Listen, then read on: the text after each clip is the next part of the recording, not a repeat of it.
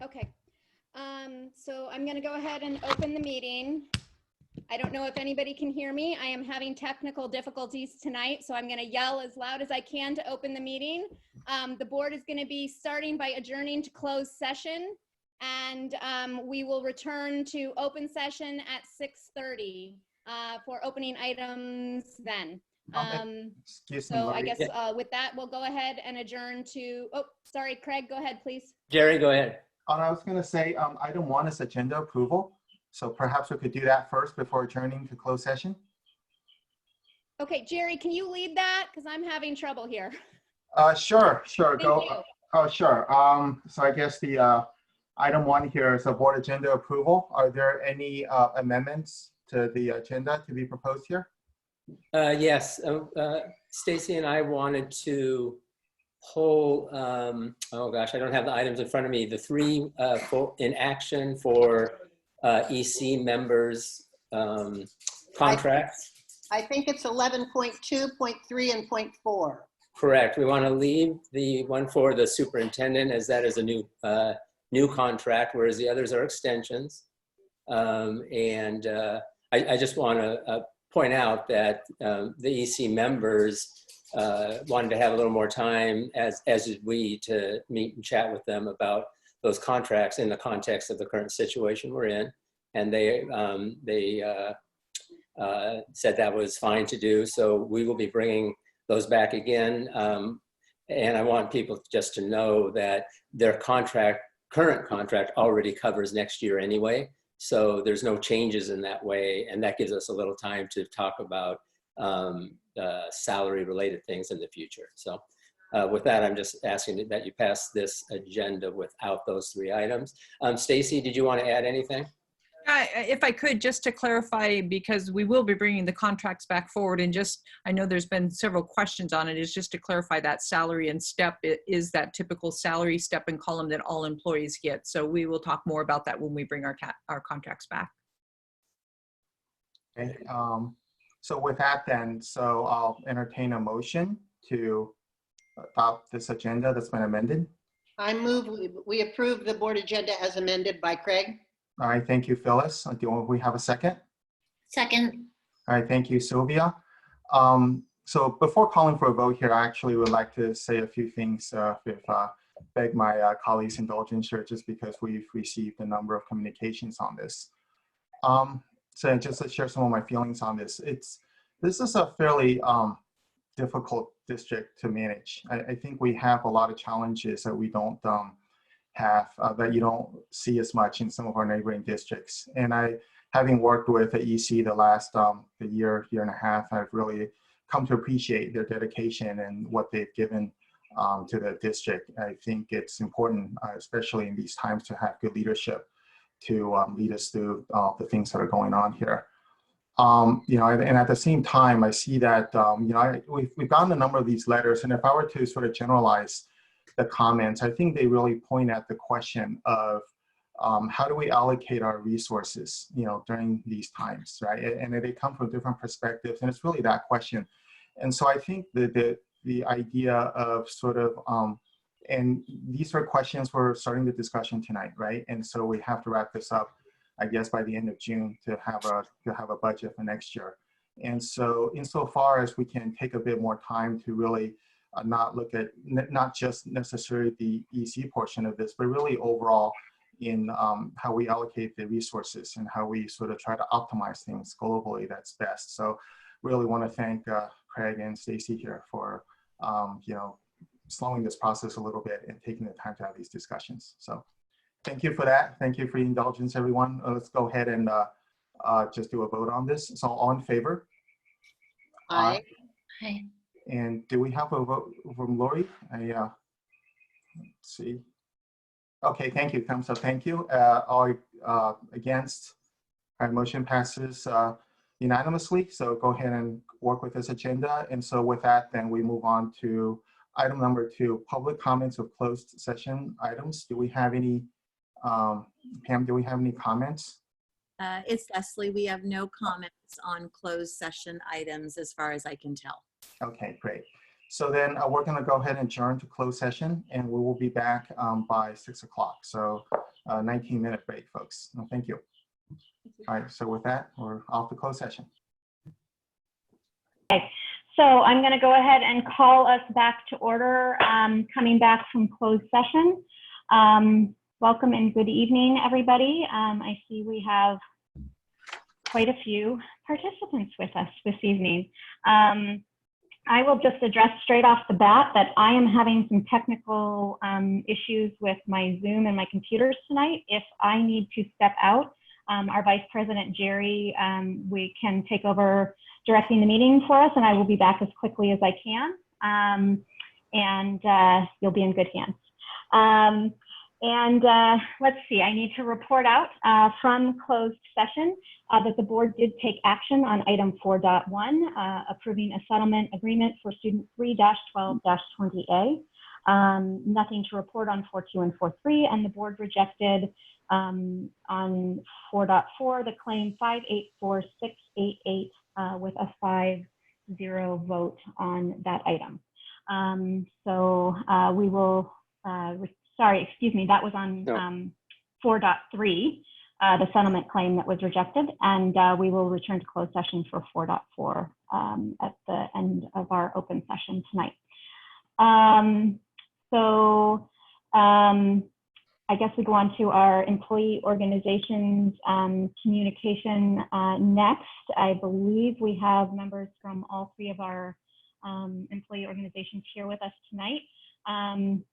Let's see, Kai, would you like to step in and go first for us from our Cupertino Education Association? Yes, please. Hi, please go ahead, welcome. Hi, thank you for letting me speak. I'll be brief tonight. I know that we're in tough times. The governor's May revise was surprising at the least. The unprecedented cuts we have taken are just devastating. I know the school board has tough decisions to make as far as what type of cuts we're going to make to our budget. And on my end, I'm surveying my people to find out what they find, what would I call it? Least unpalatable. So I will share, as I get those results, I'll share it with the school board. I think everyone's aware that these are horrible times to be in. I'm hoping we can rally people to start really calling their Congress folks, because we really need a bailout to the states for the money that we're losing for COVID. I feel like that's one of the only real straws we can grasp at.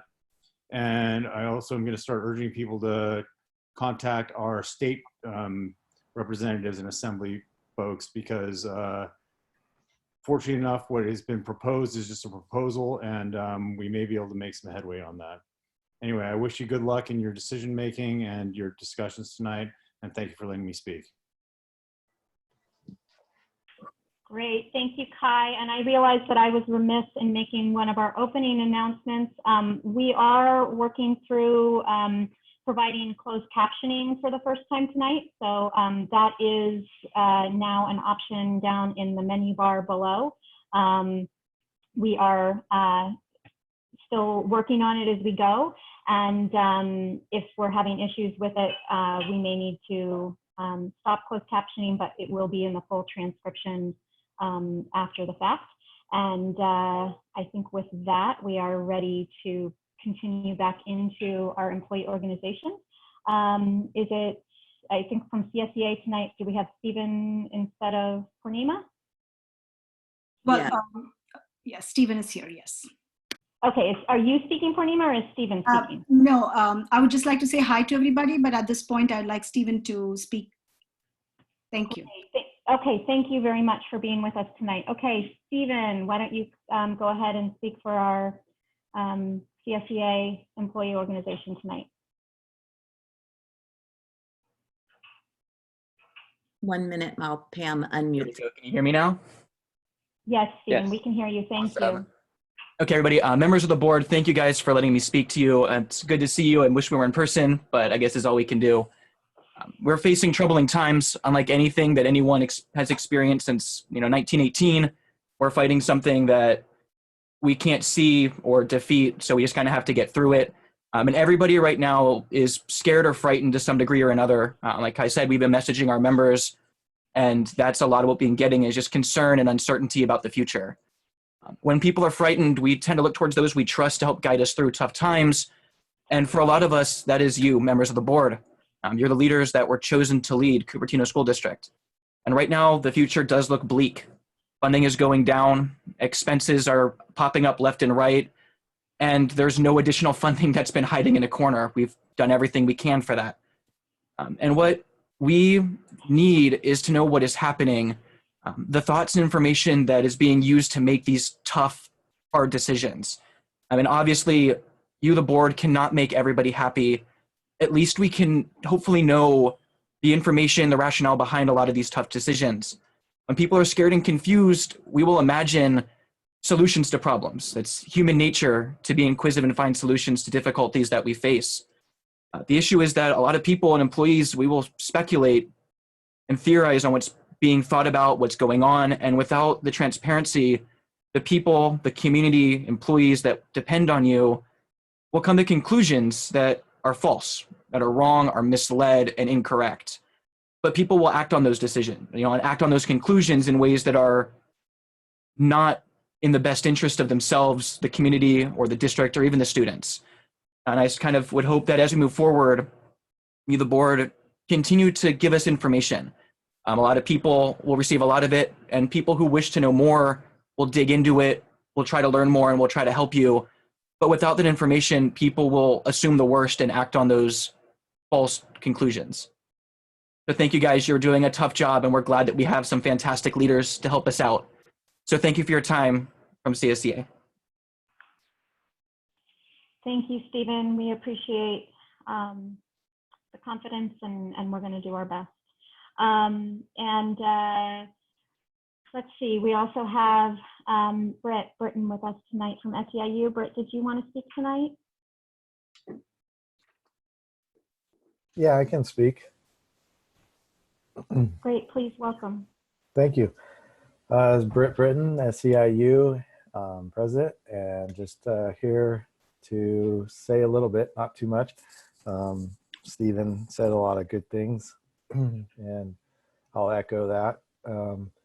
I just, from the classified staff, I just wanted to say, I talked to my vice president, and the one thing that we wanted to talk and say to the board was that we were really concerned for our classified staff, as we have a very bare bones staff.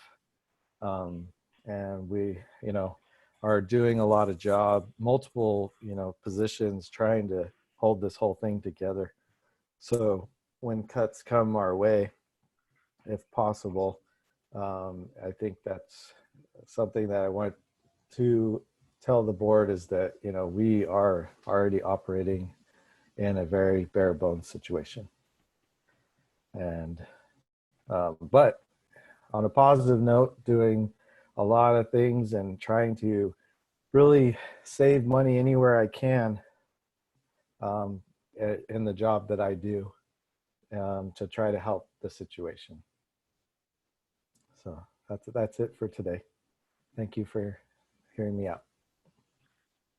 Thank you, Britt, and thank you for representing SEIU tonight. Okay, so to keep us moving along here, we're going to move on to public comment 8.1. I just want to give a few guidelines for tonight. We're going to start with public comment for items that are not on the agenda, which is the normal way that these board meetings work. I know we have a lot of participants here tonight, and this may be your first board meeting or your first Zoom board meeting. So just to review, that we'll start with those items not on the agenda. We'll get to those people, but if you're commenting on an item that is on the agenda, we would usually take those in line with the item when we get to it in the agenda. If you need to speak earlier, if you could please chat into Leslie Maines, who's managing that for us as our public information officer tonight. We may be able to adjust that earlier, but otherwise we typically take our comments in line with the item, with that agenda item.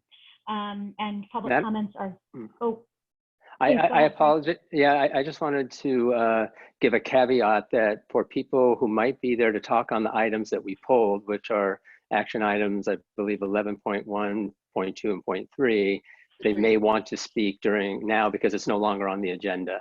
So that could be confusing to people that those three got pulled. And if anyone wants to speak to it, they should probably do that now.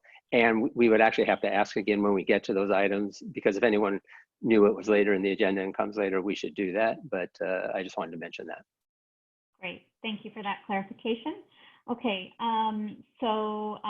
With that, public comments are, well, let's see. Sorry, Leslie, there's a lot in this chat here. I'm trying to look here. It looks like 24 for item 10 so far, and at least a couple on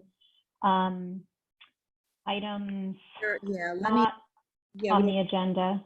we have 2 items not on the agenda, and we have 2 that came in under item number 11. So why don't we go through those to begin with? Based on the volume of items for 10.1 and beyond, I think it would be better to address those when we get to them. I think it's going to be hard to prioritize. So I'm going to be introducing people in the order that we receive their items. Okay, so I am going to maybe pull my board members here. How are we with time tonight? Would you like me to adjust down based on what you just heard to maybe 2 minutes for comments, or would you like to keep it with 3 minutes for comments? Excuse me, Leslie, how many did you say we have in the queue right now? We have 30 plus in the queue. We have, Yeah, go ahead, Craig. I would just highly recommend that, again, we leave out the ones that are for specific items on the agenda and only address the ones that are not. And Leslie, do you know that number, or is that also over 30? No, the number that are not on the agenda are 4 at this point. Yeah, so I think since we would normally give 3 minutes, and that's plenty of time because we have up to an hour, we should do that. That saves the rest of the time for later. I do think I would recommend 2 minutes on the others, though. Otherwise, we're going well over the allotted time for comment. Okay. But that's up to you. That's really for the board to decide. Yep. Okay. So unless I hear anything from any of my fellow board members, we'll go ahead and proceed with 3 minutes for the items not on the agenda right now. Everybody good there? Not hearing anything, seeing some nodding heads. So Leslie, if you could please call the first one. It looks like. So our first speaker is going to be Gary Wong, followed by Sanjay Sharma, followed by Marianne Cunningham, followed by Jean Shu. So what Pam will do is she will unmute you when it comes your turn. So Gary Wong will be the first person to speak. Okay. So Gary, thank you. You are Can you unmuted. hear me? Thank you. We can. Okay, well, thank you, board. I'm just a Cupertino resident, and I've been running businesses for all my careers, and I had some suggestions for cost savings and restructuring, and so I wanted to share my thoughts with the board. In times of economic stress, we think that there should be shared pain and participation. If teachers do not receive pay increases, we think neither should the executive board. If schools are being closed, there should be less administrative overhead along with teacher reductions.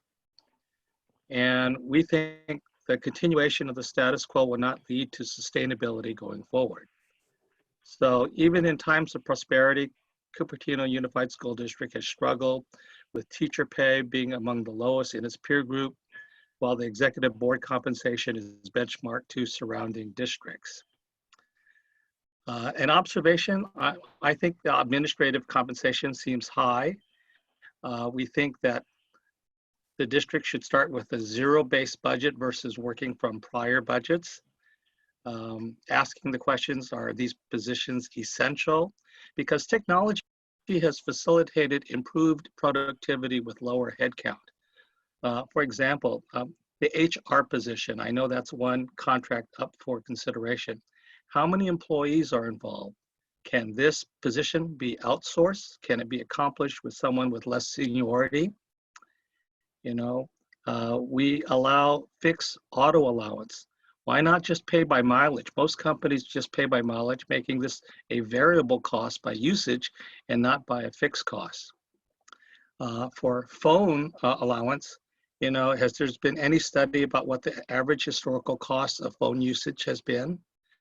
Cell phone costs have come down, and I think reimbursement should only cover service costs and not the cost of the phone. I think that would bring costs down materially. So substantial cost savings can be achieved if there's consolidation of school districts. Again, technology allows for a wider span of control, less duplication of functions. Los Angeles operates as one school district, the second largest in the country. If there's a need, my question is there a need for adjacent communities to have multiple districts? Because I think if we had some consolidation of districts, that maybe we can achieve some significant cost savings. So these are my suggestions for long-term structural changes, and I thank you for your attention. Thank you. Great. Thank you, Gary. Okay, so Leslie, next up is? Our next speaker is Sanjay Sharma. Thank you, Sanjay. You should be unmuted here. All right, thank you so much. Can you hear me? We can. Please go ahead. Hi, thanks, board. I want to actually talk about a little bit about the graduation ceremony for 8th graders. That's the main reason why I wanted to give a public comment here. So it's a big disappointment that there is no graduation ceremony organized this year for 8th graders. We understand the COVID-19 situation in the county, and we all are aware of it. But there is restriction on doing the graduation ceremony virtually. In high schools are also doing virtually this time. Students and parents represent, as you know, 2/3 of the whole community, if you think about the whole community. And 1/3, maybe you can say school administration and teachers. So the question here is why CUSD did not take public opinion for making decisions to not do any virtual ceremony. We know all CUSD middle schools are doing a tribute video by adding each 8th grader student's video of their favorite memory at that school. But there is not a, but that's not a graduation ceremony, as you know. Typically, what you see in the graduation ceremony is, students are honored, recognized. There are speeches from principal, students, maybe from CUSD officials. That all could have been done through virtual as well with a bare minimum cost. So I think that represents a lack of leadership. We thought that public opinion should have been factored there. And we also we saw the same in last 2.5 months. I know it was a tough time for a lot of families, health crisis, but also we noticed that kids at home, they were looking for more, right? From 7 hours of regular school time, cutting down to half an hour or only 1 hour instructional time from teachers was a huge loss of instructional time. Yes, teachers and all the other families, their families all need to adjust, but CUSD left the things at the school level, and I think school did not have that much leverage to make such bold decisions. So I think it all comes back to CUSD to factor the opinion of the public, and I attended 1 or 2, I think Mr. Baker's live chat, those are very good. And public, I saw the comments, a lot of parents were saying that their kids are not doing much. We would like to see some engagement from the teachers. So I think this is all comes back to the leadership that in CUSD, we need to see some kind of bold decisions to be taken in the interest of the community. So I would once again suggest to CUSD to consider the virtual ceremony for 8th grade students because there's still enough time left. Hopefully, the kids will be really happy, at least in this time. Thank you. Thank you, Sanjay. Okay, and next up, I think we had Marianne Cunningham. We did. Marianne, are you with us?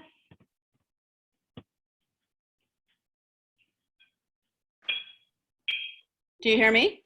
Yes, we can. Thank you. Thank you. Okay, great.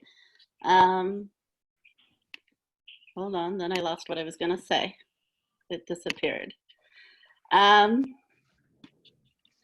So hello, my name is Marianne Cunningham. I'm a teacher at Stocklemire. I know that Dr. Baker just said that you have taken this off the agenda, so I'm happy to hear that.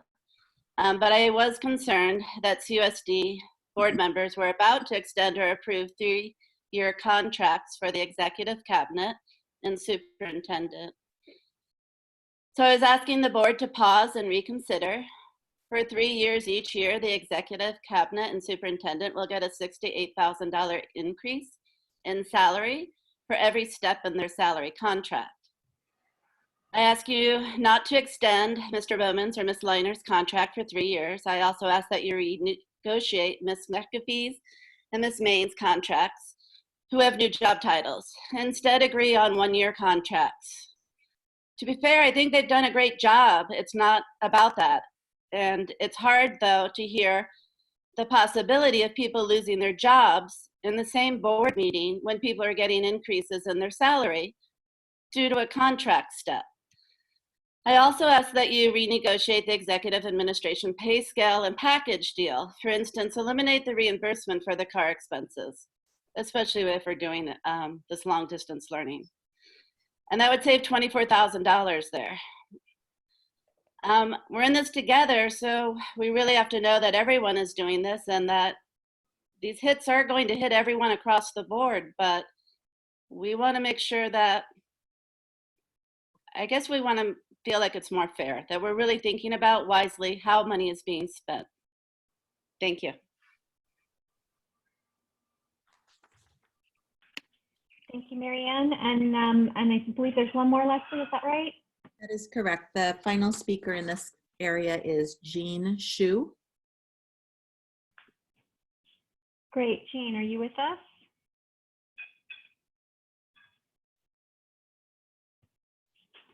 Hello, can you hear me? Hi, Jean. Yes, we can hear you. Hi, okay, great. There's a button I had to push. Let me read my comments. This is a difficult time for everybody. So the district must separate 2 distinct parts of the budget crisis. We know we have budget crisis, but there's 2 parts of it. The first part is the original budget crisis that's already existing. And the district had formed a CAC to help address those budget crises. Although I have concerns about the CAC, that doesn't really represent the whole community, but that's the part of the crisis is kind of long-term crisis. There's another part of the crisis. The second part, I call it, is the budget cut from the state due to COVID-19. So there is a budget shortage or coming shortage that just because of COVID-19. So the solution for this second part of the budget crisis must be short-term because the nature of the crisis is short-term, meaning we cannot do long-term decisions just because we lose more money because of the COVID-19, because the COVID-19 cut is temporary. So we have to separate the two parts of the crisis, deal with them separately. The solution for the part 1, which is the long-term crisis, we were set to address them over a longer period of time, and the solution should be longer term. Mixing part 1 and part 2 is an act of taking advantage of the COVID-19 situation to replace time-consuming due process and community involvement, and inevitably leads to decisions in the wrong direction, which would permanently damage our district. solution for part one, which is the longer term crisis, the crisis existing before COVID-19, should not take an easy way out by using COVID-19 as an opportunity to fix our already existing budget problem. The law requires the budget reserve of 3%. We have a 3% reserve in the budget. CUSD, as I know, strive to have up to 6% in reserve. Such reserve is meant to be a budget cushion in time of crisis. We are now in a once-in-a-lifetime crisis that calls for the use of the budget reserve to help dealing with the part two of the project crisis, which means— I can interrupt you, Jean. Thank yeah, you so much. sure. You have your 3 minutes, and so Okay. I'm going All right. to. Okay. So my other thing is just cut administration positions and pay cuts. Okay. Thank you. Thank you, Jean. Okay, and I hear that we have one more comment on items not on the agenda that's come in. Is that right, Leslie? That is correct. Dominique Vincent, this individual has 2 items. If you could comment on just the one item right now. Lunch was the topic. Thank you, Dominique. Sure. I know, thank you for getting the board meetings virtual. I actually really appreciate this, and I hope that more of the community will get involved in these meetings. That's one positive thing, I guess, that has come out of COVID-19. Thank you guys for all the hard work that you're doing out there. I know that the state is paying for lunches for all the students who can come and get it. It is helpful to me as a parent to be able to still get school lunch just sometimes during the day in order to provide my kid with a meal like I would be doing when they came to the school. And I would be happy to pay for it while I have the means to pay for it. So I know that there's not anything coming out of our account at the time, but I would be happy to pay for what I am utilizing to reduce some burden on the schools. And I think there might be some families out there that would be open to the same thing. That's all for that lunch comment. Great, thank you, Dominique. And I assume there must be a comment on another item, so we'll probably take that in line at that point. Leslie, any further items not on the agenda have come in? Not that I can tell. We do have a panelist though that has raised their hand, and if you could just put a message in the chat for me, and then I can try to help you. And then Fei Ping and Manisha, I don't know what your item numbers are. You submitted blank forms. If you could please resubmit. Okay, so if we need to wrap back to items not on the agenda, we will. We know this is a system that sometimes, as we're introducing new items, like letting people speak live, and the fact that we now have, I think, an all-time high of 342 people with us tonight, that it's gonna, we're just gonna be flexible where we can be. Okay, so moving on then for now to items for consent. So item 9.1, if I can get a motion and a second for that item, please. I move to approve item 9.1. Jerry moves, and a second. I second. So a second. All in favor? Aye. Aye. All opposed? Any abstentions? And recusal is me. So item 9.1 passes 4-0 with 1 recusing. And then I need a motion for 9.2 through 9.6, please. I move to approve items 9.2 through 9.6. 9.2 through 9.6, and a second from Sylvia. So Jerry and Sylvia on that. And all in favor? Aye. Aye. Any opposed? Any abstentions? Hearing none, motion carries 5-0. Thank you. Moving on to item number 10, 10.1 and our budget discussion. I'm going to take just a minute here and take a little bit of latitude as board president and address actually both of our discussion items tonight. It is not with any lack of frustration and shared frustration with our entire community that we find ourselves having to have these discussions tonight. I don't think any of us, not our board, not our staff, not our community, expected to find ourselves here. And while these are ongoing discussions for us because of our severe and chronic underfunding already before COVID-19, that things have become even more challenging for us and for our budget because of COVID-19 as well. When the governor made his speech and laid all of these COVID-related cuts on us, he made a point of saying that the state couldn't print money and that the state of California had to balance the budget, and therefore that's why they were passing these 10% cuts down to the local education agencies like us. And I think one of the things that's challenging is that we don't have a printing press either, and we are legally required to balance our budget as well. And so while these are not cuts that any of us want to have to talk about, I don't think there's anyone here that wants to talk about cuts for a district that has already spent years cutting.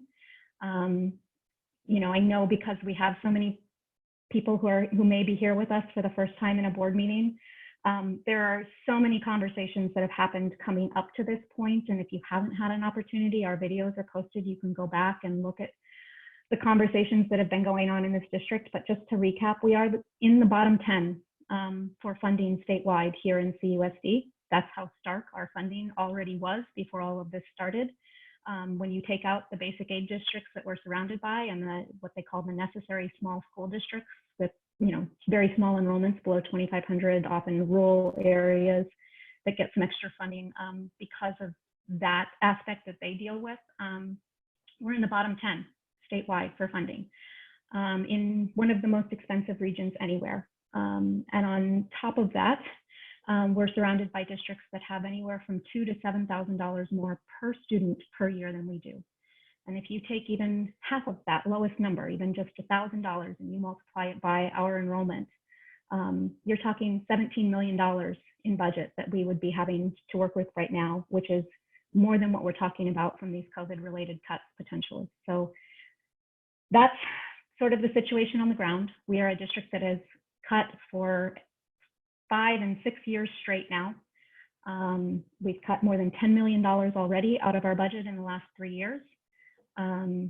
We are already running lean. You have heard our employee organization speak to it tonight. There is not a department, I don't think, in our district that hasn't been touched by that, near $10 million worth of cuts in the last 3 years. We are a district already in the bottom 5 out of the 32 districts in the county for our administrative overhead, both by both measures. They measure it by the total amount of our budget being spent on administration, and they measure it by an actual per pupil funding. We covered that, I think, in maybe it was our first board meeting in January. There was a slide that showed all 32 districts in the county, and it's not to say that we won't have to consider more cuts across all of our entire organization and across all of our departments again. But I just want to be clear that that's sort of the baseline from which we're already starting from. And so while if you're kind of new to this or just hearing about some of what we're facing for the first time, I just want to set the stage for this conversation because I think it's important to understand how much has already been cut. And that's why we're at this level now, talking about cuts that are, frankly, far too close to our classrooms and to our kids. So with that, let's go ahead and proceed with 10.1, our budget update. And I think, assuming Jeff, you're leading that off for us tonight. I am. Thank you. It's always it's sobering when you hear it in the way you describe the situation that we are in as a district. I think you covered the challenges that we face very, very well. you know, before we get into the presentations, I do want to call out just how sobering the news is for public education as a whole. And we'll get into the impact on CUSD, but we have school districts in the state of California that will not be solvent. We will have school districts that will lose people and programs. Education has historically been underfunded, it is still underfunded. What we hope for in an underfunded industry is that we can at least give our employees stability. And now with these cuts that are taking place at the state level, we lose stability. And as a district, we've experienced that loss of stability for our employees for far too many years. And you know, you go in and you want to be positive and you don't want to be in the doom and gloom place, but it's almost hard to avoid it right now because of what we are experiencing. And yes, COVID is a short-term problem. I hope it's shorter than we even think right now for our families and for our communities. But the impact of something like this is what's so unknown. We went through a recession, 8 to 10 years ago. We saw the impact of the recession, how slow it was to recover from that. We don't know what the recovery is going to be like in a pandemic because we've never gone through this before. When you make up 50% of the state budget as a public education institution or the industry as a whole, anything that takes down what comes in with personal income, corporate taxes and so forth, they are going to impact us. And for a district like ours that is so tied, our funding is so tied to how well the state does because we are funded per student, this impact could be long lasting. There's some mitigation we can do right now. Certainly am thankful that the board astutely after the last recession that we went through added the additional requirement of a 3% reserve. Some districts didn't do that. Obviously we always want as high of a reserve as possible to mitigate circumstances like this, but obviously this is something that none of us could have predicted going into this year. And so we'll go into a little bit of that and what decisions we have to make and what decisions have to be made tonight versus what decisions have to be made over the next year. Our funding, the LCFF model works well for some districts in the state. It does not work that well for us. Gloria very accurately described our situation of being one of the lowest funded districts. And yet, despite all that, we have amazing staff. We have amazing teachers. We have amazing classified staff. Our unions are strong. We have tremendous students. We talk about that all the time. It can't ever be downplayed, the amazing students that we have. And so when we're here tonight and we start talking about the items of this impact, we're thinking about so many of those factors, and there are no good options left. Because we've gone through cuts for so many years, we're in a very, very difficult position now, along with many other districts. And so as we talk about it, we cut $3.47 million from the budget this year. That has already taken place. We will go into some projections of what that's going to look like. There are some numbers that we won't be able to hit on tonight, because I think the challenge that we've always talked about here is that the governor releases the information of what the impact is going to be on Thursday of last week. We then didn't learn until Tuesday what that is going to look like for our budget. And Dorothy, who's on here, our Director of Fiscal Services, and I are still waiting for the state to release the LCF calculator that allows us to start building our budget. And yet the board has to take action to approve our budget by June 18th. And so that timeline almost doesn't feel fair sometimes. And I don't like to use that word, but the timeline that we are in to get to an adopted budget, which we are required to do, it in some ways sometimes feels unrealistic. And so I agree with community out there that has emailed. I thank you guys for the emails and the comments from all of our employees that there hasn't been enough time. I agree with you. Our timeline is way too short when we're looking at fiscal impacts in the $10 to $15 million range. Very, very challenging. Just some reminders for the board of actions that we've taken to date. Beginning in March, we froze district accounts. We froze purchasing for only essential purchases. We swept any general fund dollars because those dollars can be carried forward into the next year. It also allowed us to pay some of the increase in costs that we experienced early on. We've captured utility savings in the district, and we are taking a look and freezing every positional hire right now to ensure that it's a position that we must keep with. All our positions are critical. I know the board recognizes that, but we are ensuring that every position we are hiring really does meet that essential level. We are also looking at reorgs. We are looking at trimming department budgets in addition to what we've trimmed the last few years. And so you know, as I jump into the slide deck here, I know Stacy wanted to share some thoughts. So I'm going to let her do that, and then I'm going to come back to the slide deck. Stacy. Yeah. Thank you, Jeff. So as Jeff continues with the presentation and, you know, hearing from what everyone has said, I really just wanted to put out there the context of tonight and the presentation and the information shared there. And understandably, this is a very challenging time, and it does send people into fear. And to put the budget levers that we put out there in context, that really has been an ongoing conversation that we've been having with the board. It was a request to put some monetary amounts with it. It is not a proposal tonight that we're bringing forward to the board to say to make all these cuts and to take action on this. This really is that continuing discussion about how are we going to address our budget. And we need to know all the pieces. And as hurtful as it is, it's painful to talk about anyone ever losing a position or having to make a reduction. But it would be unfair for us not to have those conversations right now because our students are so important, and moving forward, we do need to have these conversations and address these changes. So I just really wanted to reach out and share that there was no intention tonight. I feel like we work very closely with our unions, and we do try to be very transparent in our communication. We try to be very collaborative. And this week has been a very fast moving week for us. We find out information one day and have to make some changes the next day and react and provide updates. And so really that is our whole goal and our continued commitment. We will be collaborative. We will be very transparent with our communication.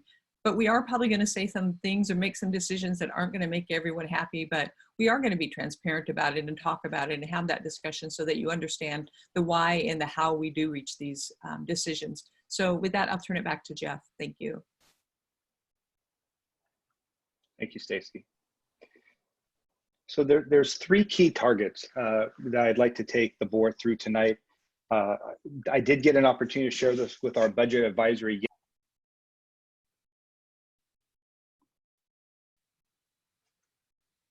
I'll try and hit on those for anything that I haven't covered at this time.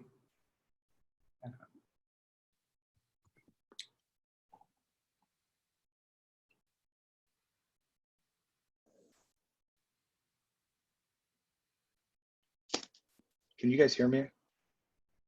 We can now. Yes. Okay, I'm sorry. Yes, it's back. Okay, thank you, sorry. So the first thing just to know, I updated the slide deck. So if anyone had only looked at the first one that was posted last Friday, it's been revised to include the numbers that we learned this week from the state budget update. So we're going to cover the emerging budget assumptions that we're going to use in building our multi-year projection. We're going to talk about the board levers and some of the fiscal impacts tied to those board levers.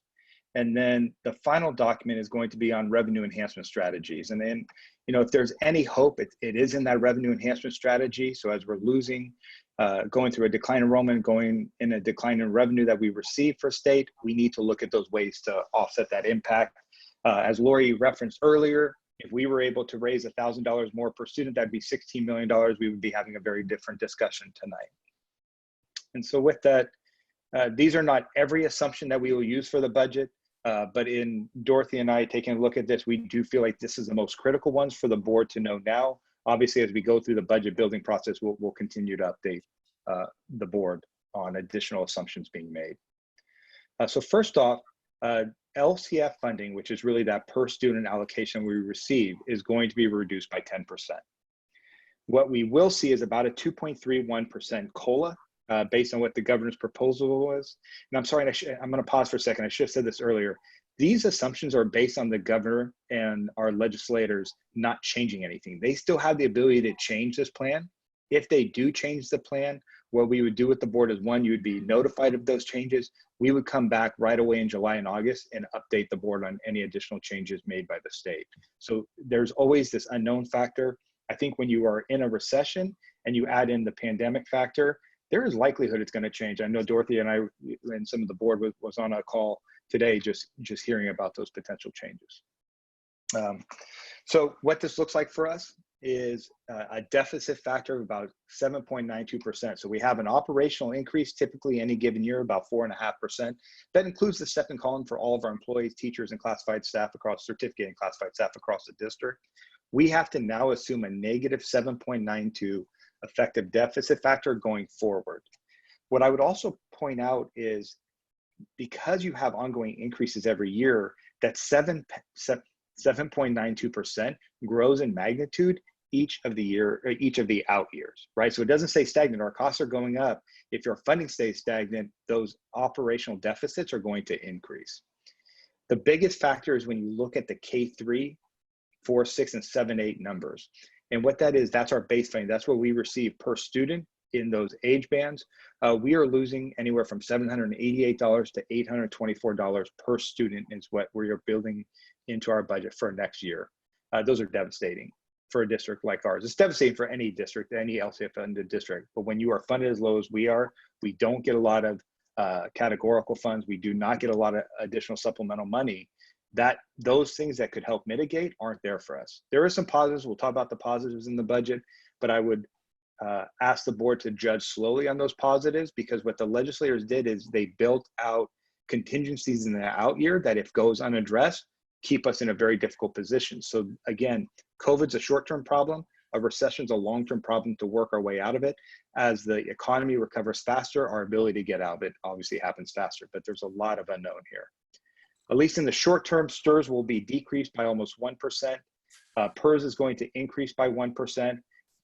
We do gain a little bit more from the STRS side. It's a higher cost for us as districts, so the 1% there does help us a little bit more. As we talk about COLA is 2.31% that we're assuming in next year's budget for the out year. So starting with 21, 22 and on, we're going to have to assume a 0% COLA. That's per the recommendation from school services.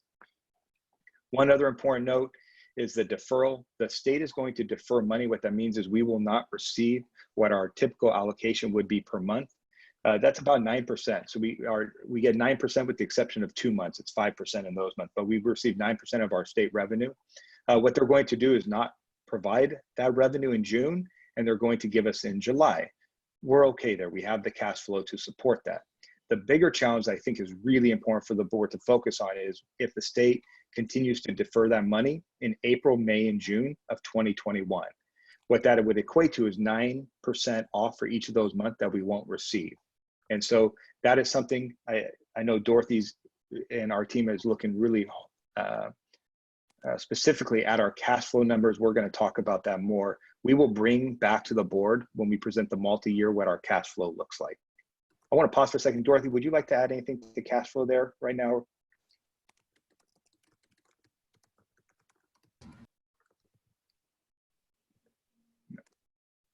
Okay. There's some good news on special education. The allocation is going to continue. Our governor has right from the get-go of his administrative start talked about wanting to increase funds for special education.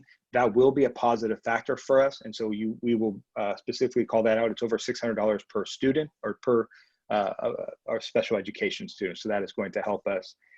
The last bullet just simply covers, there's so much unknown right now. There's so many changes that probably will continue with this budget going into the fall. What deferrals look like, we will continue to update the board with any news that we get. Okay. One of the requests after the update on CAC at the last board meeting was to bring back the same board lever list, but identifying what the cost, the encumbered dollars for each of those potential board levers would be.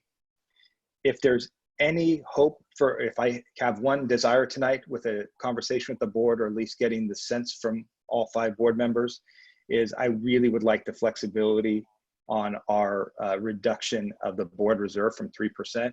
The board put that and enacted that. And again, thank you to the board members. Phyllis, you were still here at the time, so thank you to you and your team at that time to recognize the importance of adding on to our reserve.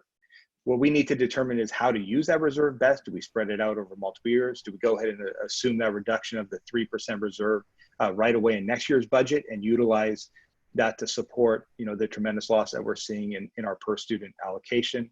The board did enact that after the last recession to try and help protect a situation like this. So I do hope Board Member Cunningham, if that could be a part of the discussion from the board or feedback from the board on that when we start, when we go to clarifying questions. Great. The other areas, I'm going to hold on this screen for a second, allow the board and our community to take a look at this slide, and then I'd like to slide down to the next lever. I will pause after the next one if any costs need to be discussed in greater detail. The relocating the district office is something that we have been committed to. We're in the process of that. We are working through that as we speak right now. What I also, in the last one before I'll pause, is on department funds. When Dorothy and I were putting this together, we were assuming a reduction of $100,000. What we went back and did is we started looking at every department expenditure, weighing out what's essential, what's not essential. Right now, that's actually at about $800,000. And so what I'd like to call out is the $800,000 that we believe we've lowered from department funds, as well as the $5.3 million of the reduction of the 3 to 0% would bring in about $6.1 million to try and help mitigate some of the loss that we were seeing in revenue. I would ask the board to consider lowering that reserve for the next 3 years, and then we can come back to a future discussion on that after. And I'm going to pause for a second and take any questions before I move on to the next slide. I have a question. I have one. Oh, go ahead, Phyllis. I'll let you do yours first. Yeah, actually I have two questions, Jeff. The first one has to do with categoricals. I know we don't get a lot of money in categoricals, but is there any conversation about allowing us to sweep those categoricals and use them in a more flexible way? There is some conversation around that. There's actually a lot of conversation of what we can transfer. Some of the transfers we have to pay back, some of the transfers we do not have to pay back. So for example, Fund 25, Fund 21, if we were to borrow against those funds, we would have to pay it back. Some of the other ones, instructional materials, we don't have to pay that back. It's general fund dollars. I also want to give Dorothy a chance because Dorothy and I had a long conversation around that. Dorothy, would you like to add anything to that, to Phyllis's question? Yes. When it comes to interfund borrowing, this is something that we have been taking to the board every year for approval. So we have interfund borrowing for this year, what the board has approved from prior year. So we're gonna submit another one in June to have the board approved to allow us to do interfund borrowing. And when we do the interfund borrowing, we have to pay back those funds that we borrow at a later time. So we have to find, we have a system to track those borrowings so that when we become, when the economy gets better and our funding gets better, then it's time for us to repay those funds. If it's within the general fund, whether it's restricted or not, it's not really for us to repay it because it's within the general fund. So any restricted dollars that we're using, we're not really touching it to spend for unrestricted dollars. So that's why we may have some additional fund balance in restricted dollars, but we can't touch it because it's restricted. So that could force us to do interfund borrowing so that, our cash flow, it helps us with our cash flow so we don't go negative when we pay our employees and our vendors. So I wasn't thinking so much about interfund borrowing as I was, I know in the past, in hard times, seems like we have a lot of them, the state has allowed us to actually sweep that money and it didn't have to be repaid. But what you said, Jeff, is in some cases, yes, and in some cases, no. And there's some decisions that still haven't been made by the state yet with that. So we can bring that back as an action for you, the ones that we can do that too. That would be great. And then my second question is around the federal money. I noticed when we had that meeting with the capital advisors that there is some federal money to districts, but it doesn't sound like we qualify for very much of it because it's targeted at student populations that we don't have in our district. Is that true?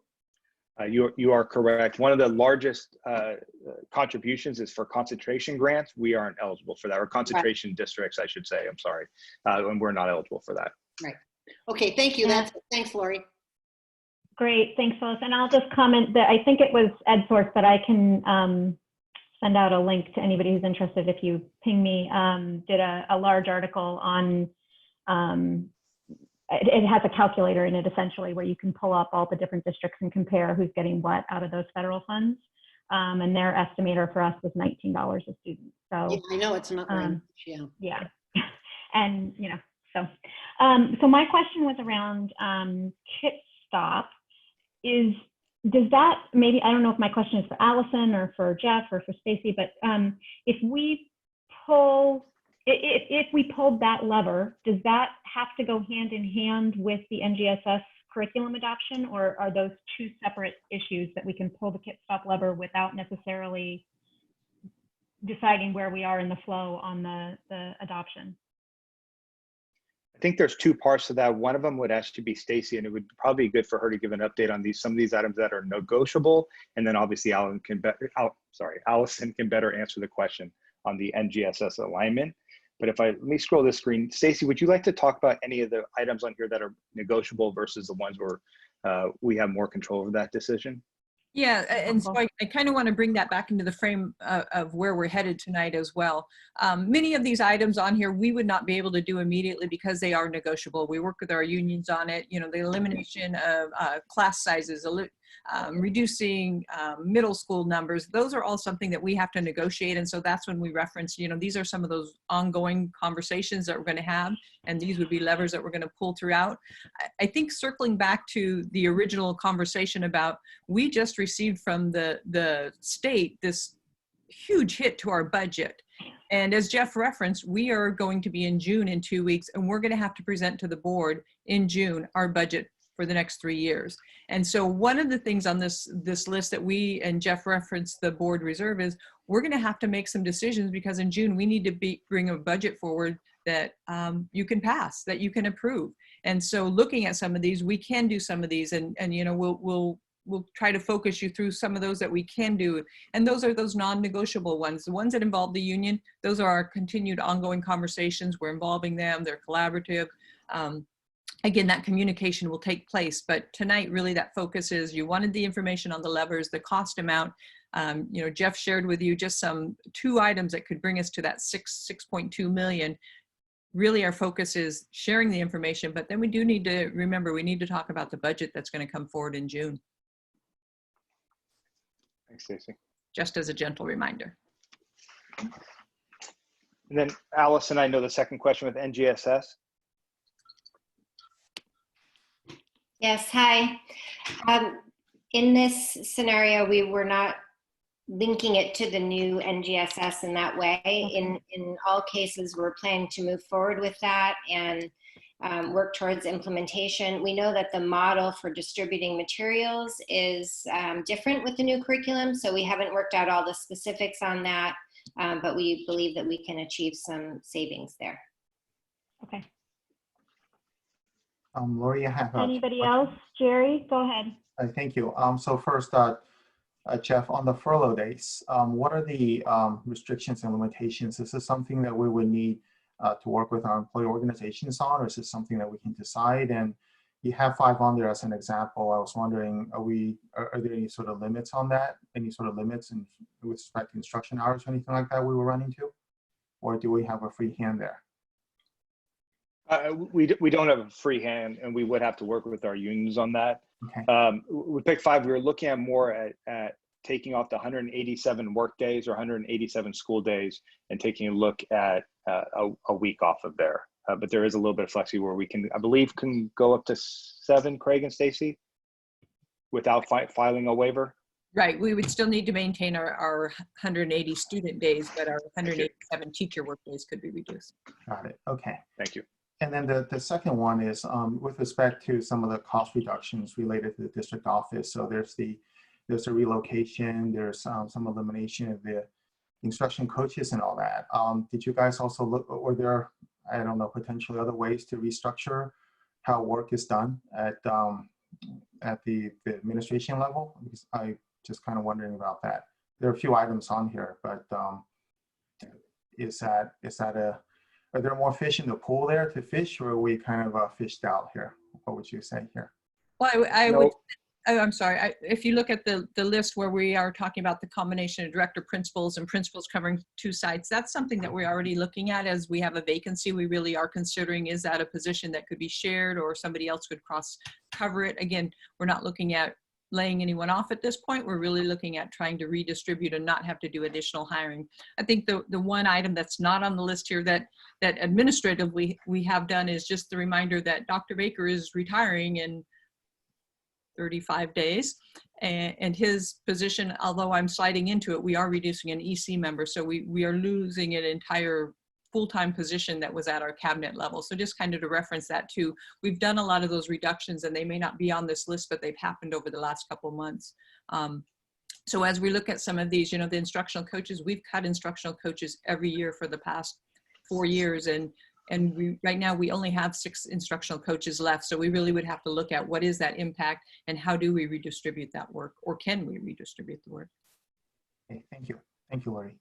Yep, Yeah, Laurie. I want to, yep, Satish, go ahead. I'll hold mine. Yeah. Go ahead. Yes, please. A couple of questions here. The relocation of district office, I see a new cost. What is that new cost? Would somebody be able to say that? Oh, I'm sorry. Good. Yeah, good question. So right now, that cost was not hitting the general fund. We can't pay for that going forward out of restricted dollars because there's a certain percentage. So starting next year, it would have been out of our general fund dollars. So that's why it's considered a new cost. We certainly have been leasing the district office for a long time. We can't continue to do it in the way we have. Okay, the second question is regarding, like, you know, we said that we are not going to fill some of the open positions. And would you be able to say approximately how much saving we would have made with that? Or we will be making with that? With positions that... The open positions we are going to eliminate, or we are not going to fill those, many of them, right?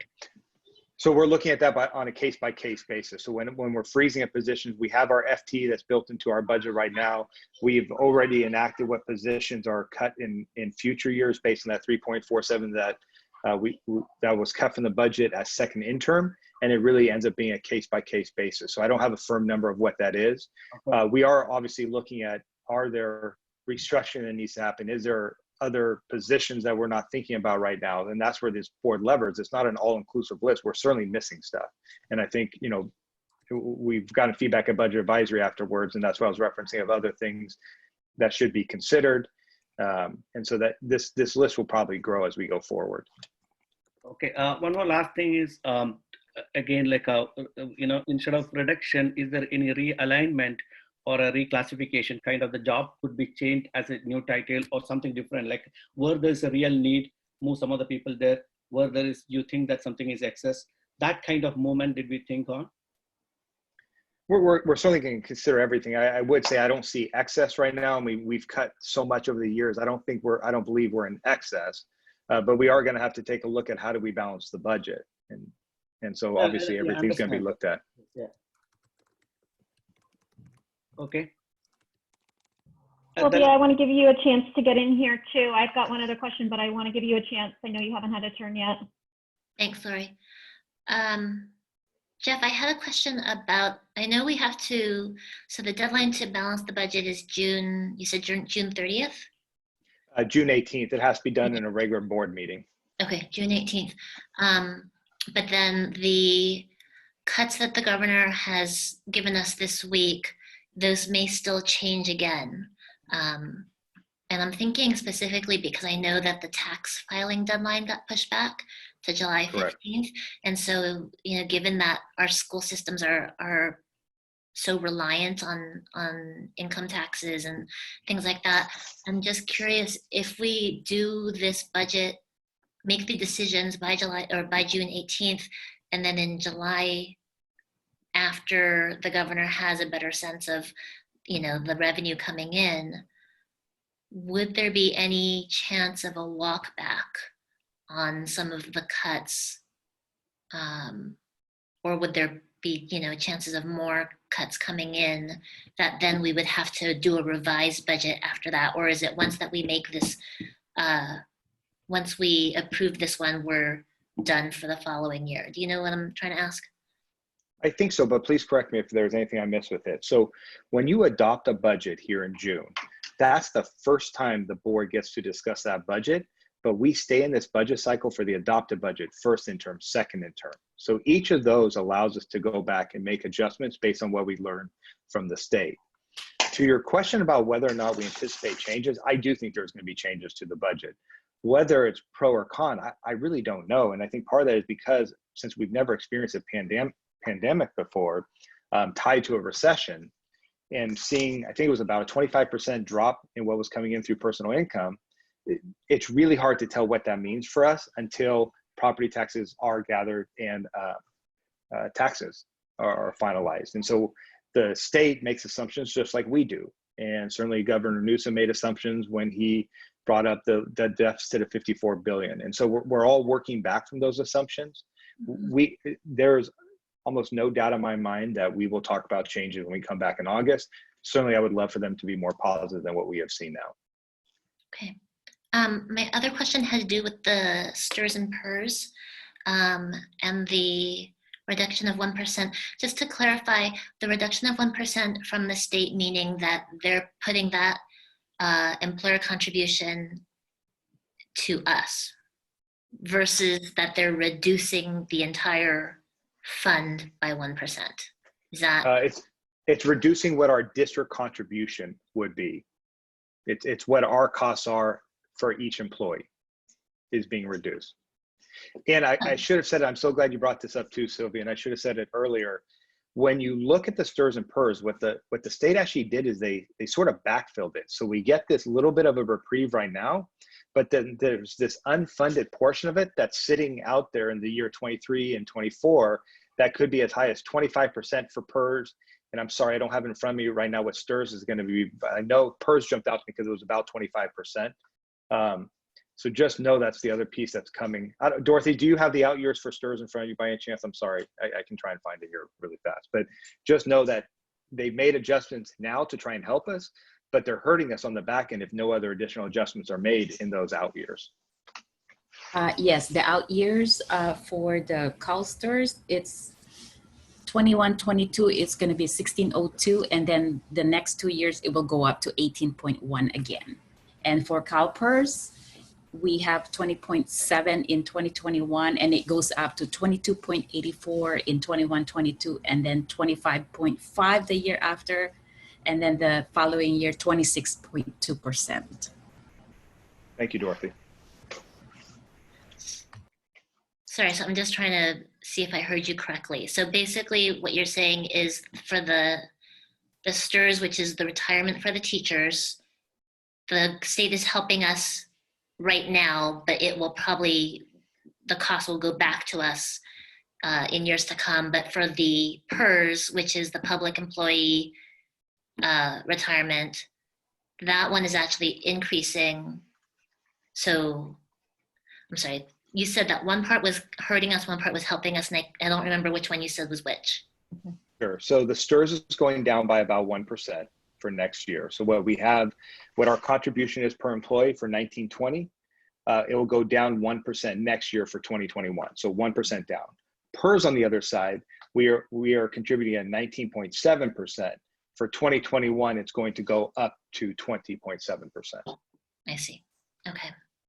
And what I was referencing is there's a little bit of an advantage in that breakdown in that typically your STRS contribution is higher than your PERS contribution. I see. Okay. And Jeff, correct me if I'm wrong, but that going to where we're only increasing 1% is actually, they are helping us a little bit there in the governor's budget because it was supposed to go up by more than that, right? It's just that by helping us, that brought it down to where it's still going up only 1%, right? That is correct. Yeah. Okay, Sylvia, are you wrapped on yours? I've got another one. If you're good, okay. Lori, can I jump in with a real quick one? Yes, please, Jerry, go ahead. Yes. Yep, before I change.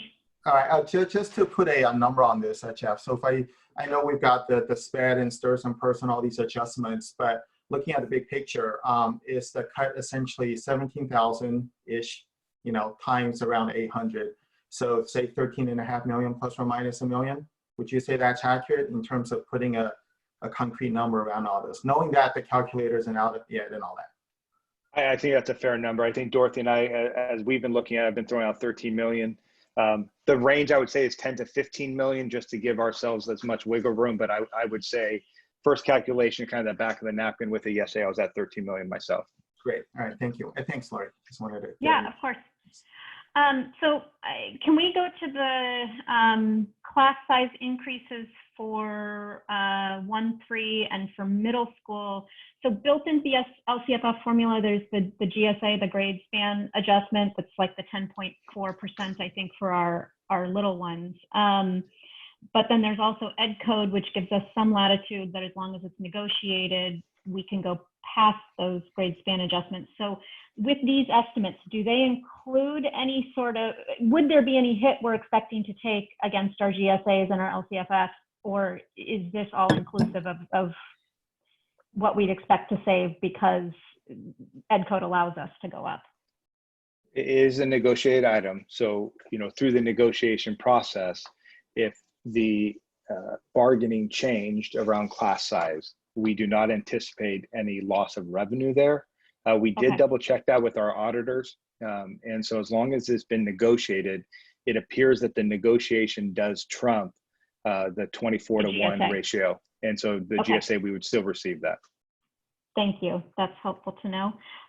Okay, anybody else questions, clarifying questions here? Question, Laurie? Yes, please, Satish, go ahead.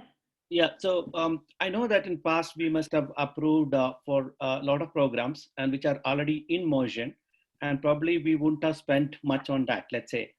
And with the priority perspective, when you are looking some of the lesser priority, if you compare to some of the newer priority, okay, any of the items which is already in motion, which is lesser priority when you compare to the current priority, is there a room for us, or is it legally allowed for us to look into that and change the priority again on some of them and try to mobilize some more money from that?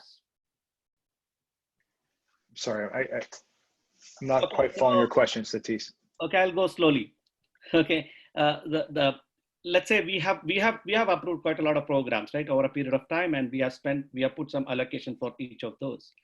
Now, let's say we are not spent enough on those, we still have money associated to those programs, whatever the activity, what we are supposed to be doing it. But with the current priority in mind, is there any room for us to stop those and move those money here? Is it legally allowed? Are you talking about if we had a music contract or a PE contract that was out there and capturing those dollars that have been encumbered? Correct, which we have initially allocated and approved by the board, and which we think is not necessarily now. Okay, it could be anything, right? And which is lesser important when you compare to the current crisis what we are having. Is there a absolutely? Yeah, there is, and we've already started that. So one of the things that Dorothy did early on was to run our encumbered dollars that are sitting in Office Depot. So as we talked about sweeping funds, because we knew we weren't going to be on our school campuses for a period of time, we were able to capture some general fund savings there, so to speak, that we could infuse back into our current year budget. And that's one example. We have some others on the maintenance side that we did the same thing too. So Home Depot, Lowe's, a couple more like that. And I think I can insert too, you know, I think that's an ongoing discussion that we have as we're looking at ways to find money, is where are some ways that we may have to stop and not do something that we had previously been doing because it's not a higher priority. So I think that's has been ongoing and will continue to be ongoing to find some of those sources of funds. Okay. So Jeff, can you talk a little bit about sort of big picture, the 7.92 for our budget that's in this year, and how that relates to, I think you hit on it a little bit with the fact that in whatever we don't adopt in this year of that 7.92, we still have to figure out how to balance it out in the out years, in year two, year 2, year 3, that it compounds over time. Can you talk a little bit more about, because I think we've gotten some questions around decisions we have to make now, the short-term impacts versus the long-term impacts, and sort of what our thresholds are with how much of that we have to address now versus how much of that we can address later, and sort of finding balance in that. Can you speak a little bit to that? Sure, and just to be clear, that's part of the multi-year projection too, that will help us really put a number to your question. It's a good question. It's an important question. It certainly is the one we're building around right now. So big picture wise, what we do is we know there's always going to be, like I said, about a 4.5% operational increase each year. And typically under LCFF, we would see a little bit of growth in funding, even incremental, could be through COLA, things like that, where you would see the base grant go up a little bit to help us mitigate some of those future costs. What we're looking at right now Pause is— there for just a sec. In a good year, our costs go up by 4.5%, but state maybe only offsets us by 2.5% in a good year. Yeah, so we're always losing about 2 to 2.5. Yeah, no, it's a good point. I'm sorry, I should have said that. We're always losing 2 to 2.5% every single year in operational cuts. So us as a district, we always have to make cuts every single year, which is why in our community, there's so many questions around cuts, because we're always having a cut. There's not a year based on LCF funding. It was different when we were categorical. So 10 years ago, it would have been a different scenario. But since LCF funding happened and you have those operational increases, you are always losing a little bit each year, which is why we are so focused as a district and as a board. And the board said, let's get rid of the structural deficit. Getting rid of the structural deficit, which was 2.5 million, 2.3 million that we were sitting on at one point in the year, it takes cuts in order to do that, because your budget's going up each year. If you don't trim something away, your cuts become out of whack. If you don't do that for 10 years, it grows exponentially. The other thing I would say in addressing the structural deficit, the effective deficit that we're talking about, the 7.92%, a dollar that you save in year one is $5 in year 5, right? Because it compounds in a positive way for us, which is why districts often try and cut or reduce budgets as early as possible, because you can capture those savings longer. Well, the inverse of that is true from the standpoint, if you have an effective deficit that you have in 2020, 2021, like we're about to face, of negative 7.92%, if you can't fully address it, it's going to grow, because your operational costs are going to continue to go up year to year. And so that balance is what, or not balance, it's not balanced, but that challenge that we're facing is one of the biggest factors in it. So yes, it's 7.92 right now. Maybe next year it feels like 10%. And the year after it could feel like 12% if it goes, if the economy doesn't recover, more cuts are made, whatever the variable becomes. So then weave that into where we want the conversation to go about our reserves. If we have some choices around how much of that reserve we spend in year 1, in year 2, and year 3 in balancing that budget. And if and when we do use it, it's gone, and that one-time funding is gone. So while that cost savings, to your point of $1 in year 1 becomes worth $5 in year 5, spending reserve money though, if we can't also address it with other funding backed up against it in year 2 and year 3, once that money's gone, it's gone. That is correct. You know, the one thing I would say though is,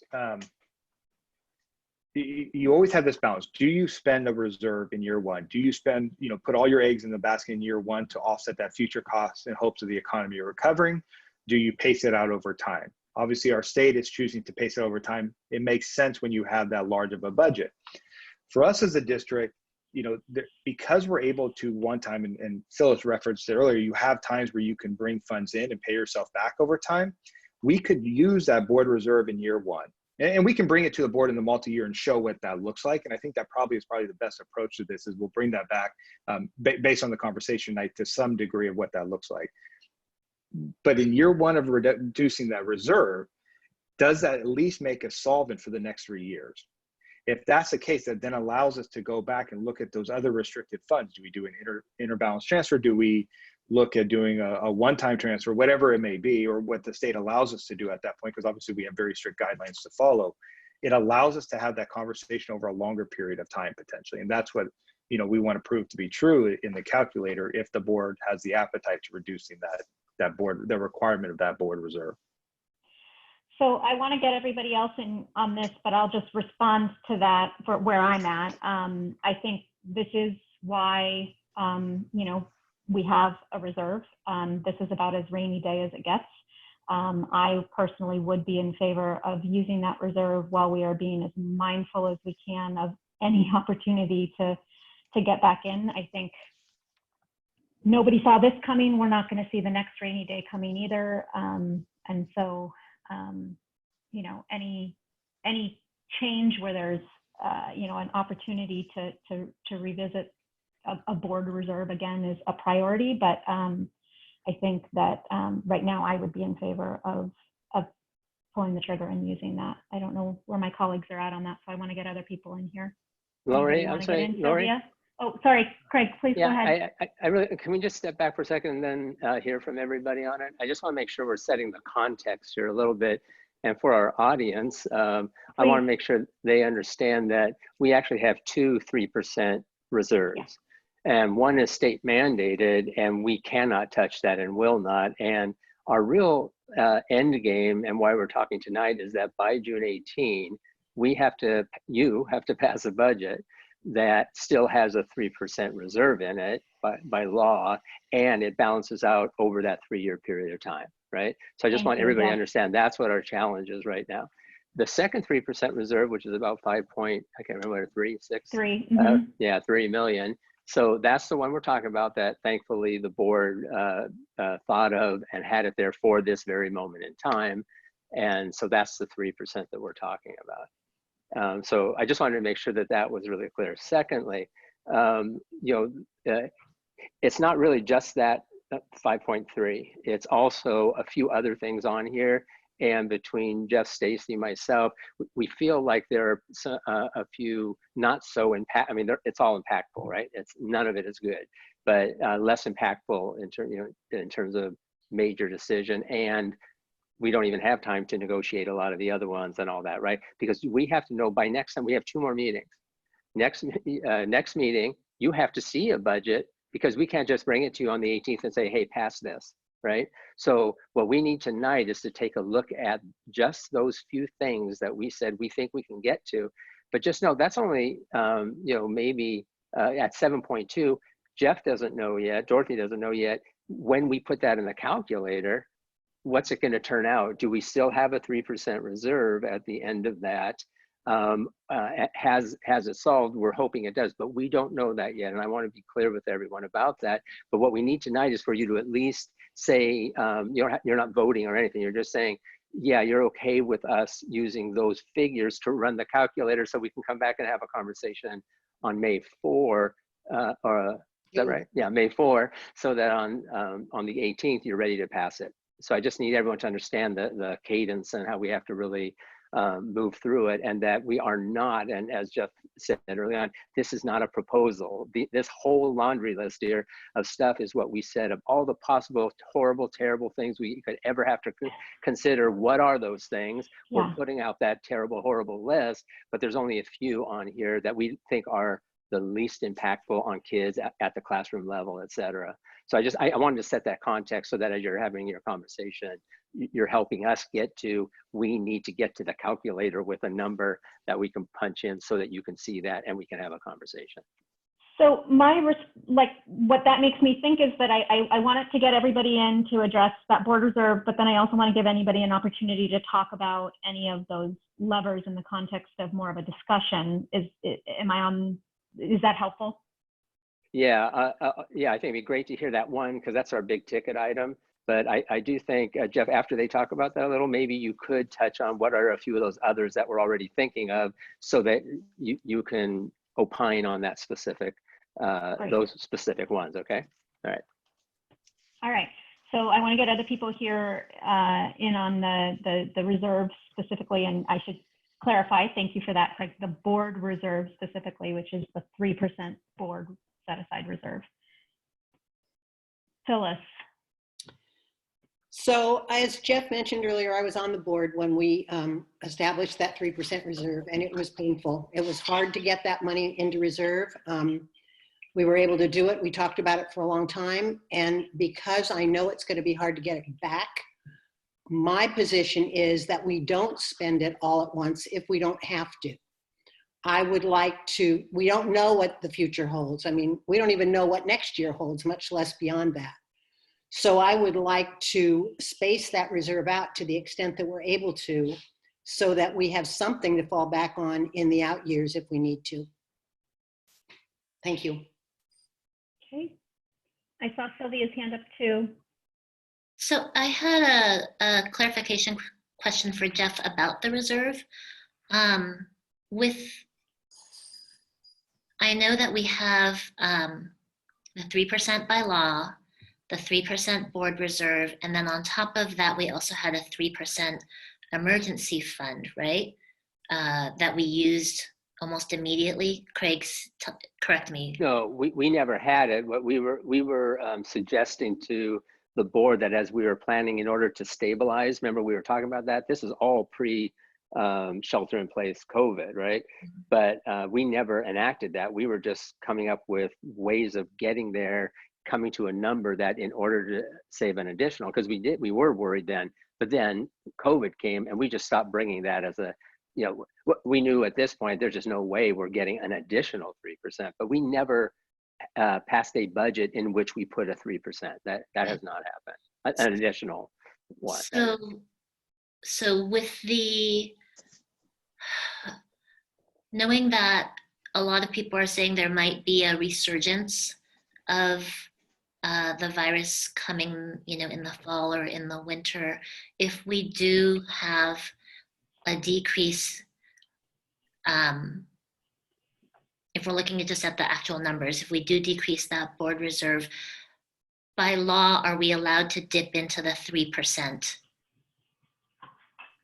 reserve, or is that not touchable? The 3% state reserve? Yeah, the state reserve. No, we can't touch that right now. That there's been nothing, there's no provision set aside that says we can take that right now. We actually would receive a conditionally approved budget at best, or a not qualified budget at that point. Yeah. Probably not qualified, but. Not qualified, yes. Okay. Can you give a 10-second summary of what the implications of having a not qualified budget are? So we would have to submit a plan to the county on how the board would remediate a not qualified budget. I believe, obviously as a district, we've never gone through that. I believe you get 1 month to put a solution forward to correct what would be considered an insolvent budget. Obviously, we've all heard the larger cases of it, your Oakland, other school districts that have gone through and that have not been fiscally solvent for many years. But we'd have to submit a plan, probably a resolution would have to be passed by the board that says, here's how we would go back and solve for the fiscal insolvency of the district. And it would be a plan you'd have to be committed to. And Jeff, our ratings would change, which is a huge thing. Oh, absolutely. I mean, it would, the impact on the district would be far greater than even just that notation. Yeah, because we just know we have the luxury, honestly, of having a very good rating, so that our interest rates and things like that are very good. But as soon as you turn in a qualified budget, that would almost for sure change, and it would be nice not to have to do that for sure. I think we never want to do that. Yeah, just to clarify, we're talking about credit rating, essentially. Credit rating. We need the charging. Yeah. Okay. Do I need a charger? Not yet. Sylvia, did that get your question answered? Yes, thank you. Okay, so Jerry or Satish? Sure, I'll jump in here. I think, certainly this is that rainy day. I understand where Phyllis is coming from. I look at sort of our fund balance, and that's dropped from over 30 million, circa 2017 to now we're talking about actually touching that board reserve, which I never thought we'd get to. And I'm absolutely against going beyond the state reserve. So I'll just get that out there. I'm open to doing the analysis. I think this is what Jeff was asking for, to see what the impacts would be. I would want the use of the board reserve not to avoid making hard choices. But I know that in this particular, we have to get a budget done in pretty much less than a month here. Right, there are some things that are going to be hard to execute on, and so to the extent that this would help that, dipping into the board reserve would help that, I would be open to. To me, I guess the area under the curve is constant, right? It's the amount over time, and so Jeff, some of the things you talked about, where if we drew upon the board reserve earlier, somehow that has a lessening impact in the out years. I like to see analysis of that. But generally, I guess I'm sort of would like to just hang on to this as much as we can. But I'm certainly open to tapping into it, just because of the situation we're in right now. But I don't want it to be because we don't want to do some of these hard things. I think we really need to face this. And so, yeah, this is where I am, Lori. Okay, thanks, Jerry.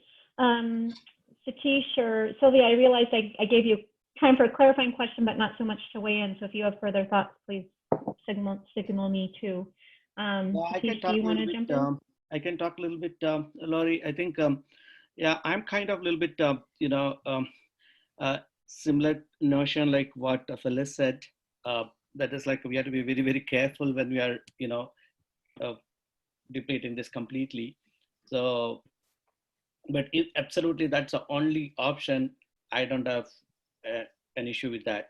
Okay, this is the last resort kind of things which we need to. Then definitely I'm okay with that. But at the same time, we should find a ways and means to see that is there, any other things are there other than taking this completely. So that's only.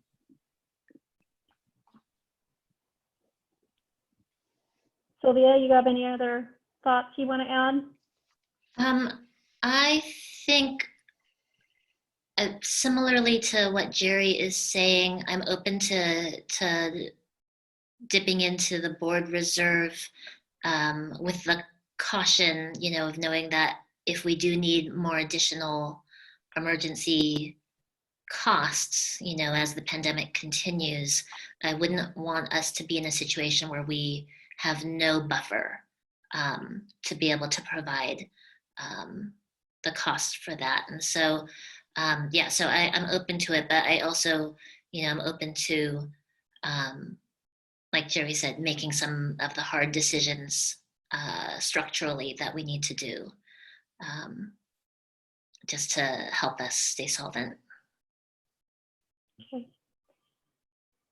And I want to really quick just loop back on, I am trying to track what's going on in the chat as well. I know some people are needing to leave because of the time. Please don't stress about that. We are happy to read your emails as well, and we try very hard to read them all. So if you need to send your thoughts on email too, don't feel like we won't hear it just because it's not a public comment here during the meeting. Lori, Okay. Lori, Yes, please, I Craig. want to add that we do produce for you everything that's written in the chat. And so if they even leave a comment on there, we can get that to you. And I know you all like to hear everything that they're saying. So we'll make sure you get that. Great, thanks, Craig. Okay, so do you guys, I guess, Jeff and Craig and Stacy and team, do you have what you need from us as far as the board reserve? Do you need us to be more explicit than sharing the conversation that we just did? I thought the board reserve, oh, I'm sorry, Craig, go ahead.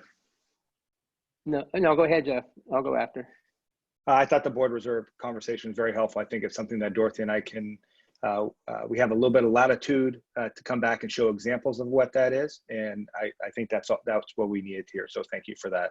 I guess my only other thing, is there anything on this list that jumps out to you that you would want us to make sure we bring back? Certainly Kit Stop department funds, those are more controllable for us right now.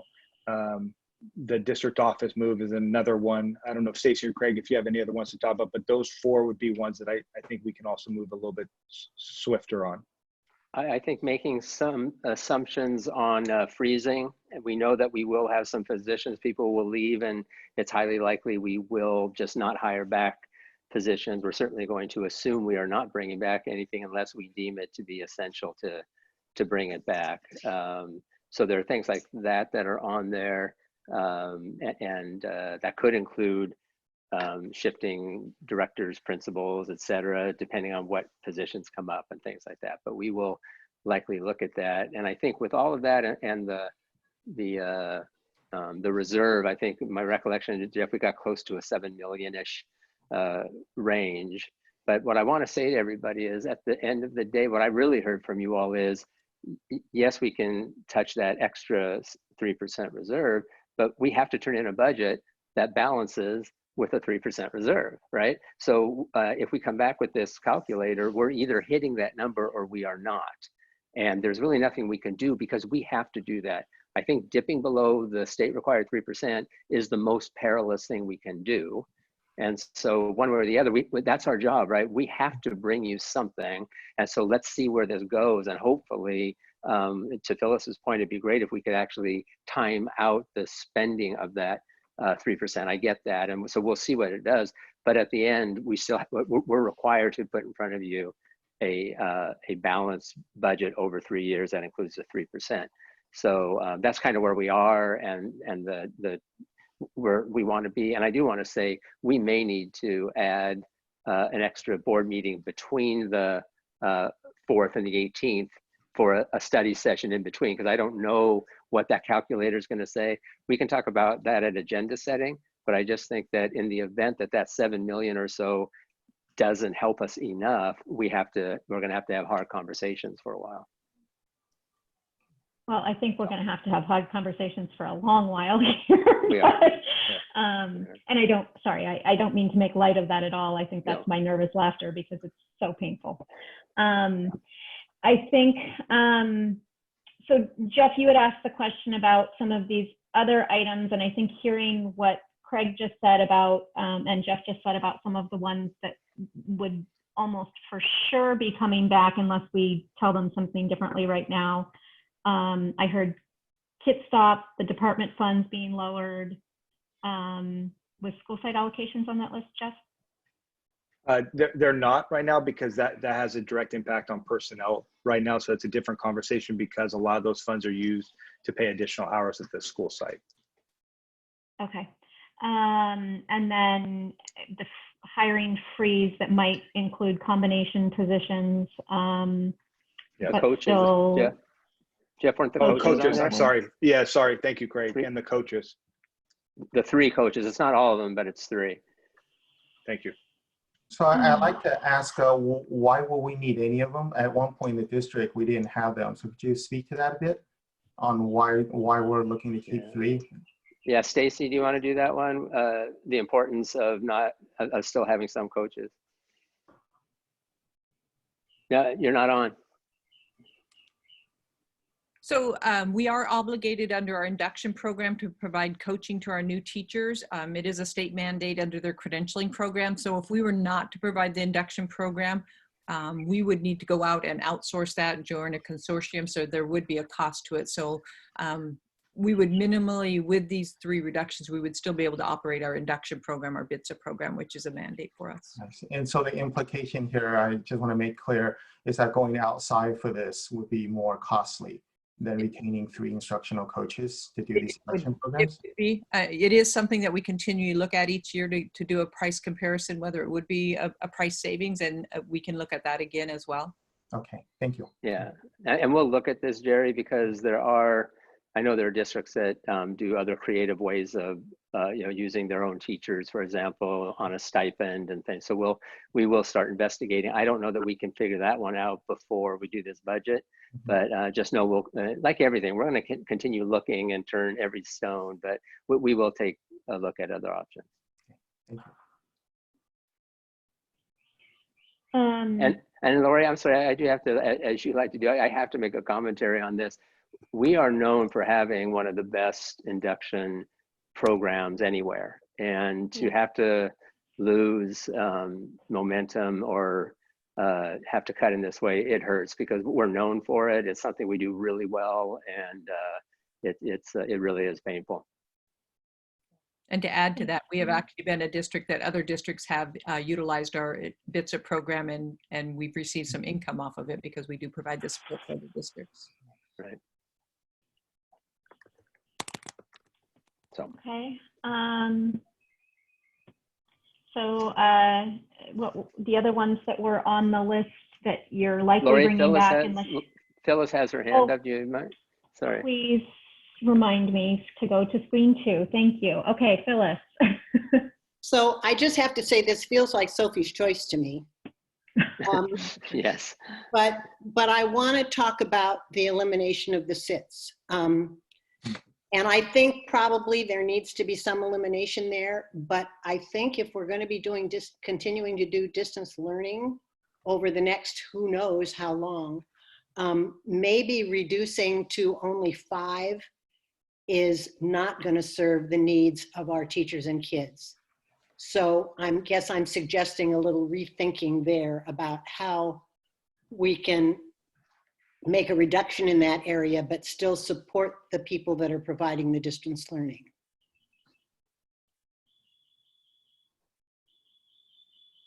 Anybody else? So your proposal or your idea, Phyllis, is some cuts there, but not 20, some number smaller than 20.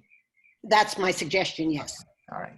Maybe somebody covers 2 schools, or maybe we look at the small schools and the large schools. I don't know. I mean, the staff can figure that out, but I just like to look at a different model than just arbitrarily cutting 2-5. Maybe a better way for us to word that on the lever coming forward would be elimination / reduction. Yeah, there you go. Yeah. Yeah. Yes.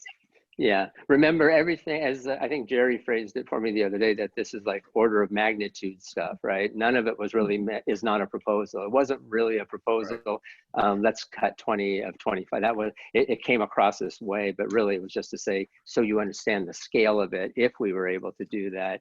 So please take all of these that way. It's really, if we do it, it could be just like the one that if we closed a school, we might be able to gain 500,000 or so, and we could rent it for $1 million, but we didn't say how many schools or anything, right? So if we have to look at the sits, then what I'm hearing is start with as few as you could do if at a time, which we're not asking to do now because we want to run the $7 million without it right now. But we understand Phyllis's point that, but if we do maybe going as many as 20, that's just too much is what I'm hearing. So we'll keep that in mind for sure. Well, let me just throw in my opinion in here. I think at a high level, my sort of guiding principle here is to protect the student-facing activities as much as possible. So I understand we have a good induction program and all this, but to me, that is one step aside from the ring. For me, the SITS is actually something that I see as very important, just because I think I see more sort of this remote learning kind of thing even going forward. My experience with these things, even something as simple as Zoom, that should be idiot-proof isn't. Not because we're idiots, because things go wrong. And so that's one that that would be pretty high for me to actually retain. I just, you know, given my sort of my life's experience with technology and all that. But I certainly understand where Phyllis is coming from too. I think these are, yeah, we'll have to say no to something. So appreciate that.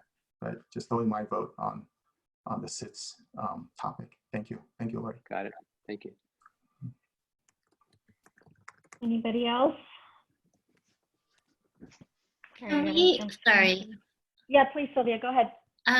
Just can we talk a little bit about the librarians, only because I know that there's some confusion about how librarians get funded, because I know a lot of parents contribute to the PTA to help with librarian hours. So Jeff or Craig or Stacy, can you explain the librarian and the number, the amount that's attached to that? Stacy, you want to do that? Or Jeff? Yeah, go ahead. I was going to say, so the district pays for different hours of, or allocates different hours based on elementary and middle school, so 5 hours and 3 hours. And what that number includes is the hours that the district are paying for, including all burdens. So your PERS, retirement, health and welfare, all those factors built into it. Okay. And so the money that, like, for example, PTA raises for that is just supplemental hours, right? Well, I wouldn't call it supplemental hours. I mean, there are employees' hours, and they're paying for those hours. Typically, you'd see that come through parent donations is one, foundations, the school budgets. So principals do have some discretionary dollars to put towards it. We call it the slip dollars that we have in the district. And so when we were talking about, do we lower on the second slide here, school site allocations, if we were to lower those school site allocations, that may force school sites to not be able to afford some hours of the positions that they're paying for. And if, just theoretically, if the librarians were removed, the PTA still wouldn't, or the foundations or grants or the slip funds wouldn't be able to fund it, right? Typically, you want to be able to fund a position that wouldn't be in the district. That is eliminated. Like, yeah. Right. So if it's but eliminated from our budget, it's not like it can get picked up. Well, I would like to caution, because I let me retract how I said the last thing and rephrase it a little bit. So there's an equity factor. And we've talked a lot about the equity factor, and we have some schools that raise more money than other schools. Some schools can afford more hours of library and sit and pay for additional teachers and programs. And I think one of the things that we've tried to do for the last few years is how do you bridge that equity? And we can't do it the way we're funded. And so there are parent contributions that are important for the school site. They're vital for bringing in program and increasing what students see. I mean, the face-to-face aspect that Jerry referenced is important for students at school and the ability to bring in programs. So it'd be one of those things, if we can find other ways to fund positions on a larger scale, then absolutely those positions can be funded from other sources of money, as long as those dollars are ongoing dollars. We want to be very careful, because we don't want to impact our employees on a negative basis where one year you're there, one year you're not there. We need those ongoing dollars coming in to pay for positions. Okay, thank you. I just wanted to clear that up. So I think Sylvia and Jerry have talked on this one. Satish or Phyllis? Yeah. Oh, so Phyllis weighed in too. Satish, do you have anything before I go? I think in line with what Sylvia asked, so if someone wants to contribute, some organization, parent organization want to contribute, because I have received so many mails about that, like parent contributing directly to this. Would this go to the district directly, or would it go to a specific school if they need it to? Because like, let's say specific schools, they want to fund it either 1 hour or 2 hour, doesn't matter, like irrespective of the hour. So that decision will be made from the district side or from the school side. The positions are district positions. Parents can increase hours and raise money to increase the hours for the position, but they're still district employees. So I know there's this whole concept of, well, does it come to the district? Does it stay at the school site? Parents can raise money. They can say, we want to increase our hours of our librarian or school tech. And that money then goes into their district account that then pays for that employee for the increase in hours.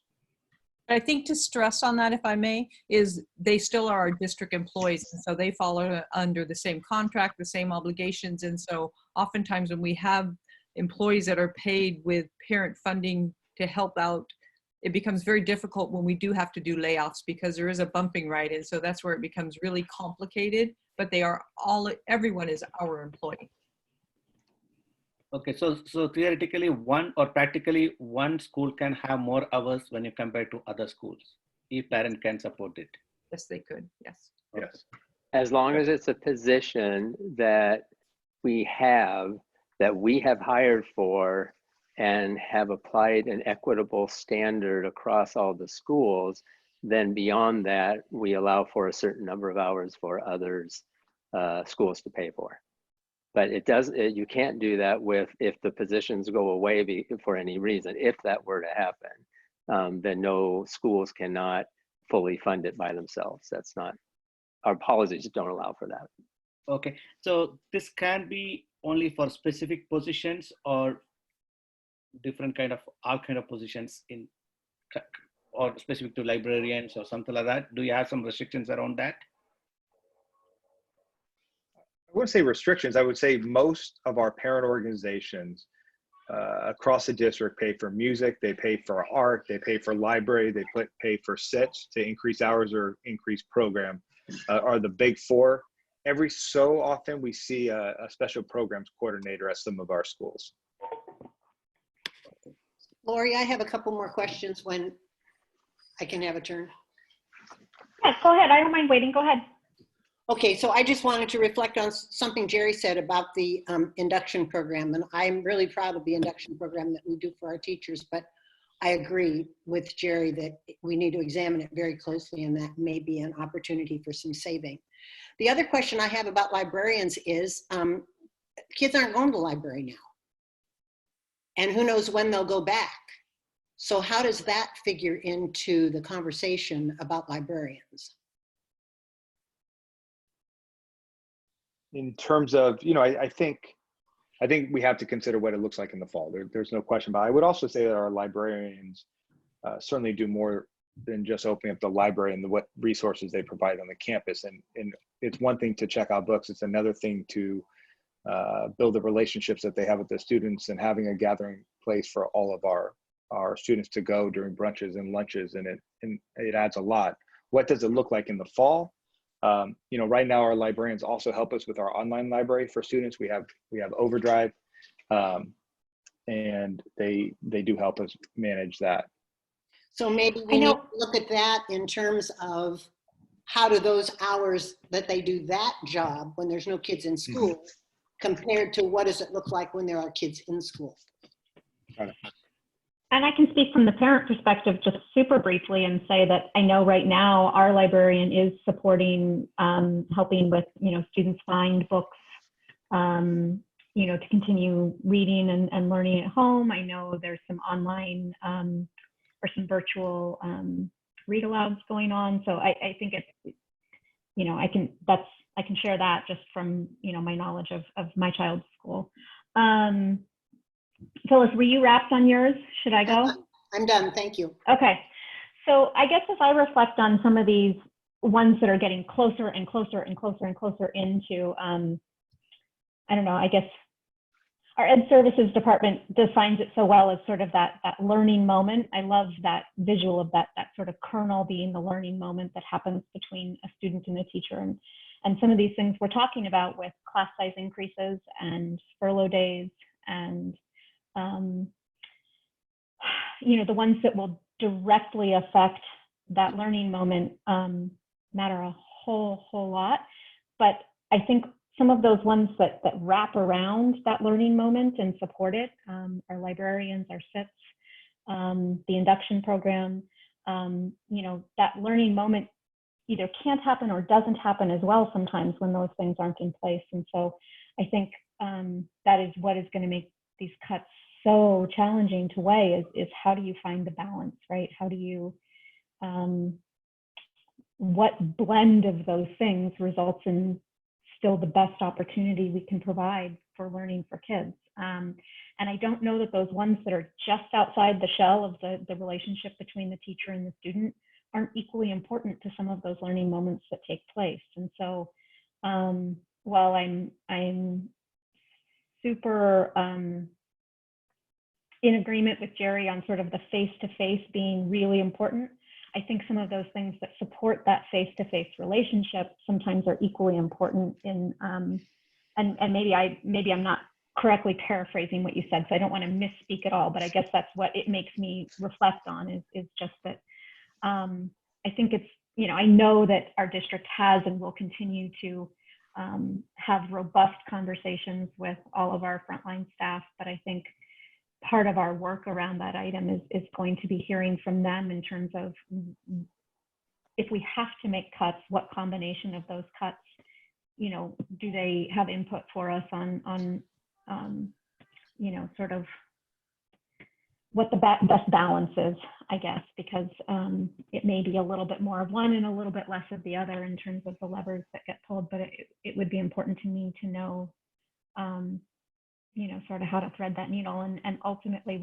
we're going, I don't see a solution here where we don't include some of these very, very painful and very, very impactful in the classroom cuts. I don't think that's our reality. So anyway, that's just my reflections on all of that. So point of order here, Jeff, do you have more to present, or because I see slides on our revenue and I think we've gone into deliberations here, and I'm actually very interested in hearing what the public has to say. So Jeff, was this the end, or did you have more? Or I would like to take the board through the third item on our target tonight, which was the revenue enhancement strategies. Okay.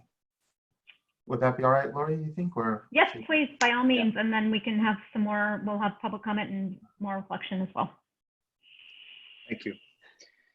So shifting gears away from what we were just talking about, you know, as we talk about balance, and I think we are $2,000 minimally less per student funding from any of our neighbors. And so as we look at that, it really has to change our approach. We are forced as a district to attack the budget deficit that we see, I would say, very differently than most other districts. And so one of the things that we wanted to capture is what is the work that's been taking place over the last few years to grow our revenue.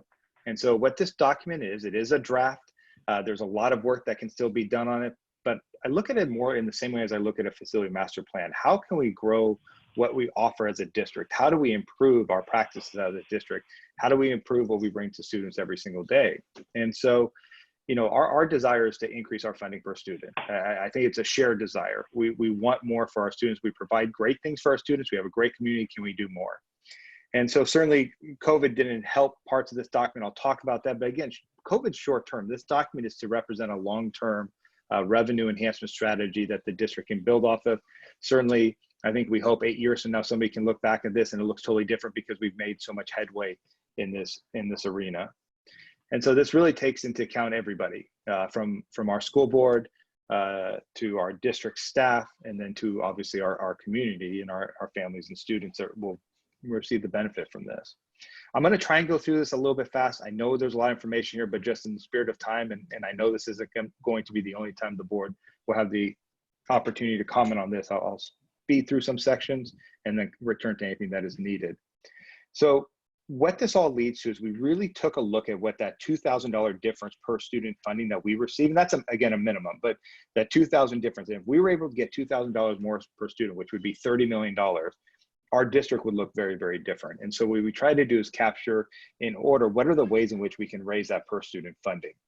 So obviously the easiest, fastest way to increase your per student funding is through a parcel tax. We have one parcel tax that terms out in June of 23. And as a board, we've talked about this, but we do have to look into mitigation factors if that parcel tax would not pass in 2023. That's $8.67 million. So when we talk about stability, the community, our community that's been so supportive of the district over the years, becomes critical in this for us. We have amazing schools. In order to keep those amazing schools and to keep the value of education in our community high, we have to find other ways to increase it. And so parcel tax is one. That was part of the reason why a parcel tax was placed on the ballot and the board made the decision. It did not pass, but that's revenue that is brought in that can be used for personnel, that can be used to stay competitive in the area.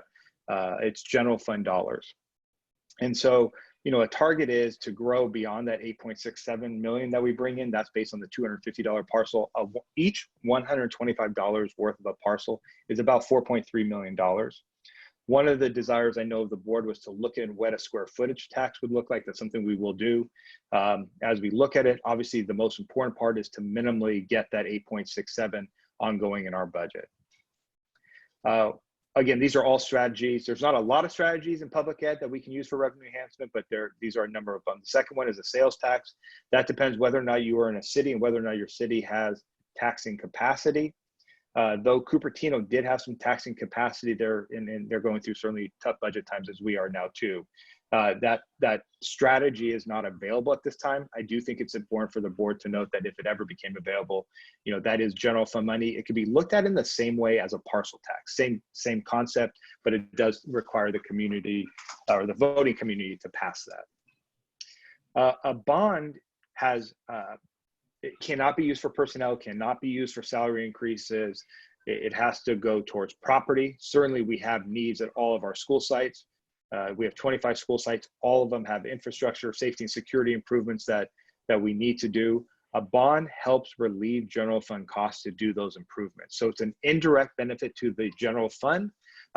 It does take a little bit longer to start capturing those savings, but in the long run, if you added, and again, this is just an example, is if we added solar and safety and security to school, and we were saving $1 million a year upon implementation of that, that's $1 million a year ongoing for 20 years. That might be even more than what we receive in a parcel tax for 5 years.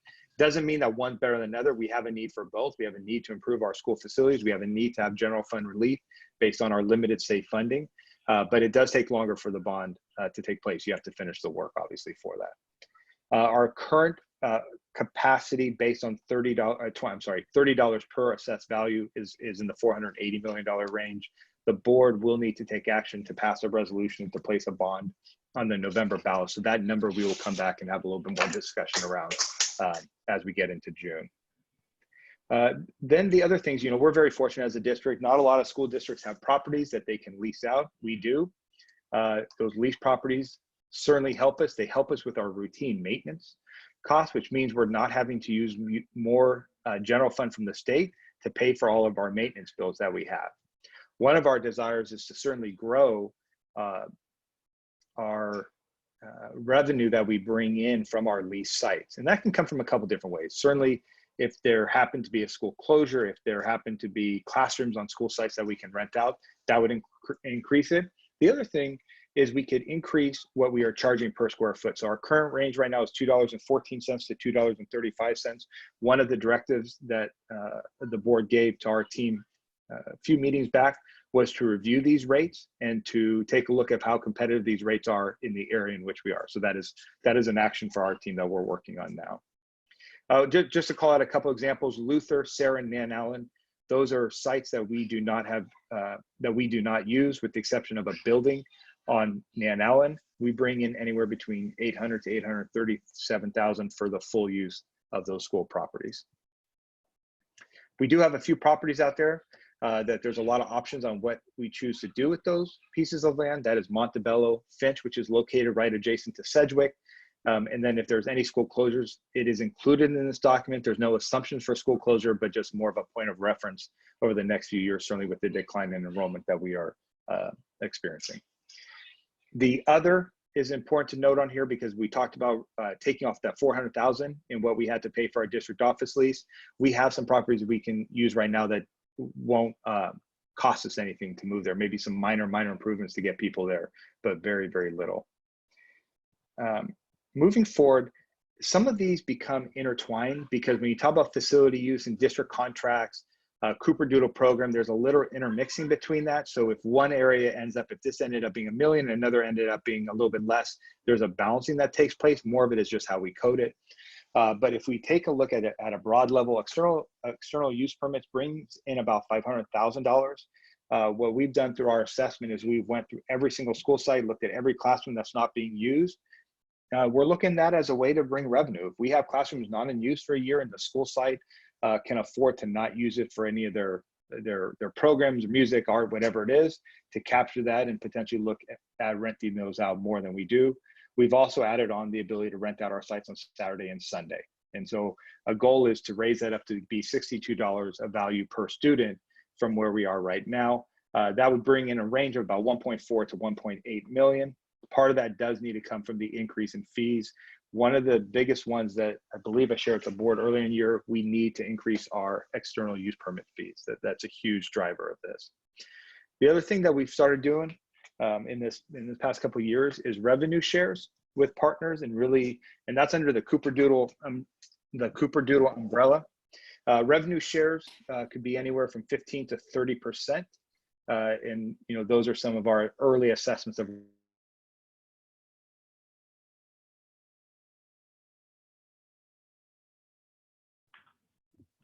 Jeff, we lost you.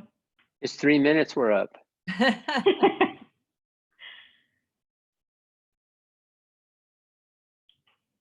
Oh boy. Yeah, Lori, I am a little bit concerned we have a lot of people who want to speak, and Yep. I'm just wondering, and I do have to say that I think staff feels pretty very clear and got good feedback so far.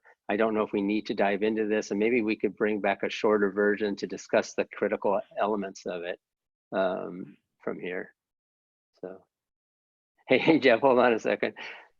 Hey, Jeff, I was just suggesting that because we do have some time limits here. We have all these people wanting to speak, and I wondered if we could, I feel like we have enough to probably, we have what we need, right, in order to do this critical thing of coming back with a budget, et cetera. Is there anything from this that you actually need response now, or could we come back and add that, like have a conversation just about revenue at some point? What's your thought on that? I'm sorry. Am I back Pardon on? me? Am I back on? Can you guys hear me? You okay? are. Yeah. Okay. Yes. Sorry about that. Yeah. No, you are. So did you hear my question to you, or? No. Oh, okay. I was just saying that we have a lot of people waiting to talk in the waiting area there. So wanted to try to get to that. And I'm just wondering, is there anything that you actually need back? Because our core objective today really was to get what we needed from the board in order to try to make a budget. so we can do the calculator and bring that back next time. Is there anything relevant to that that you need to talk to them about in terms of these slides right now? And if not, let's bring it back next time. I think the only one to call out would be the revenue enhancement around parent donations and how that could be used. Probably might have some weight. Other than that, we can bring it back. I don't know if we could bring it back to next meeting as we get into the budget, but we can certainly try. But we will bring it back. Again, it was a draft, just for both the board and our community to look differently at revenue enhancement. Yeah, and I think you were going to also pull in Lori and Jerry as our reps to the BAC to have that conversation in between. So maybe that it could go that way too. And then as a group, you bring it back or something like that. Lori, what's yours and the will of the board on this? So does anybody have anything they feel is pressing to this item with the revenue enhancement right now that they wanted to hit on before we open to public comment? I'm seeing no's. Okay. All right. So let's go ahead and move to public comment. Let's hear from the community. Lori, I'm sorry, real quick. Please. I do have to say, I just have to thank Jeff on this because he put a lot of effort into this. It's a really great document that summarizes, and I just wanted to mention that because it's a great job. It was actually really nice to have it all in one place. So I think I absolutely agree. I think we all do. Lori, I'm sorry. Is it okay if just the parent guardian contribution? I would just like to hear that one little piece. Yes, of course. Please go ahead. Sorry, now I lost my share. Sorry. No, it's okay. You can just speak to it though, can't you, Jeff? What I was going to say is, I think I wanted to call it just as we were talking about earlier, and we had those board levers. There's the ability for positions to be funded, and as a district, we have 2 untapped resources. Our business matching is probably a little bit low for our community, and I would say our parent contributions are great and impactful, but they're not consistent across the district. And so, what I just wanted to draw attention to is if we average $200 per student for our students across the district, and what that would bring in terms of millions of dollars, we have positions that sit at the school site would provide general fund relief to our budget and provide program consistently to all of our schools. And so I just wanted to share that because it's been such a charge to be equitable when we have 25 schools in all different areas of the district, that it's an area for at least a further discussion for our community to think about. And I'll stop there. Thank you, Sylvia. Thanks, Jeff. Okay. Anything else on this one before I go to public comment? Okay. Thank you for that. And let's see here. My window keeps changing. Sorry, guys. Okay. Leslie, do we have a count on how many comments we have? Yeah, for this item, it looks like we have 26, but there's there may be a couple that are not here anymore. Okay. Just so you know what I'm thinking of doing after you decide what the timing is that there's a couple individuals that Pam cannot find in the attendance, and so we'll read their names, and if she cannot find them, if they would please raise their hand so she can unmute them. And if they are not present, then I can just read for them because most of them did write a short something. Great. Okay. Thank you for that. So who do we have? Let's see. I guess 26. So I think probably sticking with 2 minutes seems fair. What do my fellow board members think? Everybody thumbs up with that? Thumbs down? I guess I wouldn't mind for folks to go to 3. I don't think everyone's going to go to 3. I'm cognizant it's 8:20, but I am kind of curious about. I like to hear what people have to say in full, but I certainly understand if folks that also drags things on. It's an extra half hour. So, yeah. Can I ask Leslie a quick question? I know we were going to have people talk on some of those 11 action items.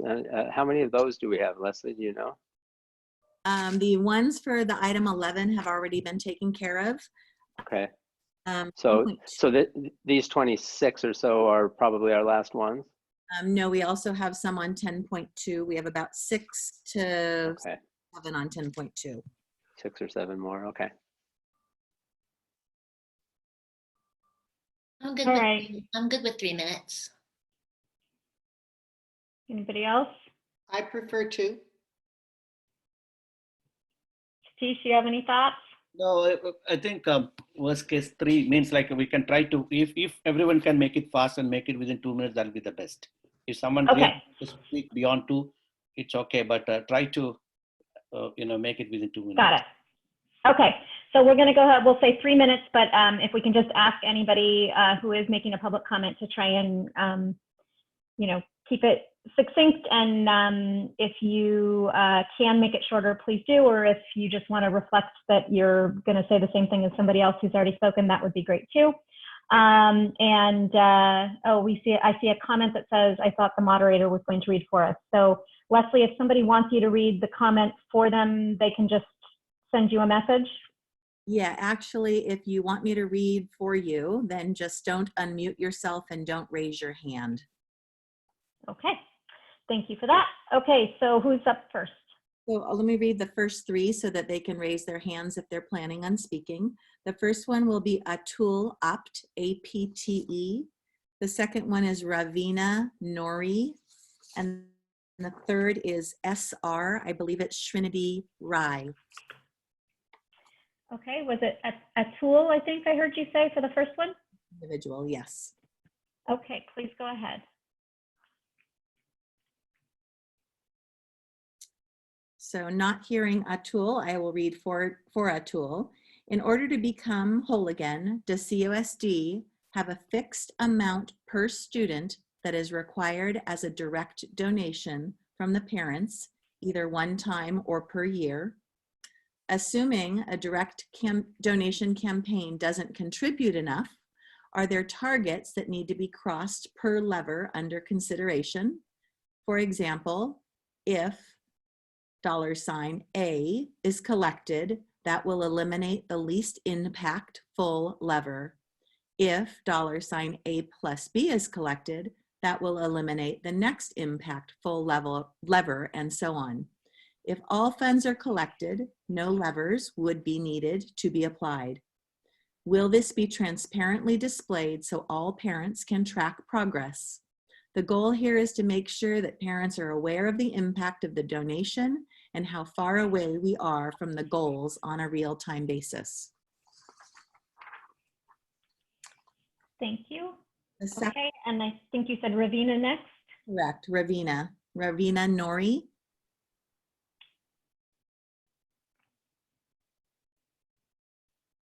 Okay, I will read for Ravina. Hello, I'd like to thank you for your efforts in making this meeting available to public. In the light of the current situation with budget constraints that CUSD is facing, I'd like to request that the focus to be academics. Although admin staff is required, but teachers are critical for the students to benefit directly. Please retain the teaching staff and reduce extra costs going forward, admin staff and other costs.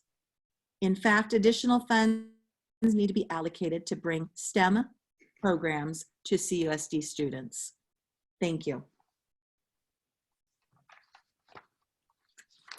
Okay, SR, I think you said? SR are the initials, Srinidhi Rai.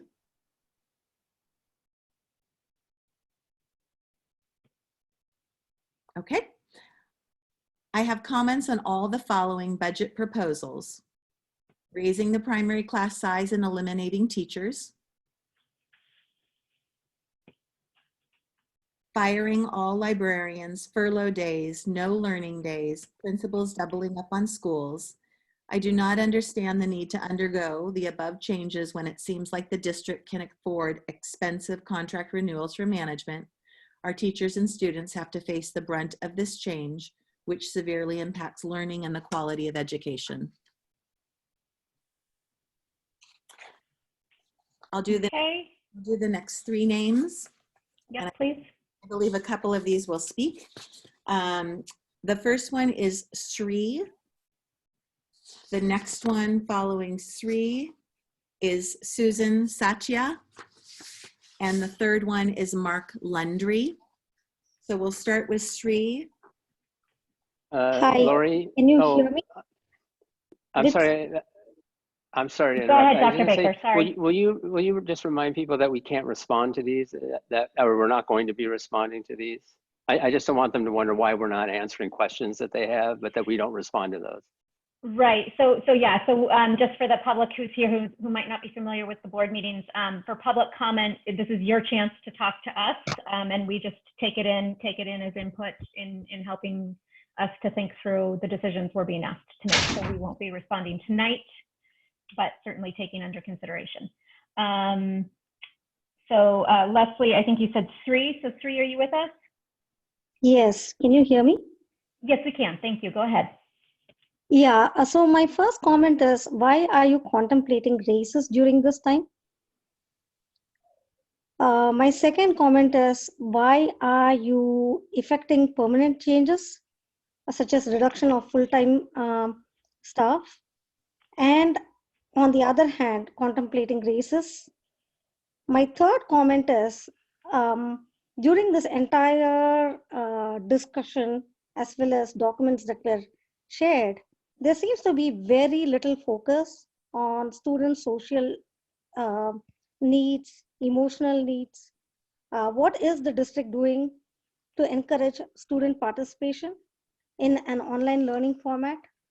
There seems to be very little focus on the students themselves and a whole lot of focus on the budget. Thank you. Thank you, Sri. Okay, so Susan Satya, are you with us?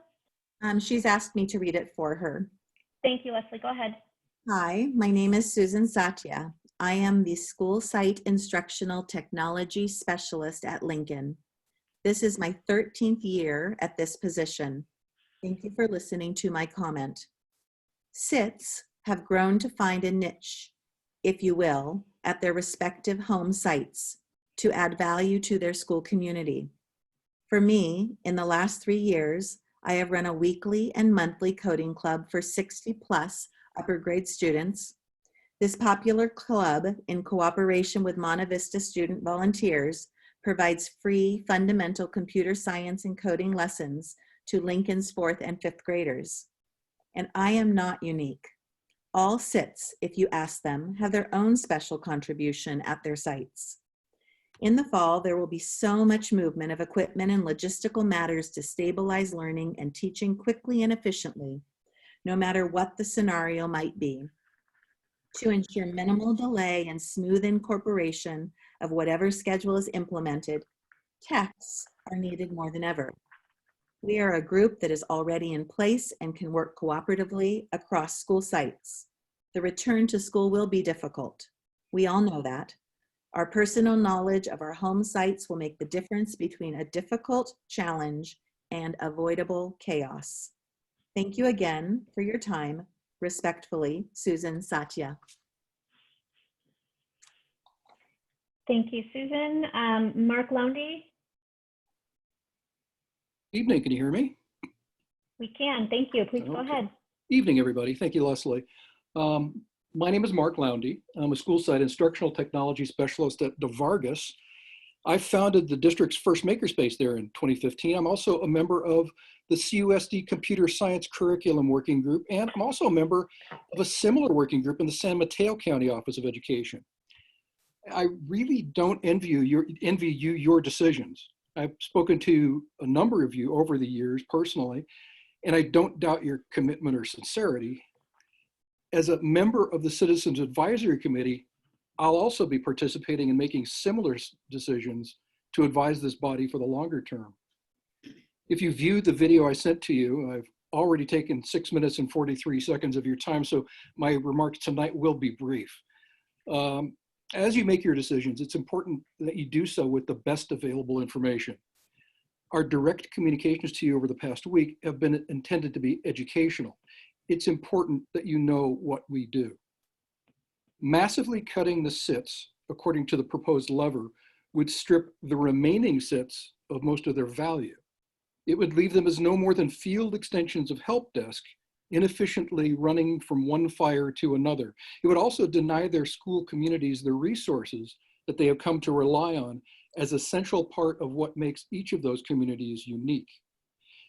It would also be a de facto reclassification, substantially changing the nature of the work done by those remaining few. I urge you to find a way to preserve a viable number of school site instructional technology specialists in a way that enables them to continue the personal relationship with their communities that defines our true value. Thank you. Thank you, Mark. Leslie, do we have the next three up? We do. The next three, one is Devi, D-E-V-I, followed by Megan Simpson, followed by Yi Ding. So Devi, are you?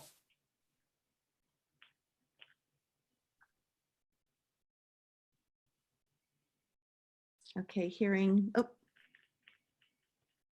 no comment. This one, the topic is transparency.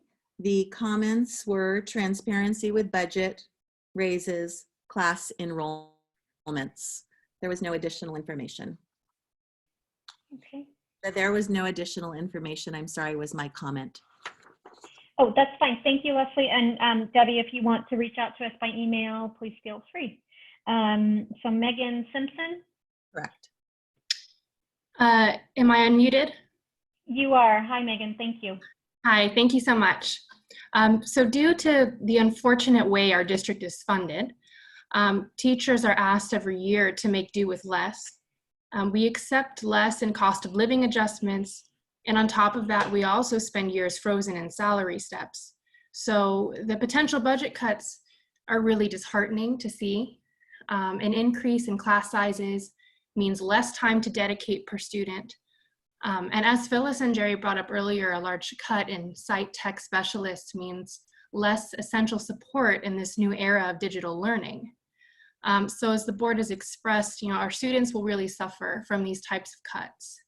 So with all of that in mind, I am questioning some of what I see in the executive contracts that people have brought up or mentioned already. And while I know that they do important work for CUSD, I'm wondering if making adjustments to those contracts should be part of the larger budget conversation, considering our current situation, just as we renegotiate teachers' contracts. In a time where we're all limiting our travel, for example, is an automobile expense allowance a necessity? In a time where all of us are working after hours and utilizing internet and mobile access, should some employees be receiving a mobile stipend while others do not? As was mentioned in earlier public comments, it's important to know that we really are all in this together when it comes to protecting our children from these cuts. Thank you so much for your time, and thank you again, Jeff, for your presentation on the budget. Great. Okay. So I'm going to get Yi Ding in, and then Debbie, I see your comment. I will wrap you in after Yi. Hi. Yi, are you with us? Yes, Hi, Yi. I am here. Thank you. Go ahead. Yes. Yeah, thank you for letting me speak. I think last time Leslie had to read my comment. This time I get to speak for myself. So look at this. We're opening up already, right? Speaking of last time's comment, I talked about the need to have an additional parcel tax. And I was happy to see that Jeff also placed that in his revenue document. An additional parcel tax of $250 would go a long way in these times. And we have, with the situation we have right now, to use a quote from an old accounting professor of mine, she's never seen a business cut itself to greatness. Never seen a business cut itself to greatness, right? We need to look at the revenue side, and I think with the situation right now, $250 parcel tax is the way to go. And it's if you look at the calendar, really, we have to do it in November. There's really no alternative date that would be good for us to pass an additional parcel tax on top of the parcel tax we have right now. So I definitely encourage the board to consider that. I also had a comment on something that hasn't gotten to. That's the second part of item 10, which is the reopening team. As you've heard from many people, including tonight in the survey responses, the parents in general have not been very thrilled with the distance learning. And if there's a good possibility of distance learning in the fall, which is what you guys are saying there is, then I think it would be very, we really need the parents at this time, right? We really need parental engagement and support for the district at this time. And so I think there should be parents on the reopening team. I think that's a very important thing that a lot of parents care a lot about. And as educators, I think something that you guys also care about in terms of making sure that every child has the ability to actually succeed and make adequate academic progress. All right, well, thank you guys so much for your time. I really appreciate it. Thank you, Yi. Okay, Debbie, can you unmute yourself and jump in, please?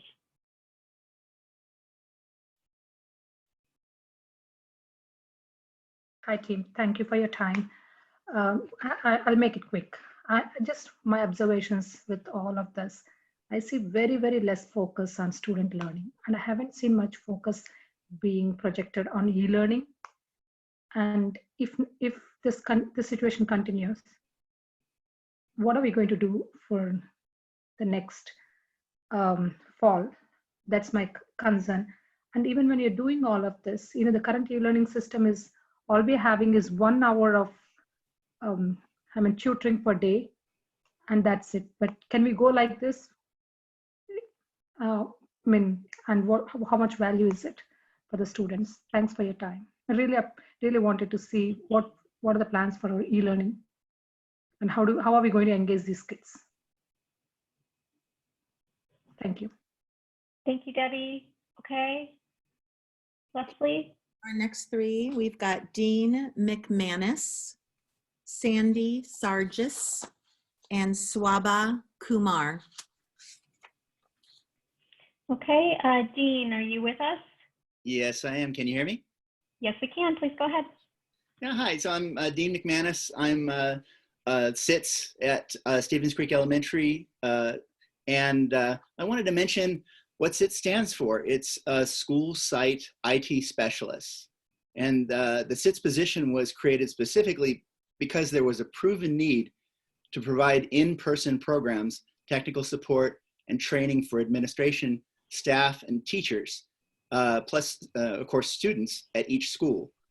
2 years ago, this district was facing budget cuts, and at that time, they proposed cutting 10 out of the 25 SITS positions. In industry, the average technical support engineer supports 75 devices.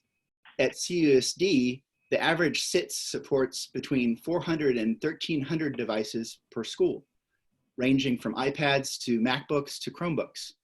Plus, of course, the many printers, copiers, projectors, audio systems, and other electronics that SITS take care of on a regular basis at each school. That task would be made far harder losing 10 trained SITS technicians, but the idea of cutting all on-site technicians and only providing 5 phone support techs would be devastating and put that much of a burden on teachers. With distance learning, there will be still a huge undertaking in supporting the setup for teachers and students in the upcoming school year. The move to a hybrid teaching plan later in the year, where teachers and students are back at each of our schools, means that using the same 12,000 iPads, MacBooks, iMacs, Chromebooks in our district will need support at each site. We will need experienced SITS staff who are familiar with each school to set up, organize, and support technology in the classrooms. Our combined SITS knowledge and our understanding, which is unique to each school, will provide better support for our teachers and students in this new environment. Some SITS directly support and lead STEAM labs, like you heard Mark talk about earlier, and several SITs oversee CASP testing, which will likely resume for the 2021 school year coming up. At Stevens Creek Elementary, I have a dedicated computer lab where I actively support 300 to 400 students each week, working with teachers and students to provide live computer training programs, real-time tech support.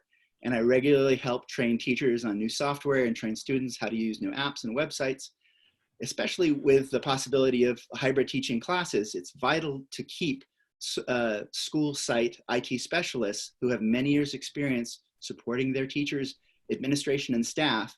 Each of our schools needs to start the upcoming school year with the benefit of our unique SITS experience, expertise, and team support.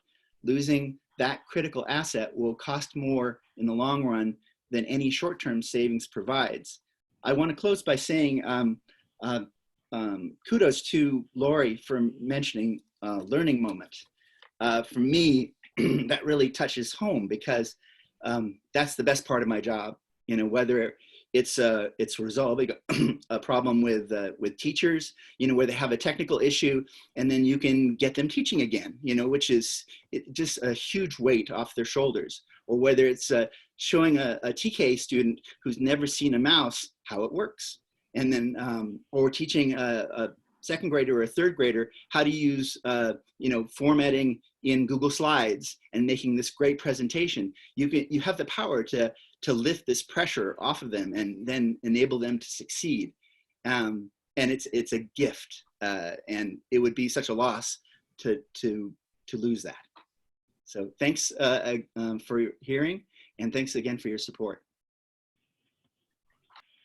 All right, thank you, Dean. Sandy Sargis.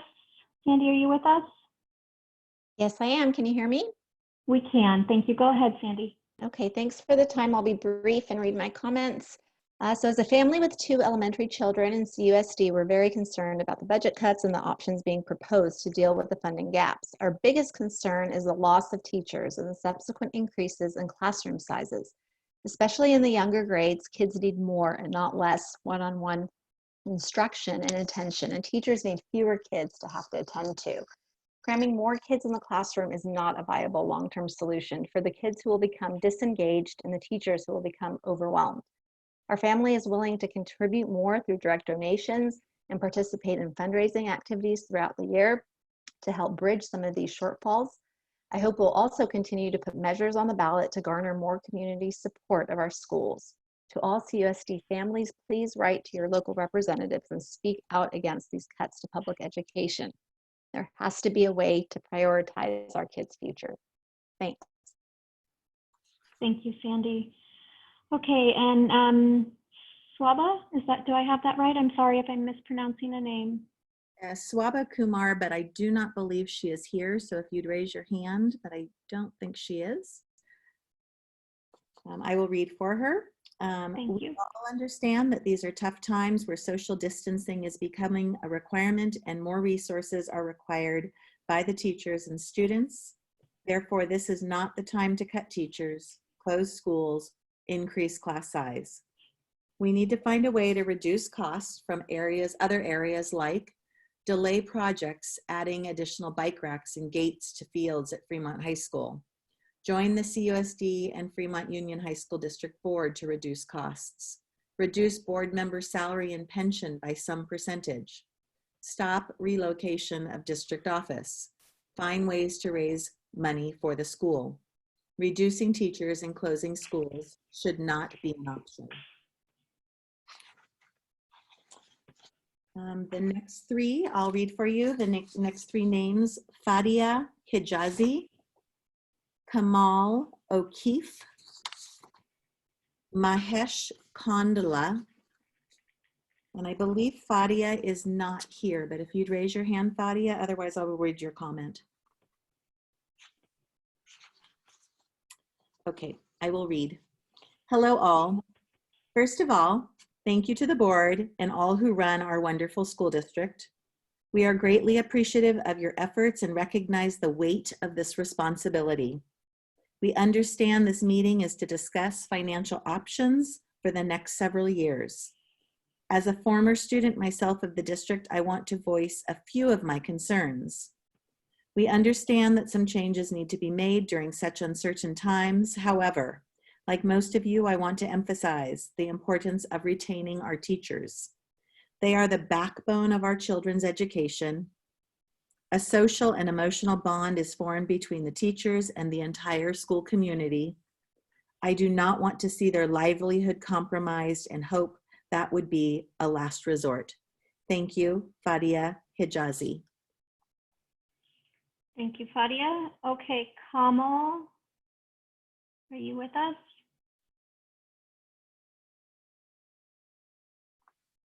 Okay, I will read for Kamal. Kamal O'Keefe. Dear board members, CUSD has a long history of excelling in academic performance. As we face enormous budget cuts, we cannot put our children in jealousy by cutting those very educators who teach our children day in and day out. It would be fruitful for the community to understand how per student funding is determined so that we can find solutions to increase per student funding. For example, is Cupertino classified as a rural community with the state? If yes, how do we change this? The parents are here to help find solutions so our children can continue to thrive. Kamal. Thank you for that. And then I have Mahesh. It sounds like Mahesh is possibly not here either, so I will read for Mahesh. Mahesh, Thank you. We are going through a unique and difficult time. Excuse me, I'm sorry. Mahesh is here. Pam, I think is what you told me. Pam? Maybe not. Hello? Oh, there we go. I'm sorry, Mahesh, for starting before you were on. Hi, good evening. Go ahead. We can hear you. Oh, nope. Can't hear you anymore. Okay, how about now? There we go. Yes, we can hear you, Mahesh. Okay, sorry about that. It muted me. Thanks for allowing me to talk. We all understand that this is very critical time, unforeseen. Everybody is impacted by the pandemic. And I understand that we need to make some decisions to keep the schools running. However, we must not make decisions that are short-sighted. I have a few points to quickly go through. First, there are budget cuts to schools due to COVID-19 effect. However, we must not take any long-term decisions such as school closures or laying off teachers and librarians or other educators due to this current budget cuts. COVID-19 is short-term, though it is affecting our economy. Decisions like school closures should not be taken just based on this COVID-19 effect on economy. Second thing is, we are talking only about budget here, like other people mentioned. See, I think we should just pause for a second and see what is the core of our school district. To me, the core of school district is the students or kids, right? So we should always focus on what is good for them and what decisions that we can make so that they are not negatively impacted. I think that is what we should keep in our minds, no matter what decision we make. Yes, we have to make budget adjustments, but they should not be impacted in the long term, at least. But yes, we do have to make adjustments, but students should not be affected, as well as the teachers should also be not affected. To me, laying off teachers is kind of inhuman and insane. That is my feeling. The other thing is, please make the entire school district budget open to the public, easily accessible on school district website so that we can see, read, understand, and ask the right questions, and also we can help you. Few of the parents are, in accounting and in finance. I think, they will be a great help to the school district people, school district employees. And The other point that I would like to make is we are cutting budget that is directly impacting teachers and students. But I think we are not talking much about other employees of the school district. We should also see how we can adjust the budget. Not like in laying off anybody is kind of very, not good to them. They also have families, but we have to adjust such that students and teachers are not affected. And lastly, please involve parents, community in all the decisions that are made. I hear from other parents and also have some feeling that some decisions in terms of admissions, allocating the students to schools is not fairly done. So a lot of parents that I know are very disappointed about how the admissions were made. So this is only one aspect, but there are also other aspects. So please involve all the community with full transparency. Thank you. Thank you, Mahesh. Leslie, do we have the next three?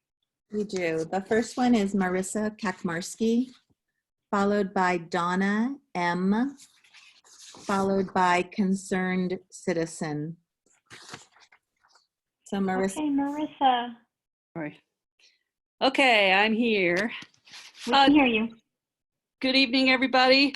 I'm a sits at Stockelmeyer. I'm here tonight to urge the board to reconsider the lever for reducing the tech specialists to a centralized model of 5 techs for the entire district.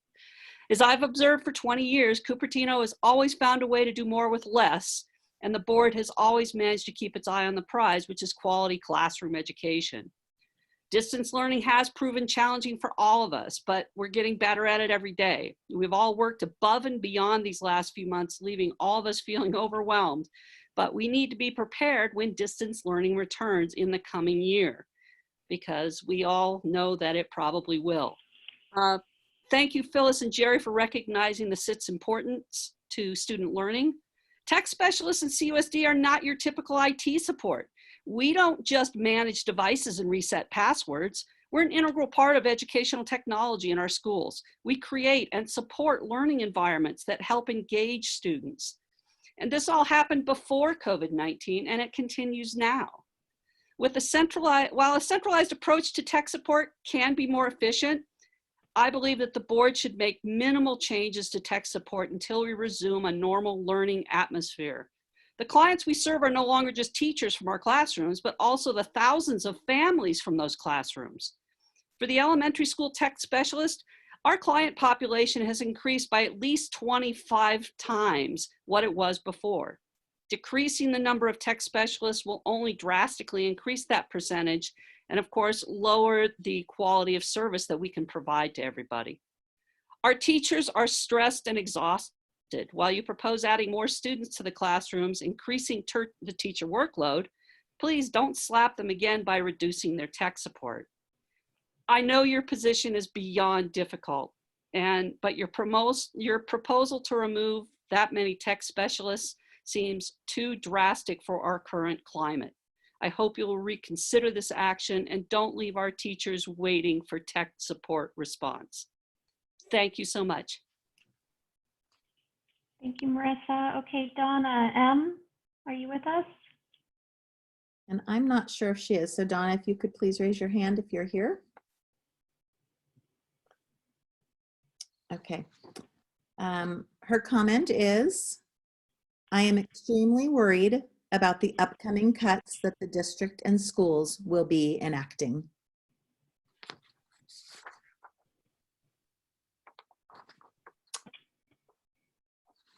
The next speaker is Concerned Citizen. I'm not sure if that individual is here. We can't tell by the name. So if you're here, please raise your hand.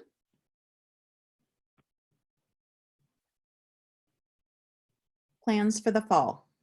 After closing our schools down due to the uncertainty concerning novel coronavirus and our inability to ensure the safety of all members of our school communities, we are now making decisions to possibly open schools either fully or in a hybrid situation.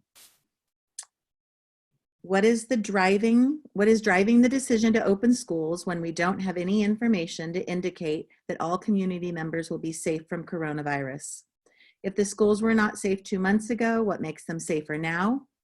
Most health officials across the nation would agree that the virus is far from contained.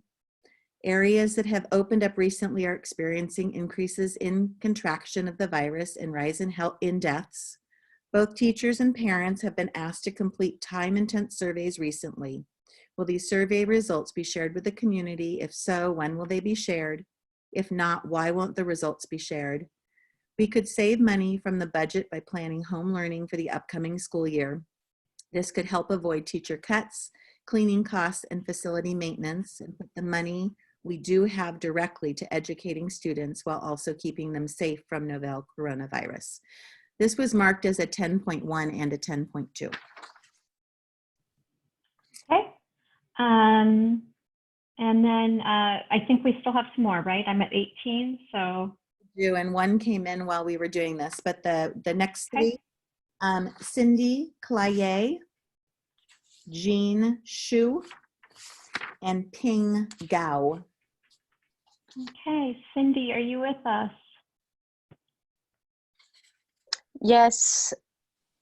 Yes, I am. Can you hear me? Great. We can. Thank you. Go ahead. Perfect. Well, first of all, thank you, board, for all that you do. I've heard some positive discussions tonight about the budget, and I wish you all the best with your decisions. I also wanted to thank the previous boards for creating an amazing and healthy board reserve. So now I would urge this current board to really look at how this board reserve of $5.3 million can be used as soon as possible. As I heard one of the board members say, now is the rainy day. This is what you saved for. This is the moment to use it. And the good thing is that it will not touch the students and staff. We as the CUSD community have been promised over the last couple of years that cuts will be kept away from the students and classrooms. I know times have changed and I do understand in what a horrible situation our district is, but the students should not be affected by it. Please also continue to have a look at the employees outside of the schools. How many directors are employed by the district? Are there more cuts to make there? And I already heard suggestions of not giving pay rises. Maybe salary cuts are more appropriate at this time. Thank you.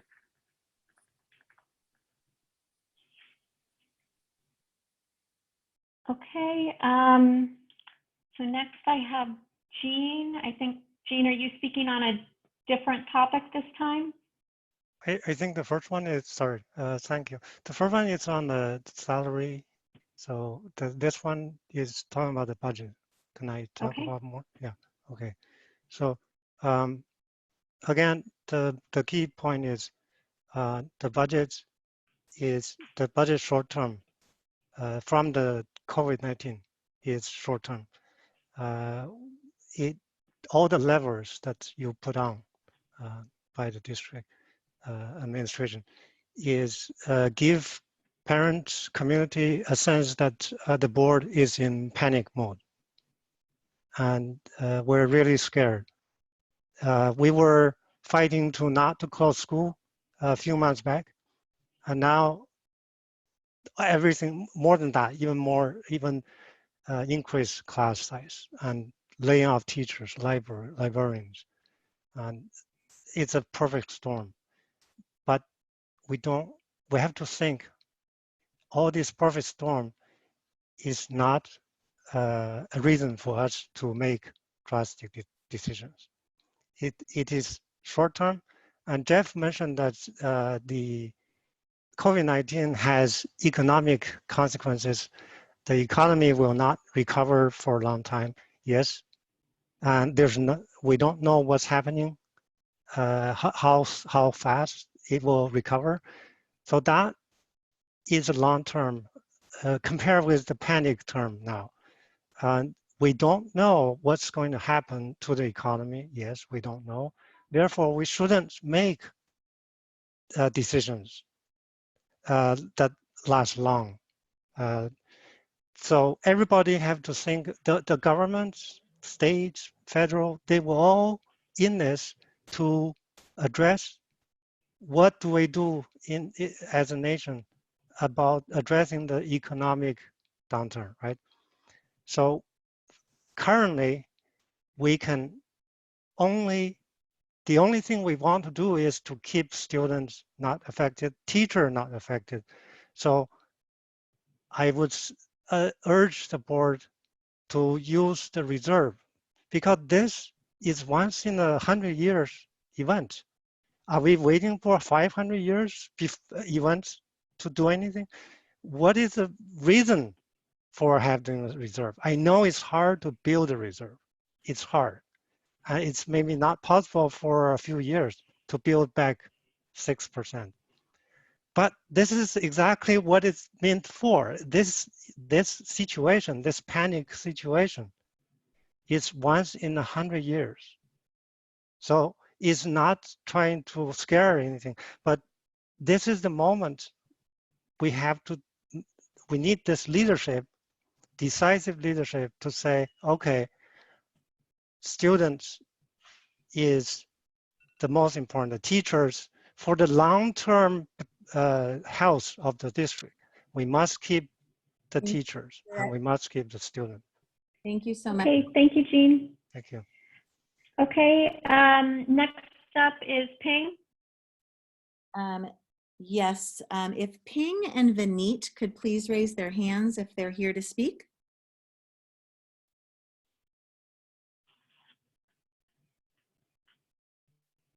Okay, I will read for Ping. Ping Gao. I'm not supporting the board levers, such as increasing class size or closing schools. I'm not supporting reducing teachers or staff like librarians or the tech aide either. I understand that the district needs money, but please do not remove the teachers or staff who have direct contact with students. In the end, all the burden goes to teachers, which is extremely not fair. The teachers have already been teaching ELD and PE for lower grades. As a community, let's try to find other ways to get more funding. It's sad that Measure O failed, although I voted yes on it.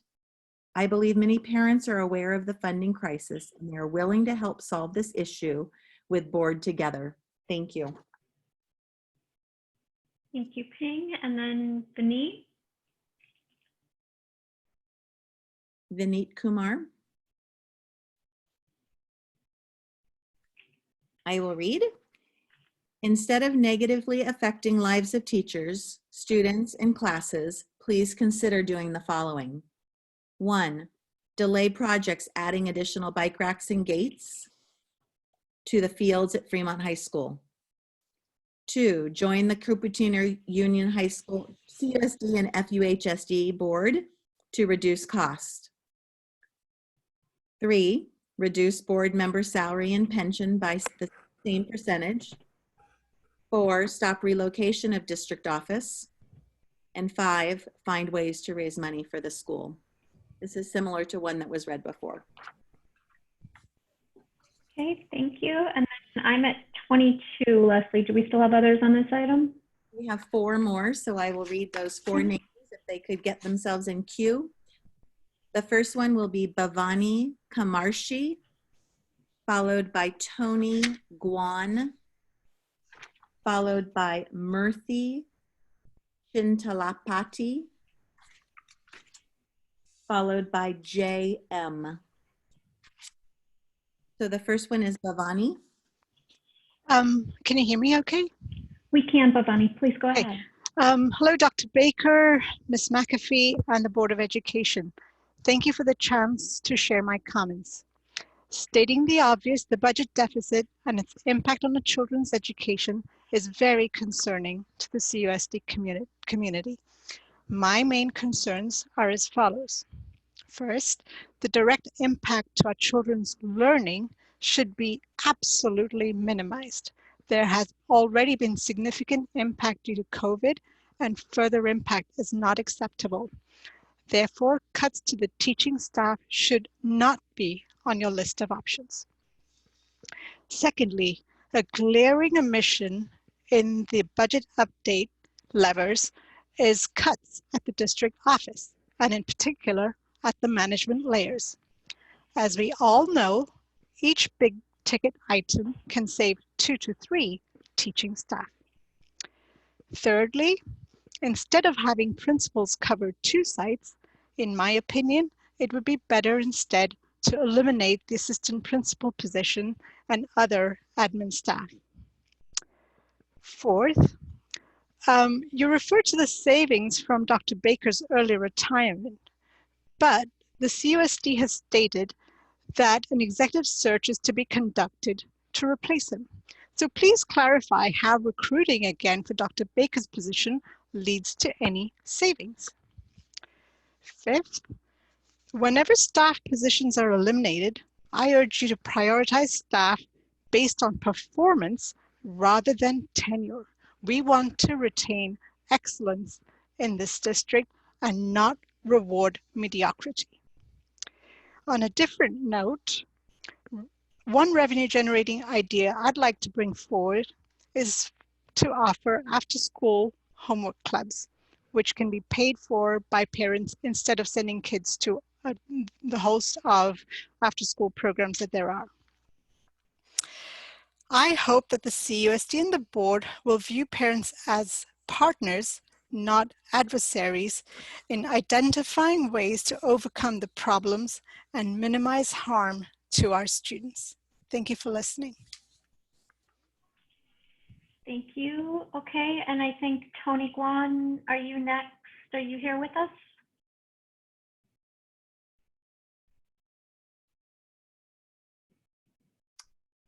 Okay. No Tony, Pam says, so I will read Tony's comment. Okay. Has anybody tried to reach out to the state or county for the budget issue? Other than wishing taxpayers to approve another measure, is there an attempt to ask for more money from the state?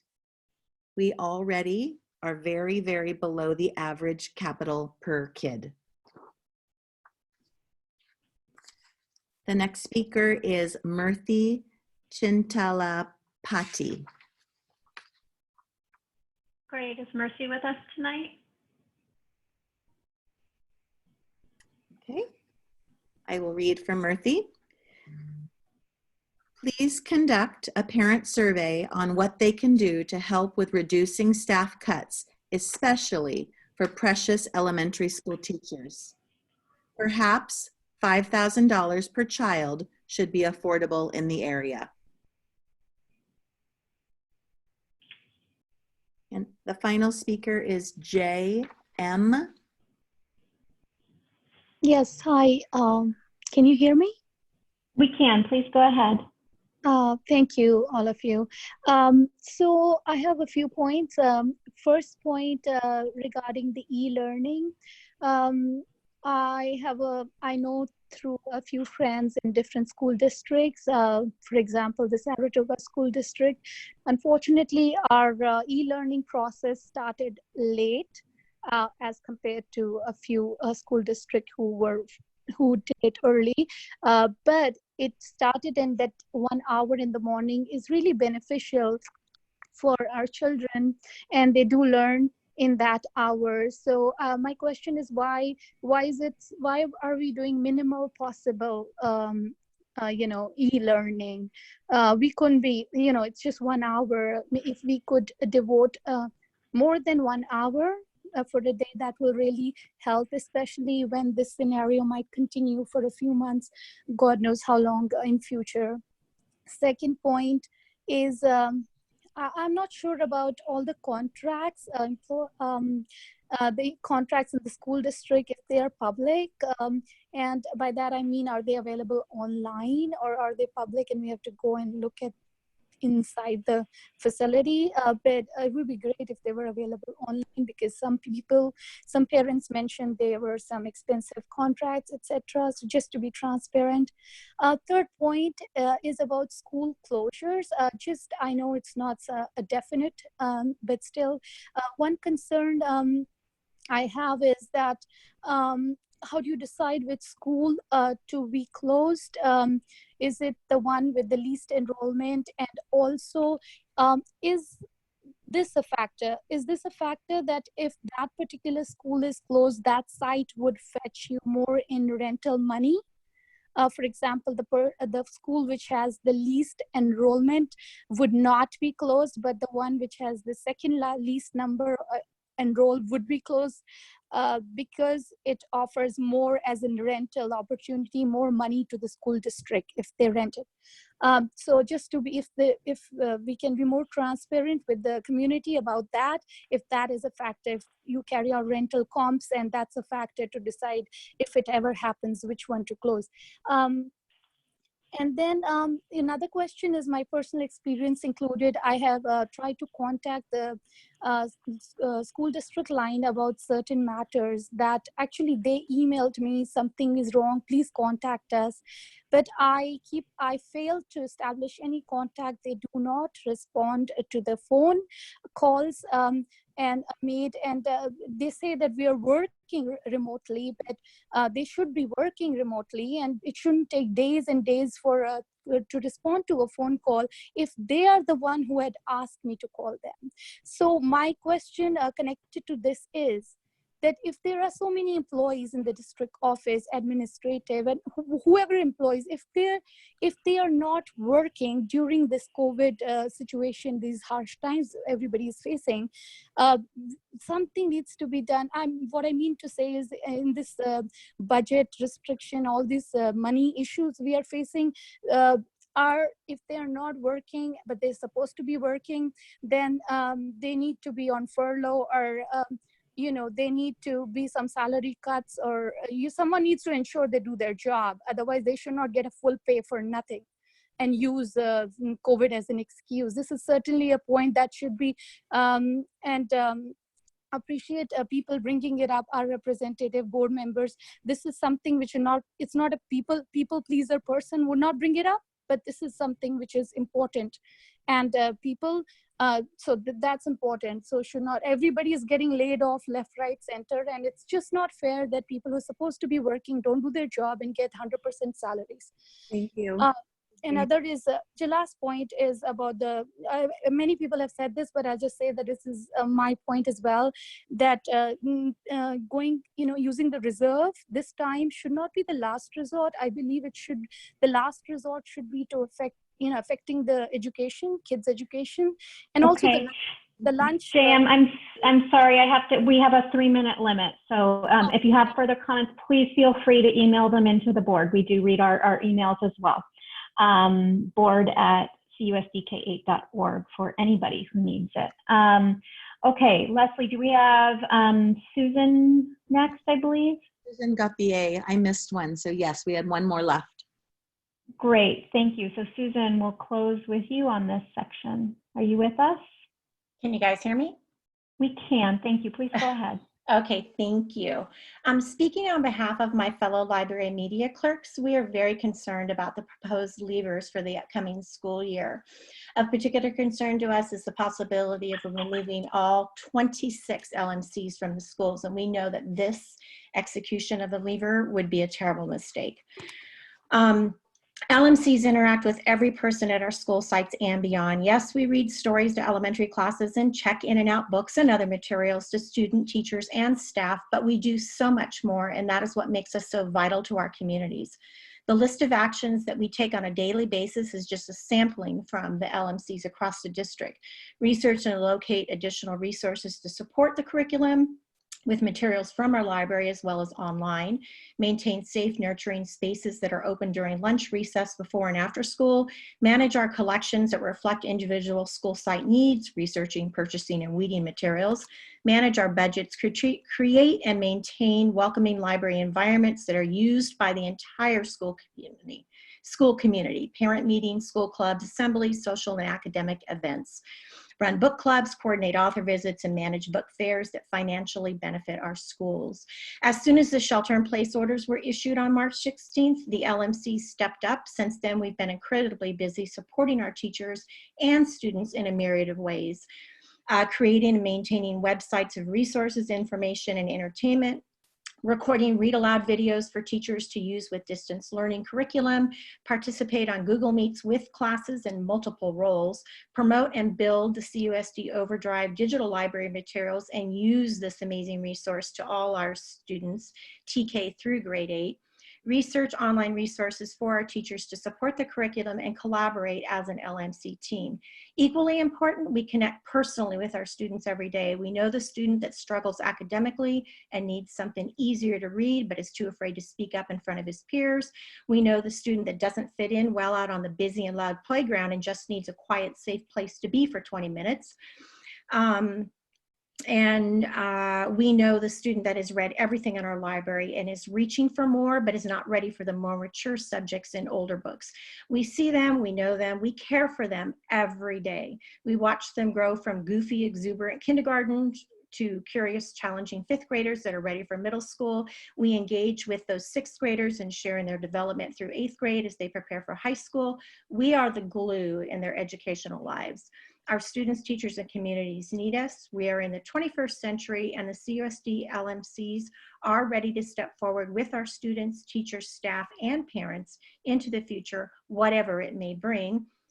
This is what librarians have done and will always do. And we LMCs feel that the elimination of that lever should be taken off today. Thank you very much on behalf of our group. Great, thank you, Susan. So just Leslie, just checking back in, no other comments have come in on this item? That is correct. Okay, thank you. All right, so anything further on this item? I just had maybe 2 comments real quick. Lori, I know it's late, so would that be all right? Yes, please go ahead, Jerry. So one, this is a meeting where we've had a lot of folks, and I'm hearing a lot of questions that actually, I think it's out there in the community, but in some cases, I think they're ones that we've already addressed. We're not able to address them here in the meeting, of course, and I wonder if it would be possible to get some sort of an FAQ up on some of these questions. I think a lot of us have been taking notes, and so I was listening to them, I feel like, gosh, I could just answer this in a sentence or two. And so that's just a ask to put out there. I know staff's got a lot going on, but maybe there's some kind of crowdsourced way of doing it or something. So that's one I like to put out there. Jerry, can I just, and Lori, I do have to say that because this is an item on the agenda, while we wouldn't respond directly to them, and at the risk of lingering more because this is taking some time, but you do have the right to speak to an item because it is on the agenda. Right, but there are 10, 15 things, and I probably not the right. Okay. So it's not one or two. And the other one is, so, we're gonna, now you and Stacy and Jeff and EC is gonna go off, and I guess we have 2 more meetings really before the 18th, right? And you're gonna have to craft a budget proposal on these, based on these inputs. And I guess I would ask to please link the decisions that you make on what to propose in there back to the strategic plan. We have a lot of commitments and planks in the strategic plan, and I know it's not going to be possible to address them. And so when you bring the budget back, my ask would be, as you talk about what it is you include and what it is you don't include, please link that back to, because we've heard a lot today, and I think all of us support this about really minimizing the impact on the teachers and the students. And so that's just the ask. Please, when you bring back the budget proposal with linkage to the strategic plan, please. Absolutely. Thank you. Great. Okay, thank you, Jerry. Anybody else? Things that still need to be addressed on this budget item?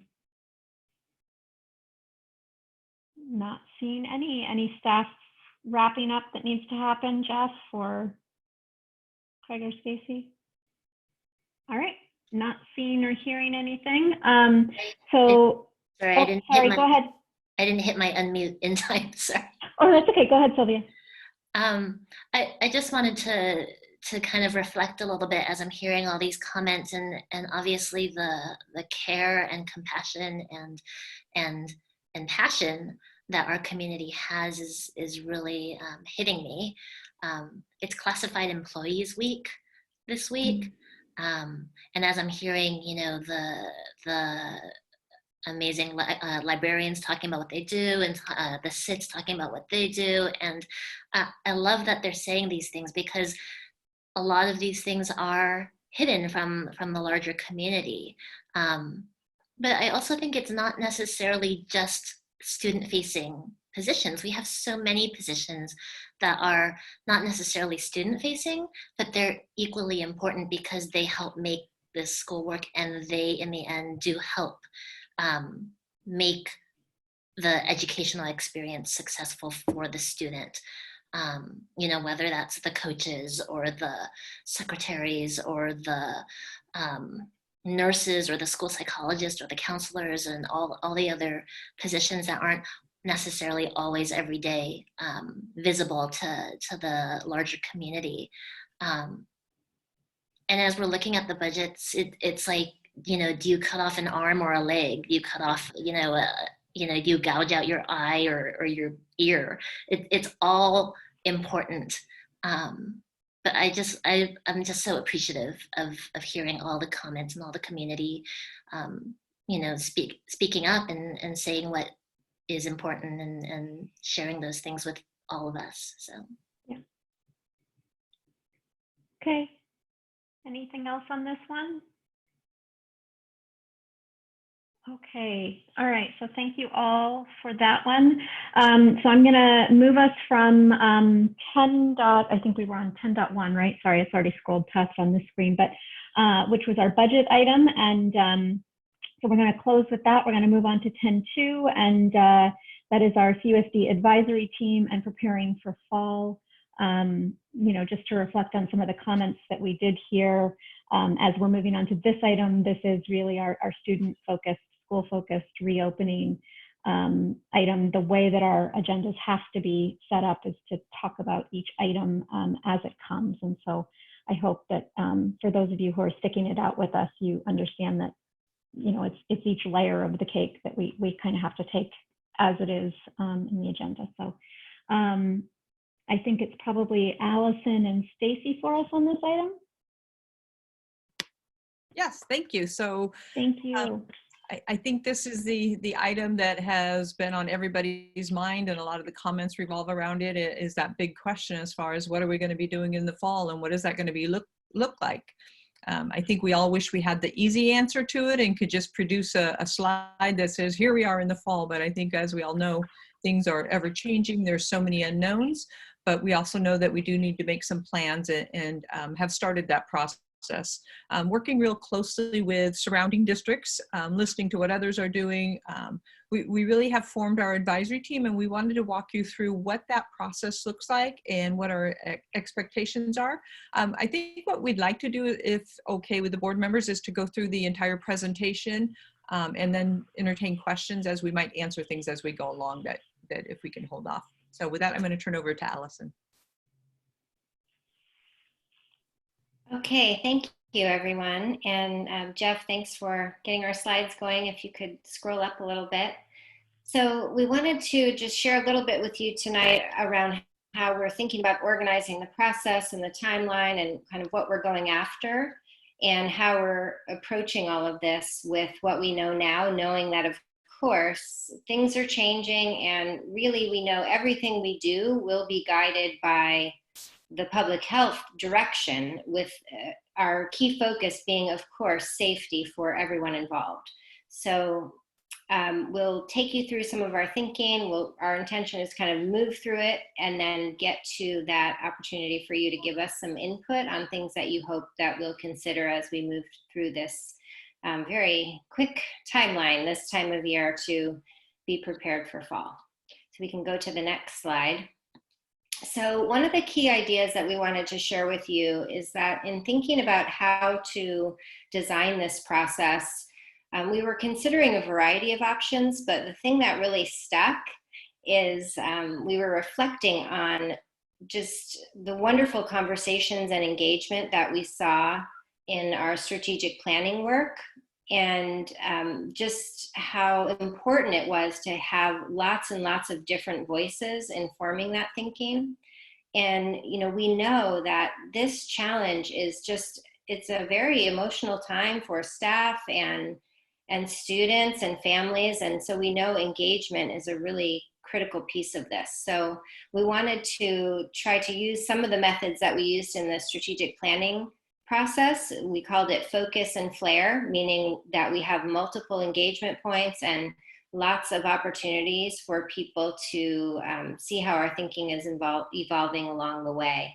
So that was kind of really the key design, is to keep the advisory team small so that we can move through the process, but really reach far and wide for input so that we can hear from lots of different voices across the community so that we can get to the best possible outcome and solutions and recommendations. So that's really the role of the advisory team, is to be able to listen and then reflect back in order to make a recommendation to you. We're knowing that people want to be informed also, and so we've started to push out some communication on how this is working. For staff, that's been so far primarily through slides being brought back to the school sites. And for parents, we've had some initial communication go out, including a survey to parents already.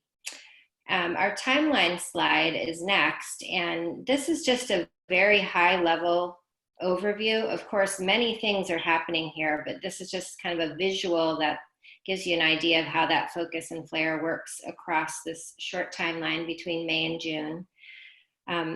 Lots of pieces are happening and conversations throughout this timeline, and our goal would be to have a plan in mind with your approval and recommendations by the final board meeting in June.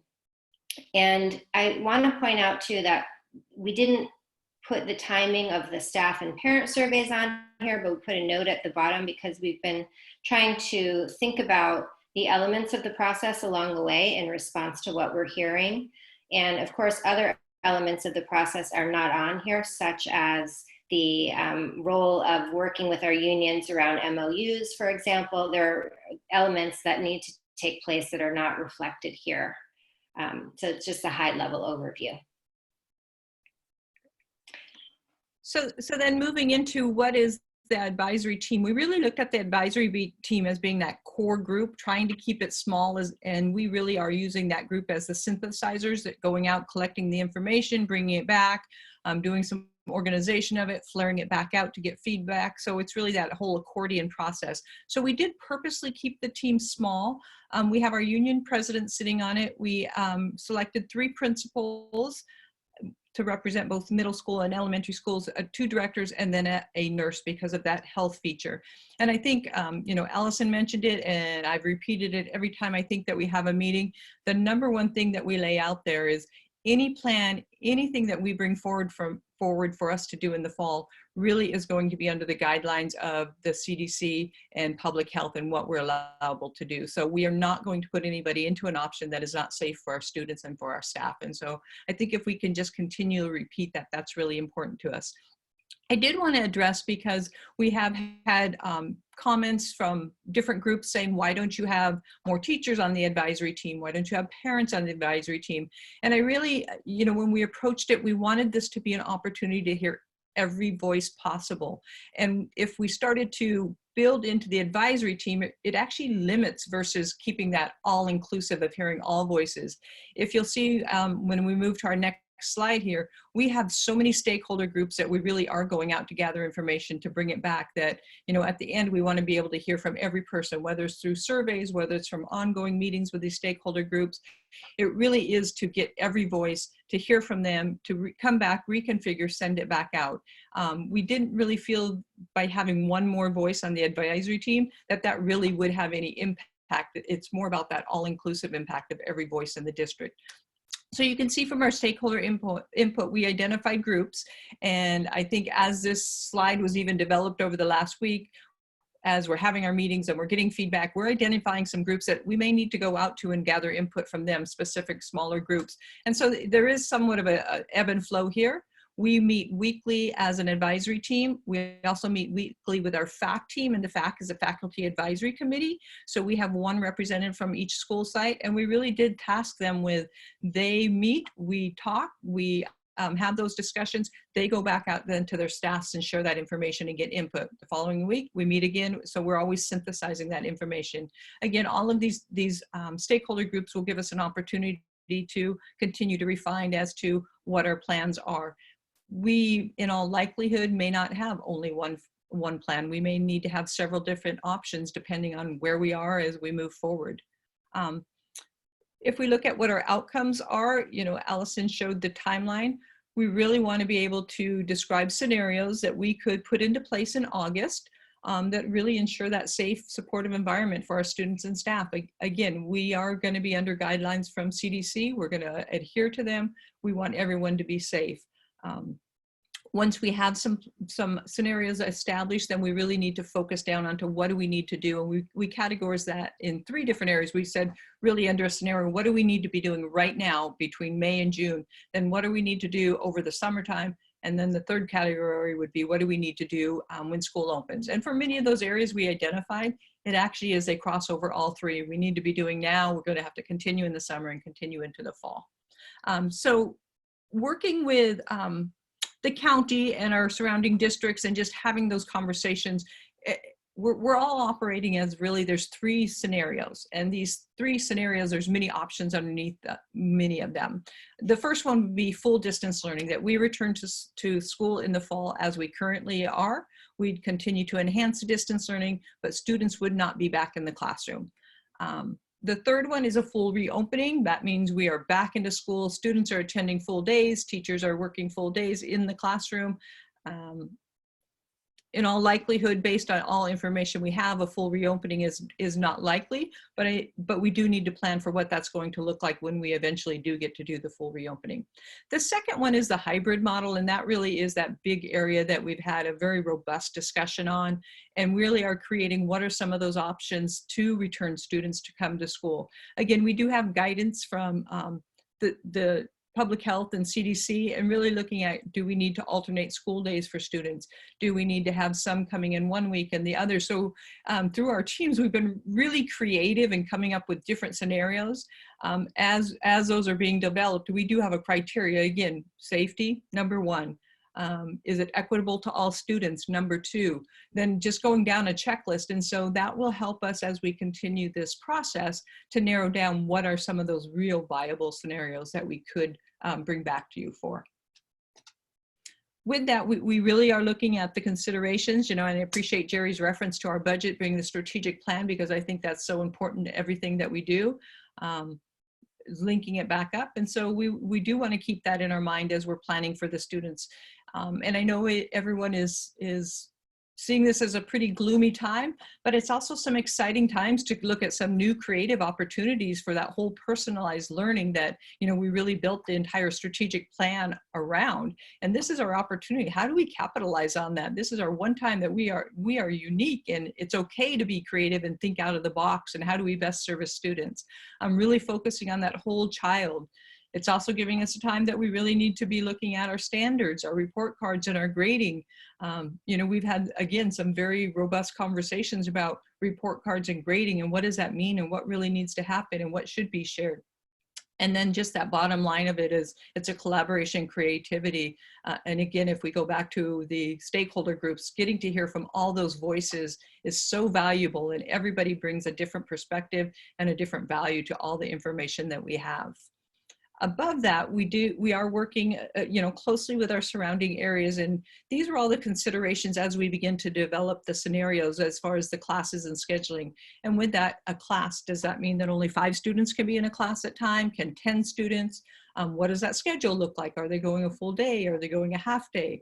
The curriculum and instruction, such a valuable piece. We want to ensure that our students are getting their learning. They need to have that moment. The support services as we move forward, we need to identify what does that mean, and it may change over time. Support services definitely look different during distance learning than they do when we're full in school. Technology is important to consider. Again, health and safety, I think I could repeat that 10 times. Health and safety is a definitely consideration. As we also develop these models, we have to be considerate of the childcare implications. You know, what we recognize is that many of our families with students in our school, they are also may have other students in other districts. Our teachers have students in other districts. And how do we keep that balance between everybody else to ensure that our students are able to be here at school, our teachers are able to be here at school, and it's a functioning environment for all. It can't go without saying our fiscal consideration. As we're going through this whole scenario, there are some opportunities that we may be able to save some money, or we could convert that money to use it in other areas. So that is one of the pieces that we are looking at. How are we going to be able to ensure that health and safety? Where do we need to shift money around from? And then the key one is really partnering with our parents and community. I know we sent out our first newsletter to parents, or information to parents to share with them about this advisory committee. We will be surveying parents.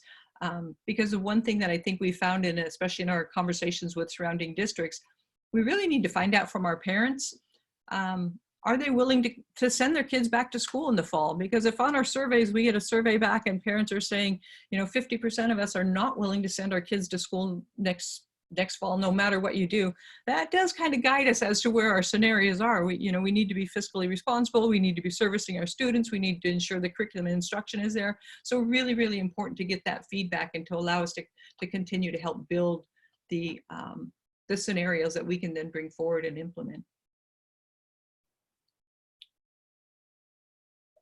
This next slide is the parameters, and this was just asked for from one of our stakeholder groups when we were meeting with the FAC, because they said, are there any constraints? Are there any restrictions as we're talking about the scenarios? And so I wanted to be really real clear on this. These are our current parameters, meaning that we currently have this in a contract that we abide by for the bargaining units, or it's an ed code, or it's some other directive that legally mandates that we can't arbitrarily change. So right now we operate under 180-day student instruction day.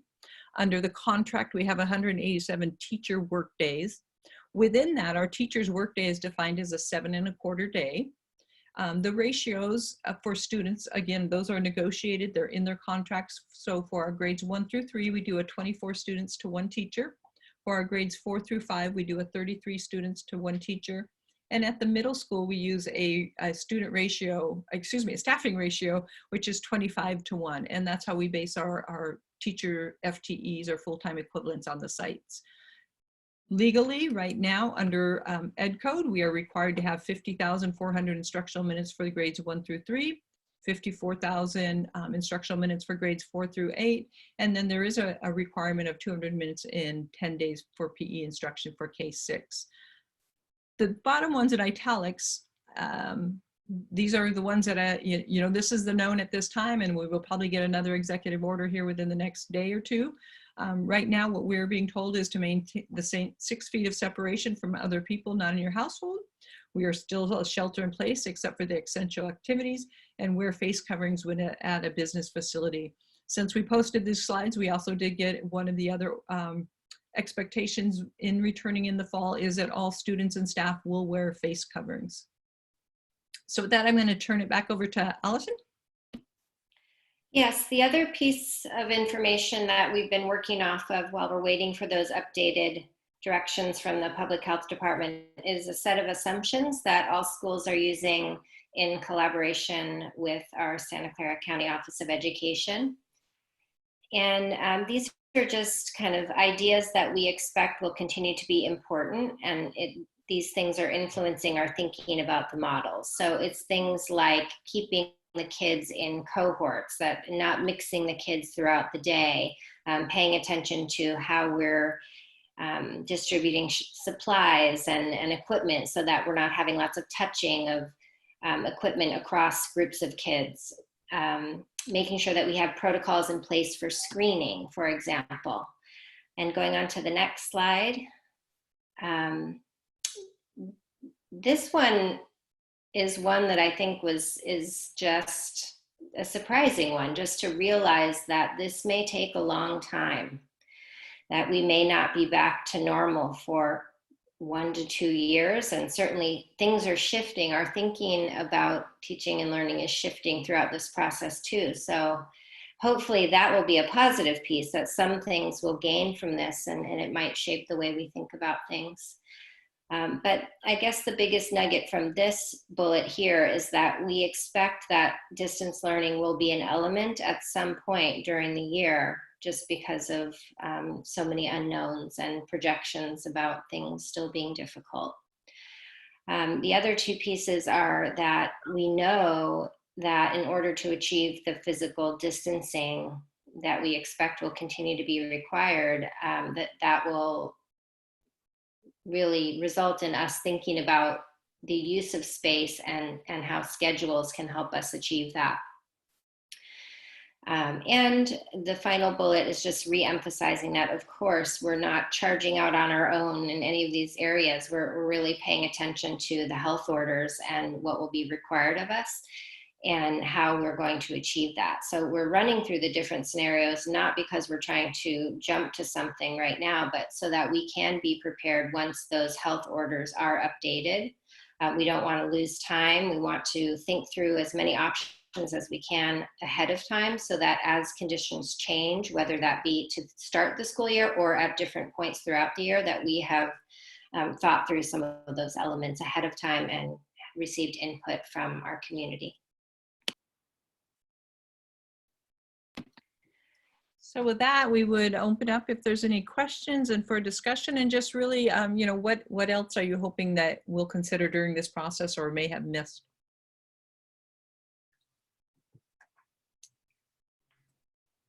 Okay, anybody want to jump in? I'm happy to if there are no volunteers. Great, Jerry, go ahead.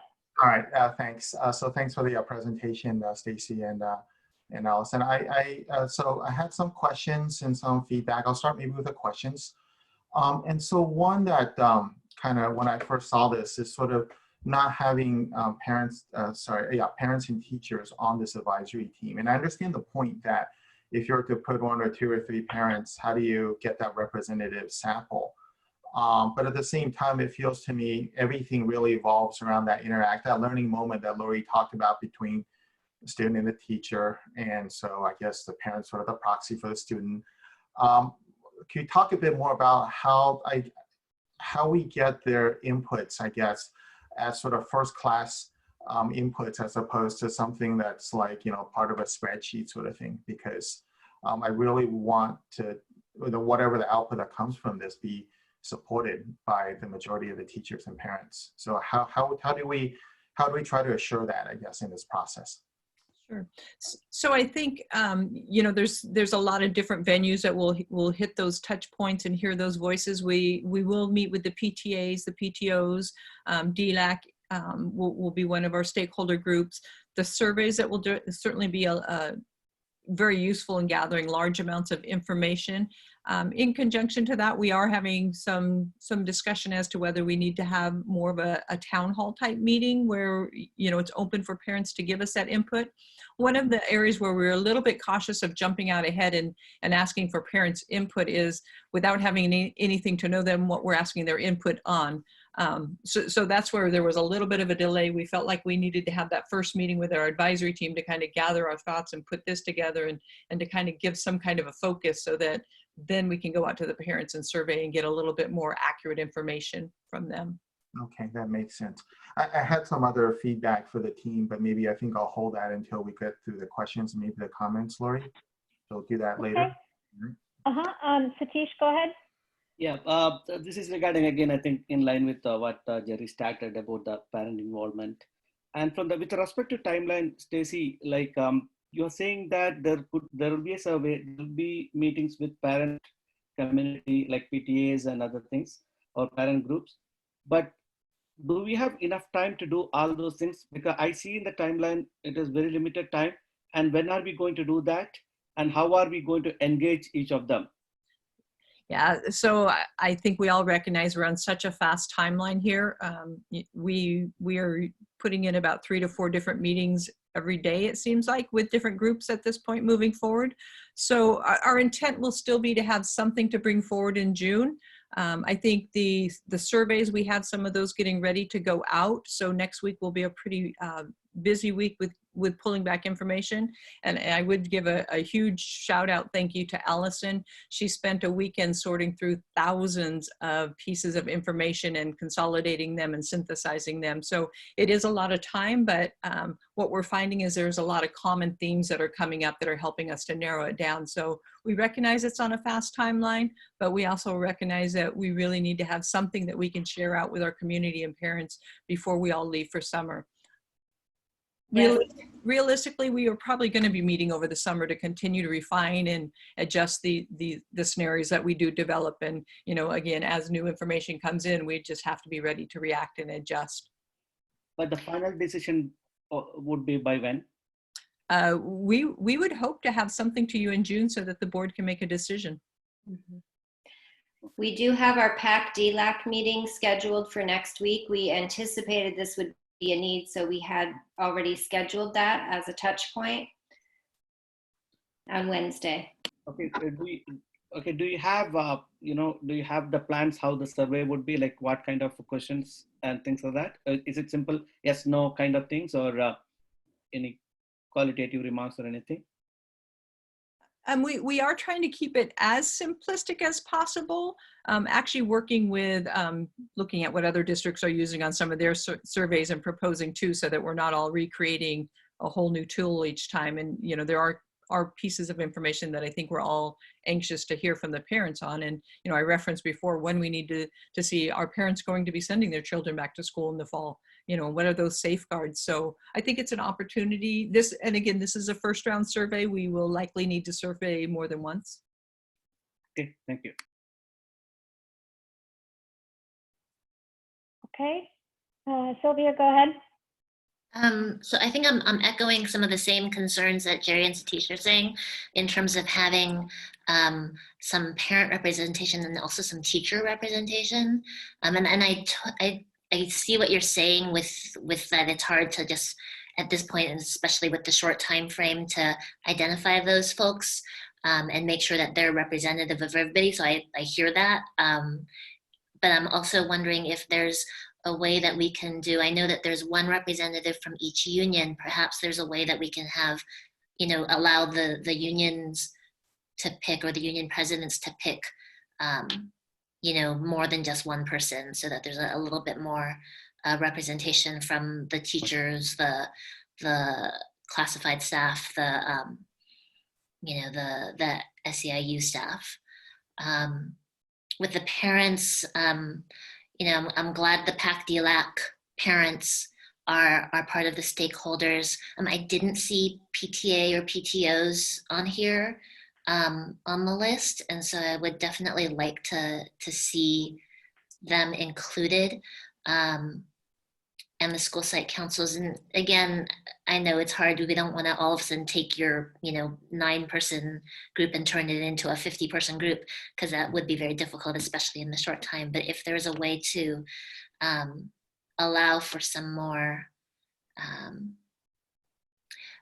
thinking a little bit about, there's a PTA council, a larger PTA organization that oversees a lot of the PTAs, all the other 28 PTAs in the district.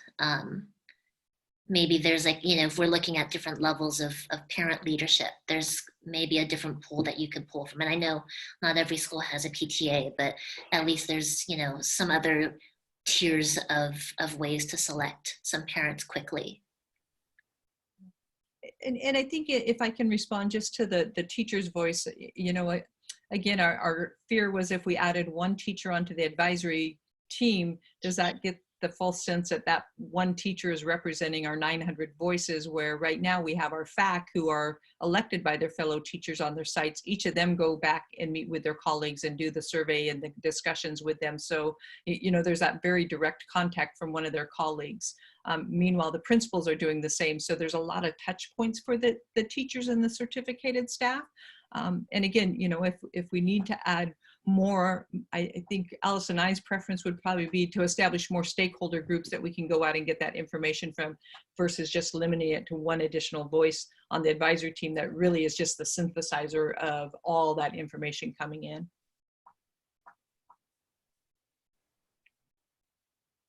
Okay, anybody else want to go? I can go.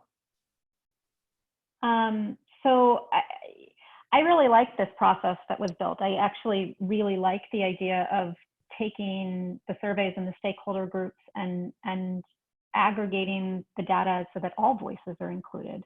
I hear the concern that if you add individuals, into the advisory council, that may dilute the voice of the whole. So from that standpoint, I guess I would say that I would agree that if there are more voices that we need to include in different ways, I would rather see us go broader than necessarily concentrated into a single voice or two added to the committee. And I guess the other piece that jumps out at me in all of this is my sense in just listening to what is out there and just sort of the rumblings amongst people, and it will be interesting to see what happens in the survey with this, is that I guess, they talk about the blended or the hybrid, and the fact that may, even if we start in that mode, we may have to flex back into distance and back out. And one of the things that's been brought up to me at several different points is I think there are some families that either for health reasons or just for a desire for stability and the same predictable thing are looking for an option to just pick one thing, even if it's the most restrictive thing of distance learning, and to stay with it, or homeschooling or independent learning or whatever version of that we're able to do. So I'm guessing you're way ahead of me on that, but I think that's one that I certainly hear about a lot is, there are some people, who I think are ready to embrace, whatever is the safety recommendation at the time, and kind of go with the flow as that flexes and changes, and hope that, it's as return to normal as possible for their kids. And there are others who feel and react very differently to that set of circumstances, and just are really craving that stability and a known, a single thing that's known and quantifiable for the year for them. So I would just hope that we're able to build something around that idea too. And I think that's come out pretty strongly in even our initial rounds of gathering information and feedback, is under that hybrid model. That is such a broad model. And as we begin to look at some sample and scenarios that fit under that hybrid, it's almost, there's layers of the hybrid. It's, there's a portion of returning to classroom. There's a portion that is a distance learning, and there's a portion that's somewhere in between that. And just to then lay out, once we establish those, then we apply it to the criteria. Can we do that in a healthy environment? Are we able to sanitize every day or between classes? So those are those questions that we're going to have to start delving down to, because, there can be some great scenarios, but when we start really looking at, is it something that we can do that provides that safety? I think that's where we have to always come back to that. What's safety and best for our students and teachers? And then my other question for you, and I probably should make sure I ask it too in the County School Boards Association when we meet with Dr. Dewan, the county superintendent, but do you know if there's a wider effort at sort of that level to bring in, survey kind of some of the local, the major employers to see what they're planning? Just my thinking there is that if you take some of the big ones and kind of get a sense of what they're doing, and maybe it's polling, I don't know, a small business association or something. But I mean, I don't think we want to do that at the district level, because that's so many employers, right? But maybe at the county level, do you know if any sort of thinking is going on or surveying is going on around what major Valley employers are doing? I haven't done that in sitting in on any of the meetings. I know right now, I think from all district levels, everyone is really wrapping their head around how to do the parent surveys and the staff surveys as kind of that first priority, and haven't moved on to looking at the bigger picture. But that's a great question, and I can certainly explore it more. Yeah, I'm just thinking through, the impacts to our families, which obviously impact our learners, and sort of what that piece might be like for families. Anybody else? Satish, go for it. Yeah, just a quick one, like in the slide 6, we are limiting that parent group only to kind of like school site councils. If we can, I know that many schools do not have school site councils now. What I understand is like, so in such cases like PTAs or PTOs and such things, can you be just adding there like along with school site council? Just to make sure that like, at least from the stakeholders perspective, we have sufficient representation from every group. Yeah, that was just an oversight. That's supposed to be on the list. Sorry.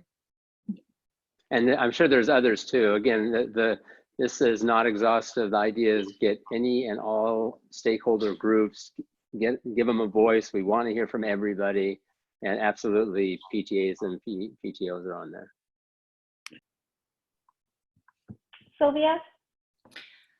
Just a question. Have you heard from county or from state yet if we have families who do choose to stay, keep their child at home, even if we have some sort of opening? Do you know if the state will be penalizing us in terms of average daily attendance funding? We have not had that discussion at this point. I think as everyone's still developing these scenarios, that would likely come up as a question. I don't know if Craig has any more information on that. Yeah, well, first of all, you keep disappearing in your background, so we don't even see you. I'm sorry, what was that? What was our topic again? What if there's families that want to keep their kids at home? Oh yeah, so that's still going to be part of an order. When we talk about an order, there will be clarity about expectation, both from the Public Health Department and from the California Department of Education. And so we will follow whatever that is, right? And so if we learn that, no, you're not allowed to do that because now you can do blank, we're not gonna, we're not gonna go against what the orders are. So that will dictate everything. And my question was more about the funding for the ADA. It's the same. I'm just saying, if we're going to lose the ADA, we're not going to do that, right? If the order says, here's what you need to do, and we try to do something other, and if it would affect ADA, so right now there's no reason it would get affected because we're living with what we're living, and we are able to do that now. If something comes up that says, oh, you're going to lose some ADA, we would not do that, at least not without you all just saying, well, we don't care about the ADA, which you won't say. And so I'm just saying we're going to follow the rules, the regulations, the policies that govern, which decide whether you get funding or not. Are you saying ADA meaning the money, or are you saying ADA meaning people? I'm thinking more about, so if the state has, created some sort of mandate or order about how we're supposed to run, but we still have families who choose to keep their children at home for different reasons, will the state be penalizing We don't know. us from a funding point of view? Yeah, we don't know. In the same way we didn't know the answer to that when we first got into shelter in place, right? We didn't know. They had to grapple with that. We had to wait to hear what the rules were. So I'm just saying I can't answer that hypothetical because it will rely on what the orders are at that time. Mm-hmm.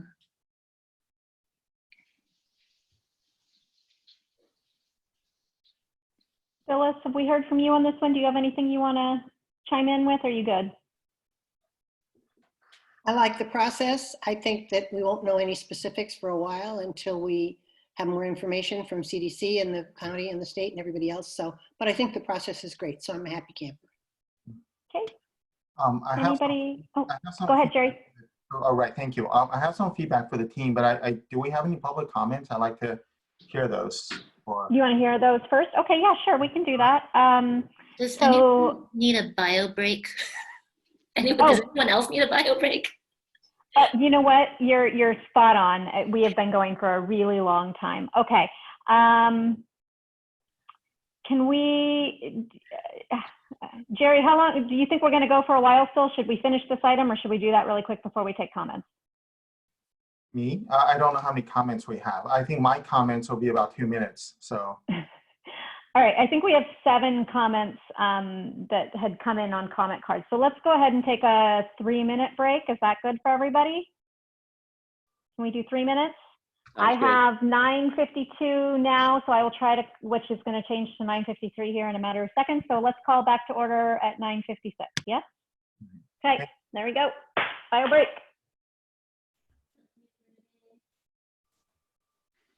All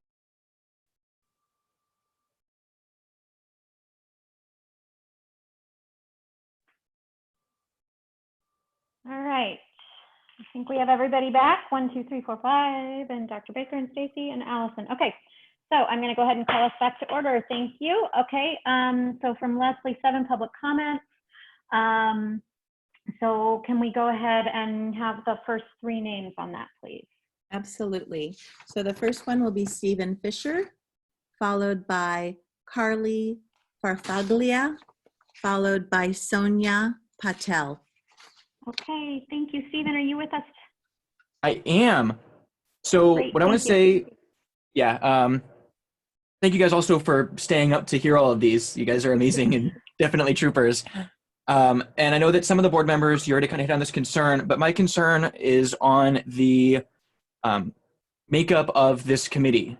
And before I go anywhere further, I just want to say I have had the honor of either working under several of these principals, Jeff, Kit, Kirsten, a lot of them I've seen, or serving on committees with many of the other members. So I can say with the utmost certainty that to the board, they will give you probably the best, or if not the best, one of the best reports and advisory documents that you could receive from members of this district. My concern, as some of you said, is that while it does have many valuable and amazing members, it lacks, except for Pranima, anybody who works directly in a classroom right now. Not through any malicious intent or any of that, just by chance, there is only one person on this board who works in a classroom, which means that a lot of the small little things that build up within a classroom or that you kind of notice as you work there and see and are in and about just might be missed. And I would advise the board as well as executive committee to consider doing with them with other groups and increasing the number of people to 3 from the unions, which we've done before for a lot of them, either 2 or 3. And I know this doesn't get everybody, but the goal is simply to try to catch those little things that are likely to fall through the cracks with the current makeup of the board. So thank you for your time. Okay, next, thank you, Stephen. Next I have Carly, are you with us still?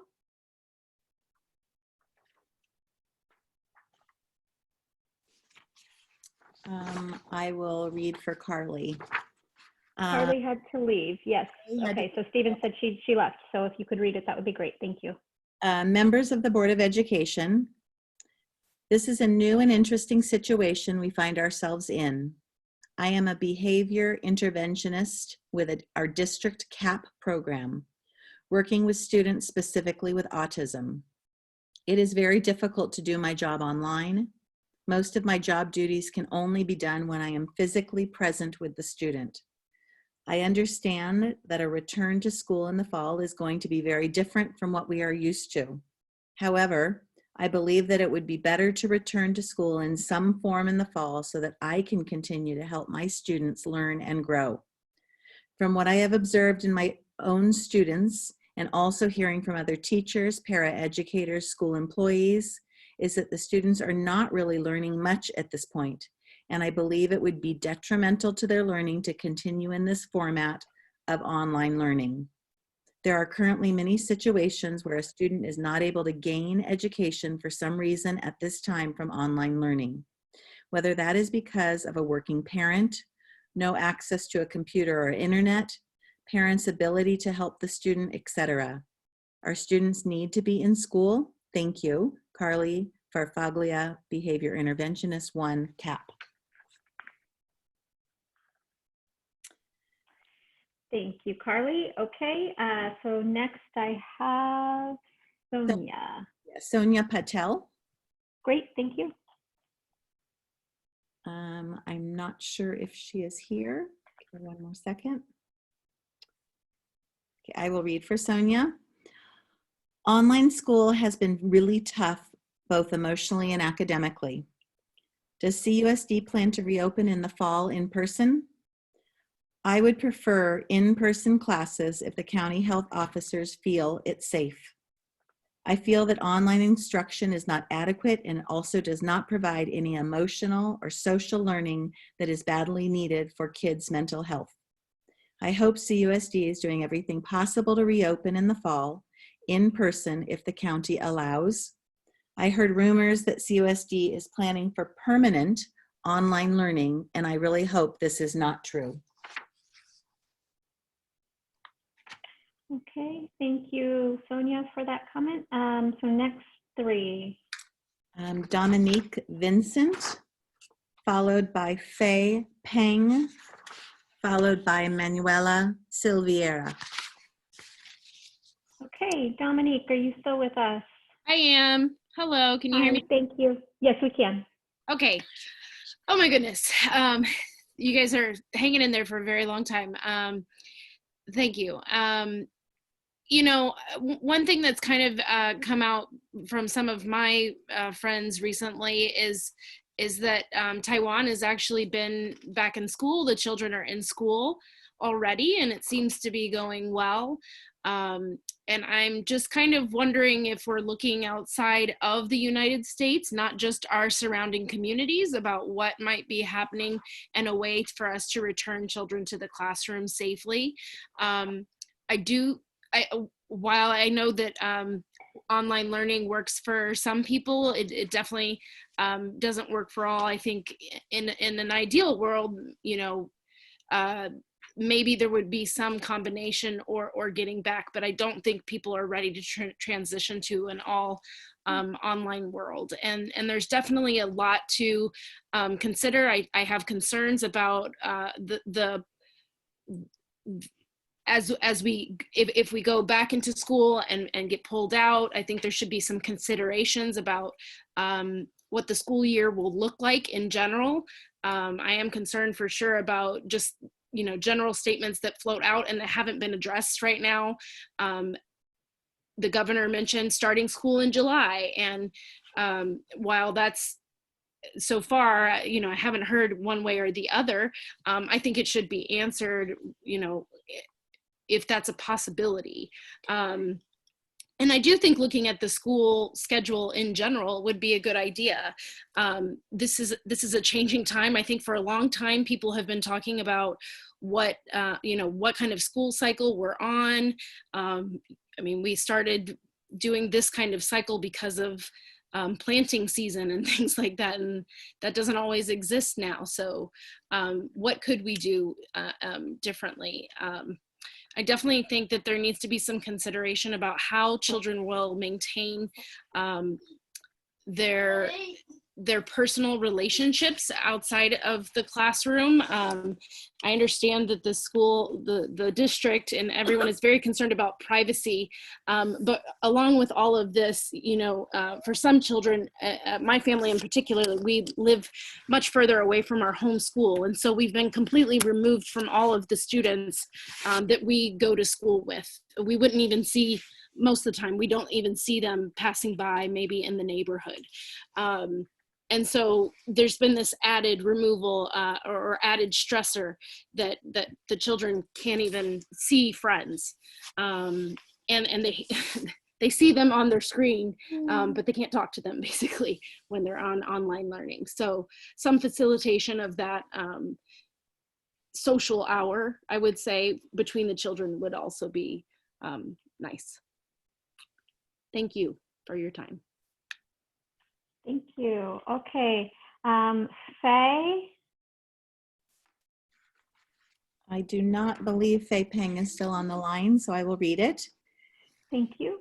Is there any chance that CUSD will be broken out? It feels good.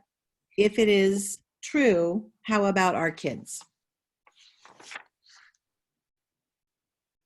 And then our next speaker is Manuela Silveira, and she is in queue. Hello, can you hear me? Yes, we can, Manuela. Thank you. Go ahead. Okay. Thank you, everyone, for hanging on for such a long I really appreciate everyone's time. I wanted to make just a few comments with regard to the return to school, that as we're thinking about what that might look like, not only for us to look at it from a health and time perspective in terms of how long the kids will be at school, but also what we will be focusing on while the kids are there. I think the last few months of distance learning have shown that from an academic perspective, we can keep things going. And yes, I think there are perhaps improvements and gains to be made in that regard. I would love to see schools in the district reaching out to families to see what worked and what were some of the challenges so that we can build upon that. But I feel like the academics can be addressed from a distance learning perspective, whereas other things like social emotional learning and community building are very challenged by the distance.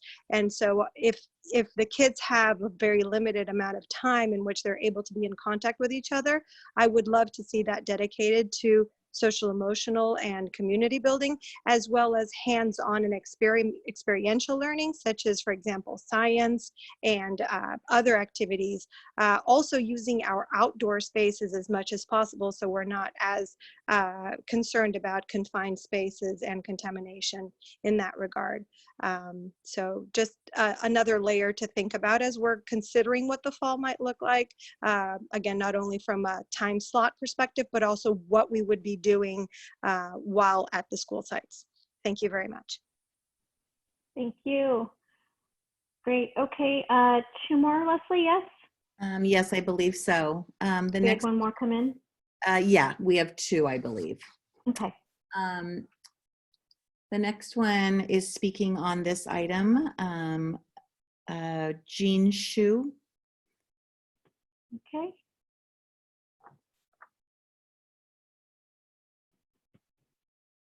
Hello, Jean, are can you hear with me? us? Okay, Yeah. yes, go ahead, please. Okay.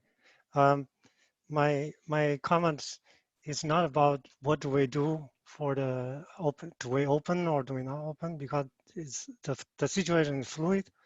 My concern is about having this advisory team because students at home learning online, parents are heavily involved. So the decision about how to open the school is paramount for parents. So if you don't have parents in your advisors team, it is wrong, I think. On a matter of principle, you mentioned you want to have diverse input. Therefore, you don't include any single one. I think that logic is flawed. You want to hear a lot of diverse opinion, but you hold decision-making to your own.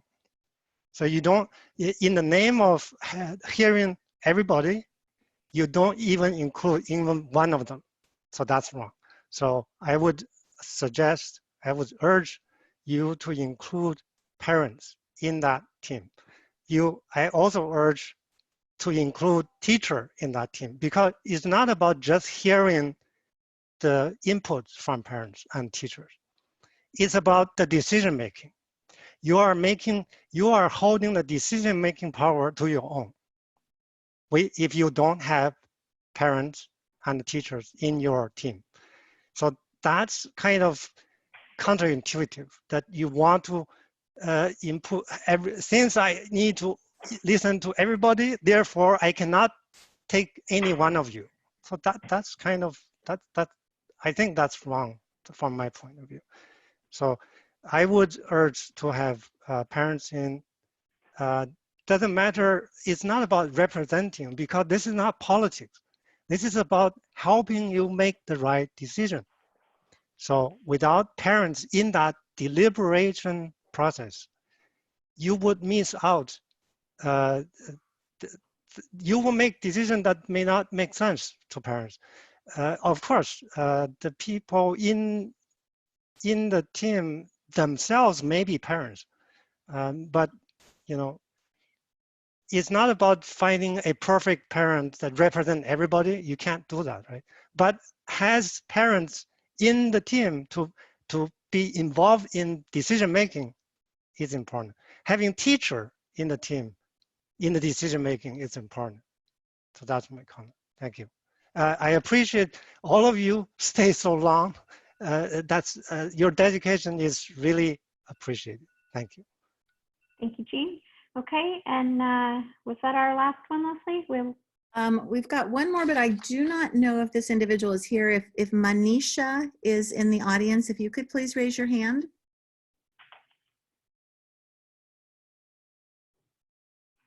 Okay, that one came in blank, so I have nothing to read. Okay. All right, so Manisha, if you have comments to make, please feel free to send them to our board at cusdk8.org website, or sorry, email address. I'm sorry, guys, it's late. Okay, let's see, moving on here, back to, I think we had some Lori? discussion. Yes, sorry, go ahead. Sorry, one just popped in. Oh, thank you for letting me know. I know, well, yes. So Philippa, it'll take a moment, but Philippa Sharp, if you're still there, Pam will unmute you. Okay, Philippa, are you with us?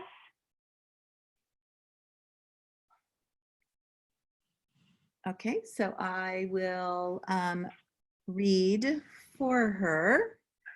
I appreciate everyone's time tonight. Thank you for the opportunity to comment. I would like to urge the board and committee to fully consider the needs of students with IEP services when planning for remote learning in the fall and consider how to best to serve them. My student has missed over 30 sessions of individualized instruction since shelter in place, with no current plan in place to remediate for this. I would urge the committee to consider how to best serve students, such students, should remote learning continue. Okay, thank you, Philippa.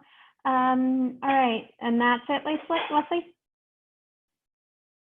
Yes, that looks like it's it.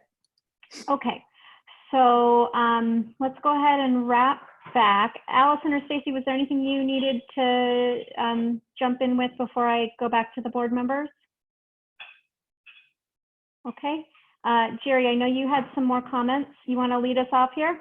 Sure, be happy to. Thank you, Lori.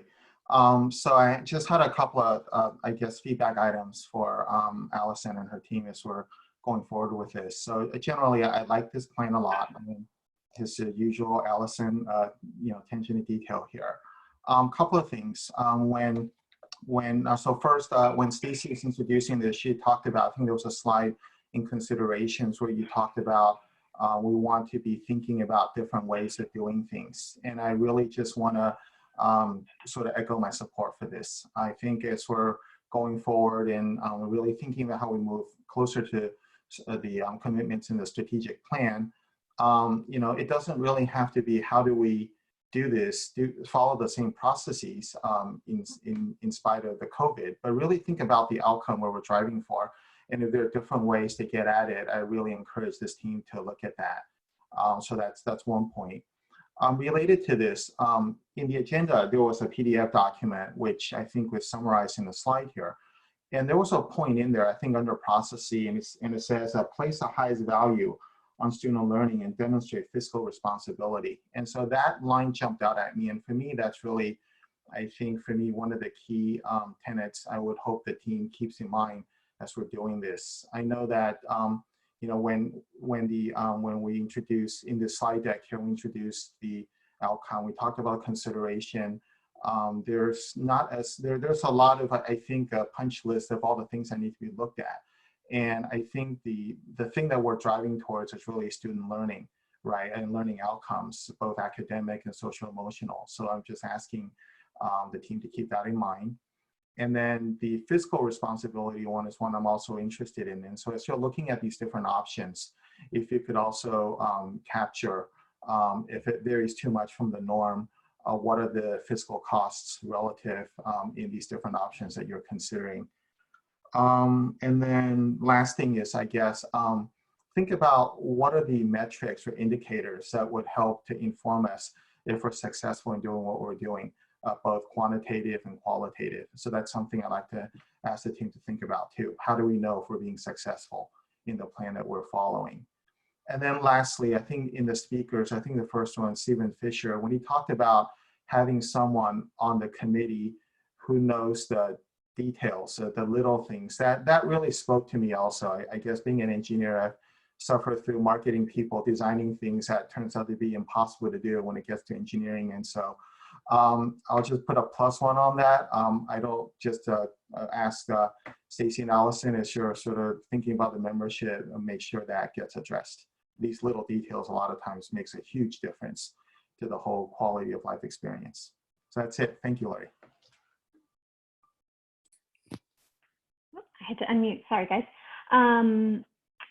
Anybody else? Satish, I see your. Yep. Satish, a quick one. This shows that like by June, you know, kind of like we will have a plan, and this committee is going to be alive only till June, or it is going to continue for more time, because there could be a decision, let's say hypothetically, that it's going to be a remote learning completely.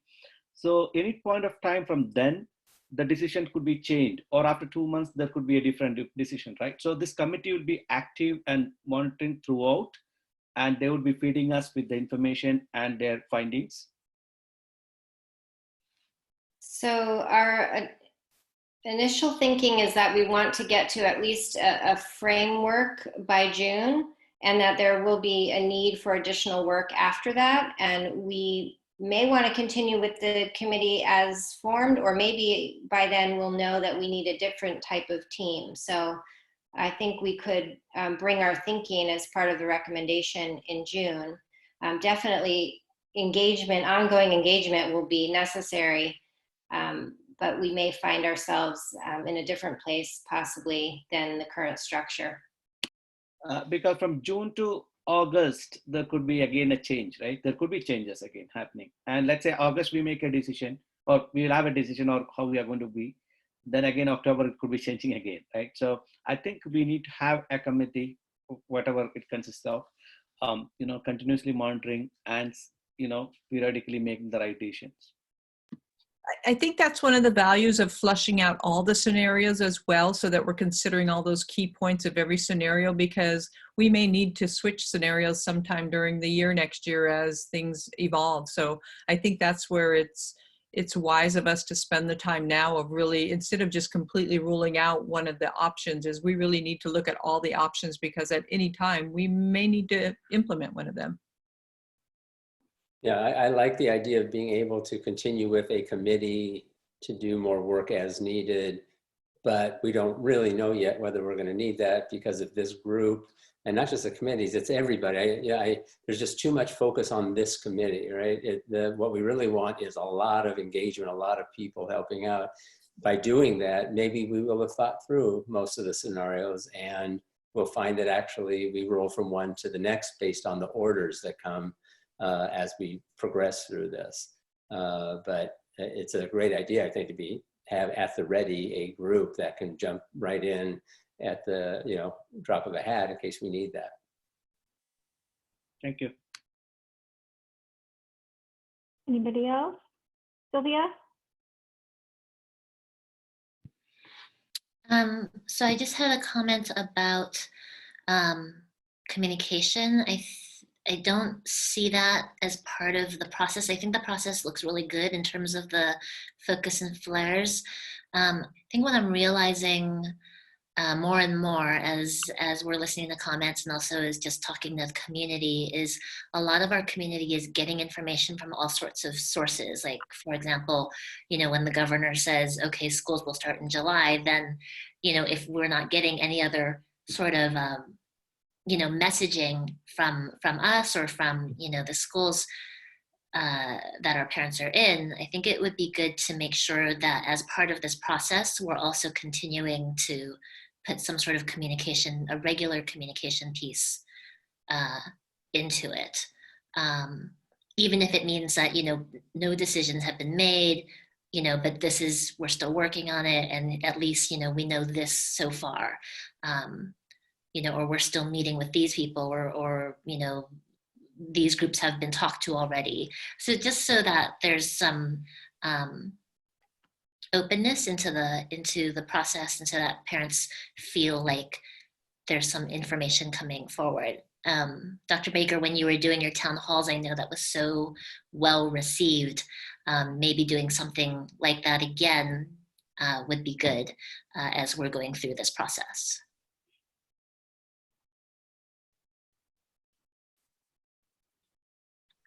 That makes Okay. sense. Anybody else? I guess as I'm reflecting on this, the other piece of this is, you know, clearly the part of the planning that goes on over the summer will be around, you know, how we can best adapt to whatever the situation is come fall. Are there pieces of the professional development maybe that are going to be woven into this as well that you can speak to at all in terms of what we're learning about that? I can say that that's a theme that is definitely emerging in the teacher comments. Our teachers have so many creative ideas about how they want to move forward. We believe we've been off to a strong start. We were kind of in this emergency distance learning mode in this first round. It came upon us and then we were in it. And the teachers are really recognizing that we're going to have this space of time to reflect on what worked and where we want to go next. And so I'm seeing a lot of ideas and comments in the themes coming up from teachers. And we have been talking about that in Ed Services and exploring some different options. And our plan is to get some teacher feedback through our FAC team and others on what might work best. Teachers are definitely asking for a flexible approach to professional development and recognition that their needs vary. And I'm seeing lots of comments about, can we get started with that in the summer? Okay. Yeah, I mean, obviously, wanting to support and not make it a burden, but truly something to help the experience. Anybody else on this? Okay. So I think with that, we will finish out this item and wait for our next update on what we're learning from the process through the next cycle of focus and flare. So moving on to 11.1, these are action items. Or 11 is action. So if I can start with getting a motion in a second, and then we can have any discussion we need to have on this. I move to approve the employment agreement between CUSD and the interim superintendent. Thank you, Jerry. And a second. Oh, I saw Phyllis say she seconded, but I think you're on mute. So Phyllis seconds. I second. Thank you, Phyllis. Okay. Any discussion that we need to have on this?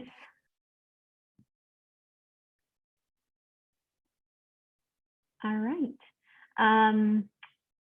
So then I will just, oh, please go ahead. Oh. Go ahead, Phyllis. Before you close out, I do have a comment that was just submitted, if you want to go back to the comments. Oh, for 11.1? No, actually for 10.2, but it was just submitted. So I don't know what your process. No. No, we can't go back to that. I mean, you can at the end, but I think you have to finish out. Okay.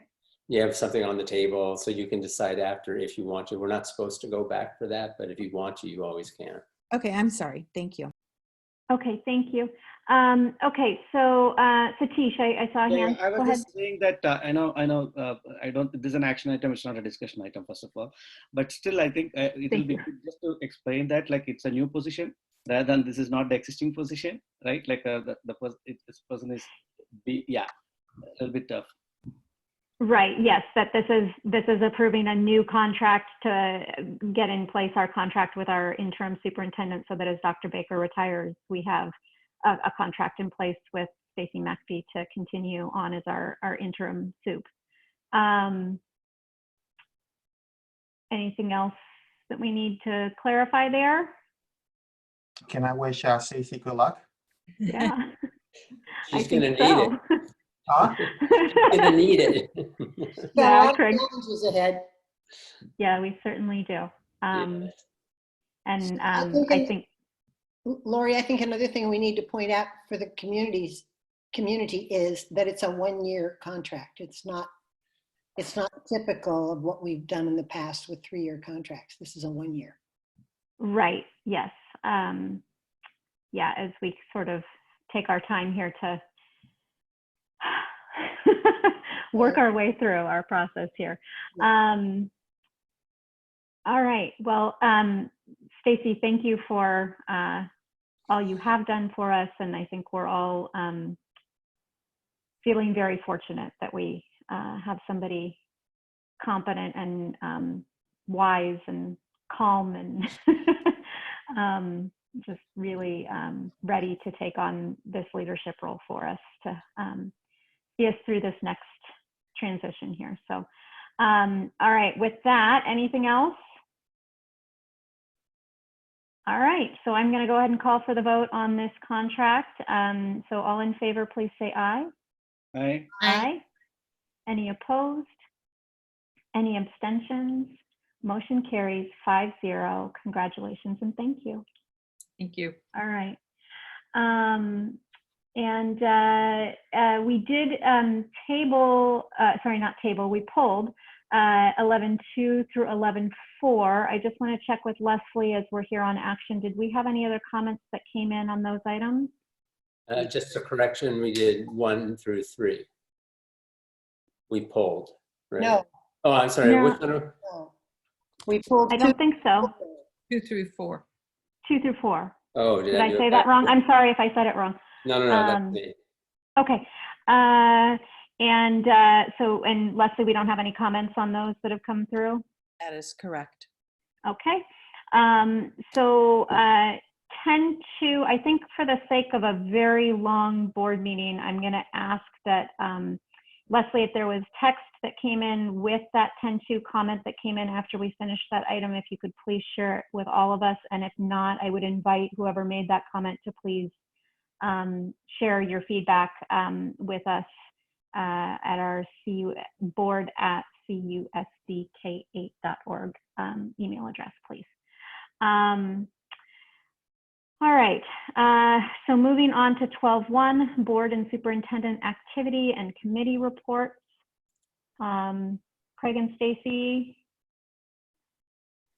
Craig, you got anything for us? No, not tonight.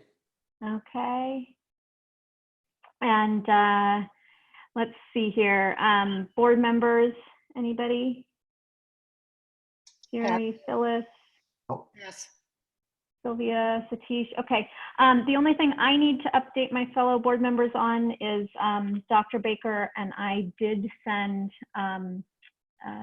a quite comprehensive letter to all 6 of our state elected representatives, both explaining sort of our situation with our budget and our funding as we went into this crisis, and then sort of what this, what was manifest in our budget before, what that has brought on during, and our ability to respond to that, and looking into the future and what it will mean for a district like ours, and then also being pretty strong with some advocacy around that it is simply not okay to not ensure that the base funding for schools in this state does not, at a bare minimum, account for basic sufficiency and operational costs. There is just really no excuse for that. And it is a shame that that is the way that our state funds schools. So just wanted to let you know that that letter did go out. I'm not sure, this week, it went out this week, so I'm not sure if it's been shared yet, but if not, we will make sure it gets shared. And anything else for board or superintendent activity for anybody before I move us on to agenda planning? Okay. So agenda setting, item 13. I feel like there was something we said earlier, Craig, that we were going to bring. Oh, Phyllis, I'll let you jump in. Go ahead. We had an early comment tonight under public comment about middle school graduations. And I had asked last meeting if we could know what the middle schools are doing. And there's been so many emails, I'm sure something was sent out, but would you send it again, please? Because it's lost in translation for me. I didn't get anything that I know of.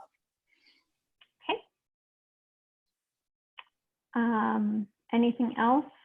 I had two things I'd like to bring up. So first, will we be able to have an opportunity to go into Jeff's revenue document in a lot more detail? I think that's something that's really great. It's a great piece of work, and I think really crystallizes what we need to do. So I'd like to see if we can have a discussion on that, if that wasn't already being planned.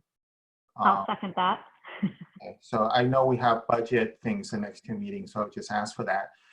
The other one is related to what you shared, Lori, about the letter that you and Craig had sent to the state, our state representatives, because I think one of the feedback I'm getting from a lot of parents is what can they do to help. Certainly, you know, there's the donation part, and I think everyone's heard that.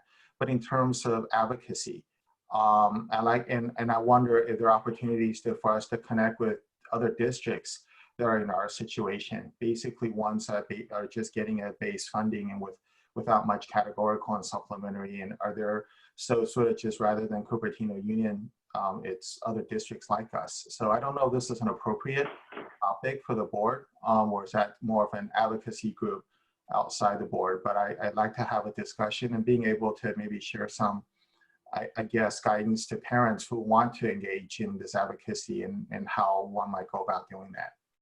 So this is maybe a question to our administrators. Is this an appropriate discussion item for the board, for a board meeting?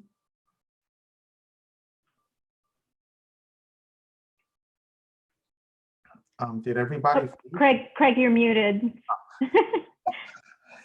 Thank you. Who did that? I was saying maybe you could let me work on that, because I'm not real sure exactly where the line is in terms of discussing advocacy. I do think it's a great idea actually for us to post the letter. I think we're allowed to certainly get that out to community and put it on our website and say, here's a letter that was sent out by the board president and the superintendent. It is very informative, I think, for Lori, let's be honest, she did the writing mostly. Well, it was a team. We all chimed in, but she did a great job, and it's a really well-written, clear message. So I think maybe getting that out to people, I know we can do that. We can post it as a letter we wrote. But let me look into the other about whether there's a board conversation in there somewhere. All right, thank you. Is that all right? Yeah. Thank you for listening. Yeah. And Craig, I guess if a conversation like that is appropriate to come back, I think there's probably a tie-in piece, with CUSD United and maybe a partnership MOU. I don't know where that fits in, but that's what strikes me. Yeah. Anything else on that or any other item? Could I just ask maybe that if people are, let me ask if you are able to, if we need an added budget workshop, could people hold the 11th just in case, and from 6 to 7:30, just make it just really a focus on nothing but that. And my thought is that depending on where we land after the next board meeting, based on running the numbers, if it feels like, okay, we're on a good roll and we don't need an extra one, then we won't do it. But if we do, if we just find, no, we're not going to get there, then we probably need an extra meeting. And it has to be before the 18th, because 18th is our last regular meeting. So we'd really have to do it on the 11th or sometime. So that would be Thursday, the 11th at our normal board meeting time? That's my thought, yeah. Okay. If that doesn't work for anybody to hold that in your calendar, can you please circle back with Craig and Stacy? Does that work for everybody? Okay. Great. Yeah. Great. Okay. Thank you. And then anything else? I don't think so. I don't think so. Before adjournment, wondering if we could skip that one last closed session item, because I feel like I know I wanted to be a little fresher than I am right now for that conversation. So maybe we could put that off for the next one. Are people okay with that? I think so. Everybody good with tabling that? I'm not okay. Great. Okay. All right. The So high school board meeting went till midnight. Don't we want to try to match that? Or beat them. Beat them, right? We can go longer. I understand Stacy likes that to happen at all board meetings. So you guys go ahead and do that in about a month. How about that? Hey, I'm the night owl here. It doesn't bother me. Do we need to do anything formal to pull that off the agenda, Craig, or are we Nope. good just to, okay, thank you. Just decided not to. Okay, unless anybody has anything else. All right. I am just going to thank the community that stuck it out with us. I know this was a long and at oftentimes very frustrating conversation just because of the topics at hand. We, appreciate all of the input that we're receiving. I also want to extend a huge thanks to all of the staff for all of the work that is going on behind the scenes right now to bring forward all of this information, from the input that our staff is giving at the site level all the way up through our principals and our district office team that is bringing forward this information so that we can all process it and work towards making these decisions. And to Jeff, Stacy, and Allison for and Leslie for all of the work towards getting these items together for tonight. So I think with that, we are ready to adjourn, yes? Yes. Thank you, everybody. All right. Thank you, everybody. So with that, we are adjourned.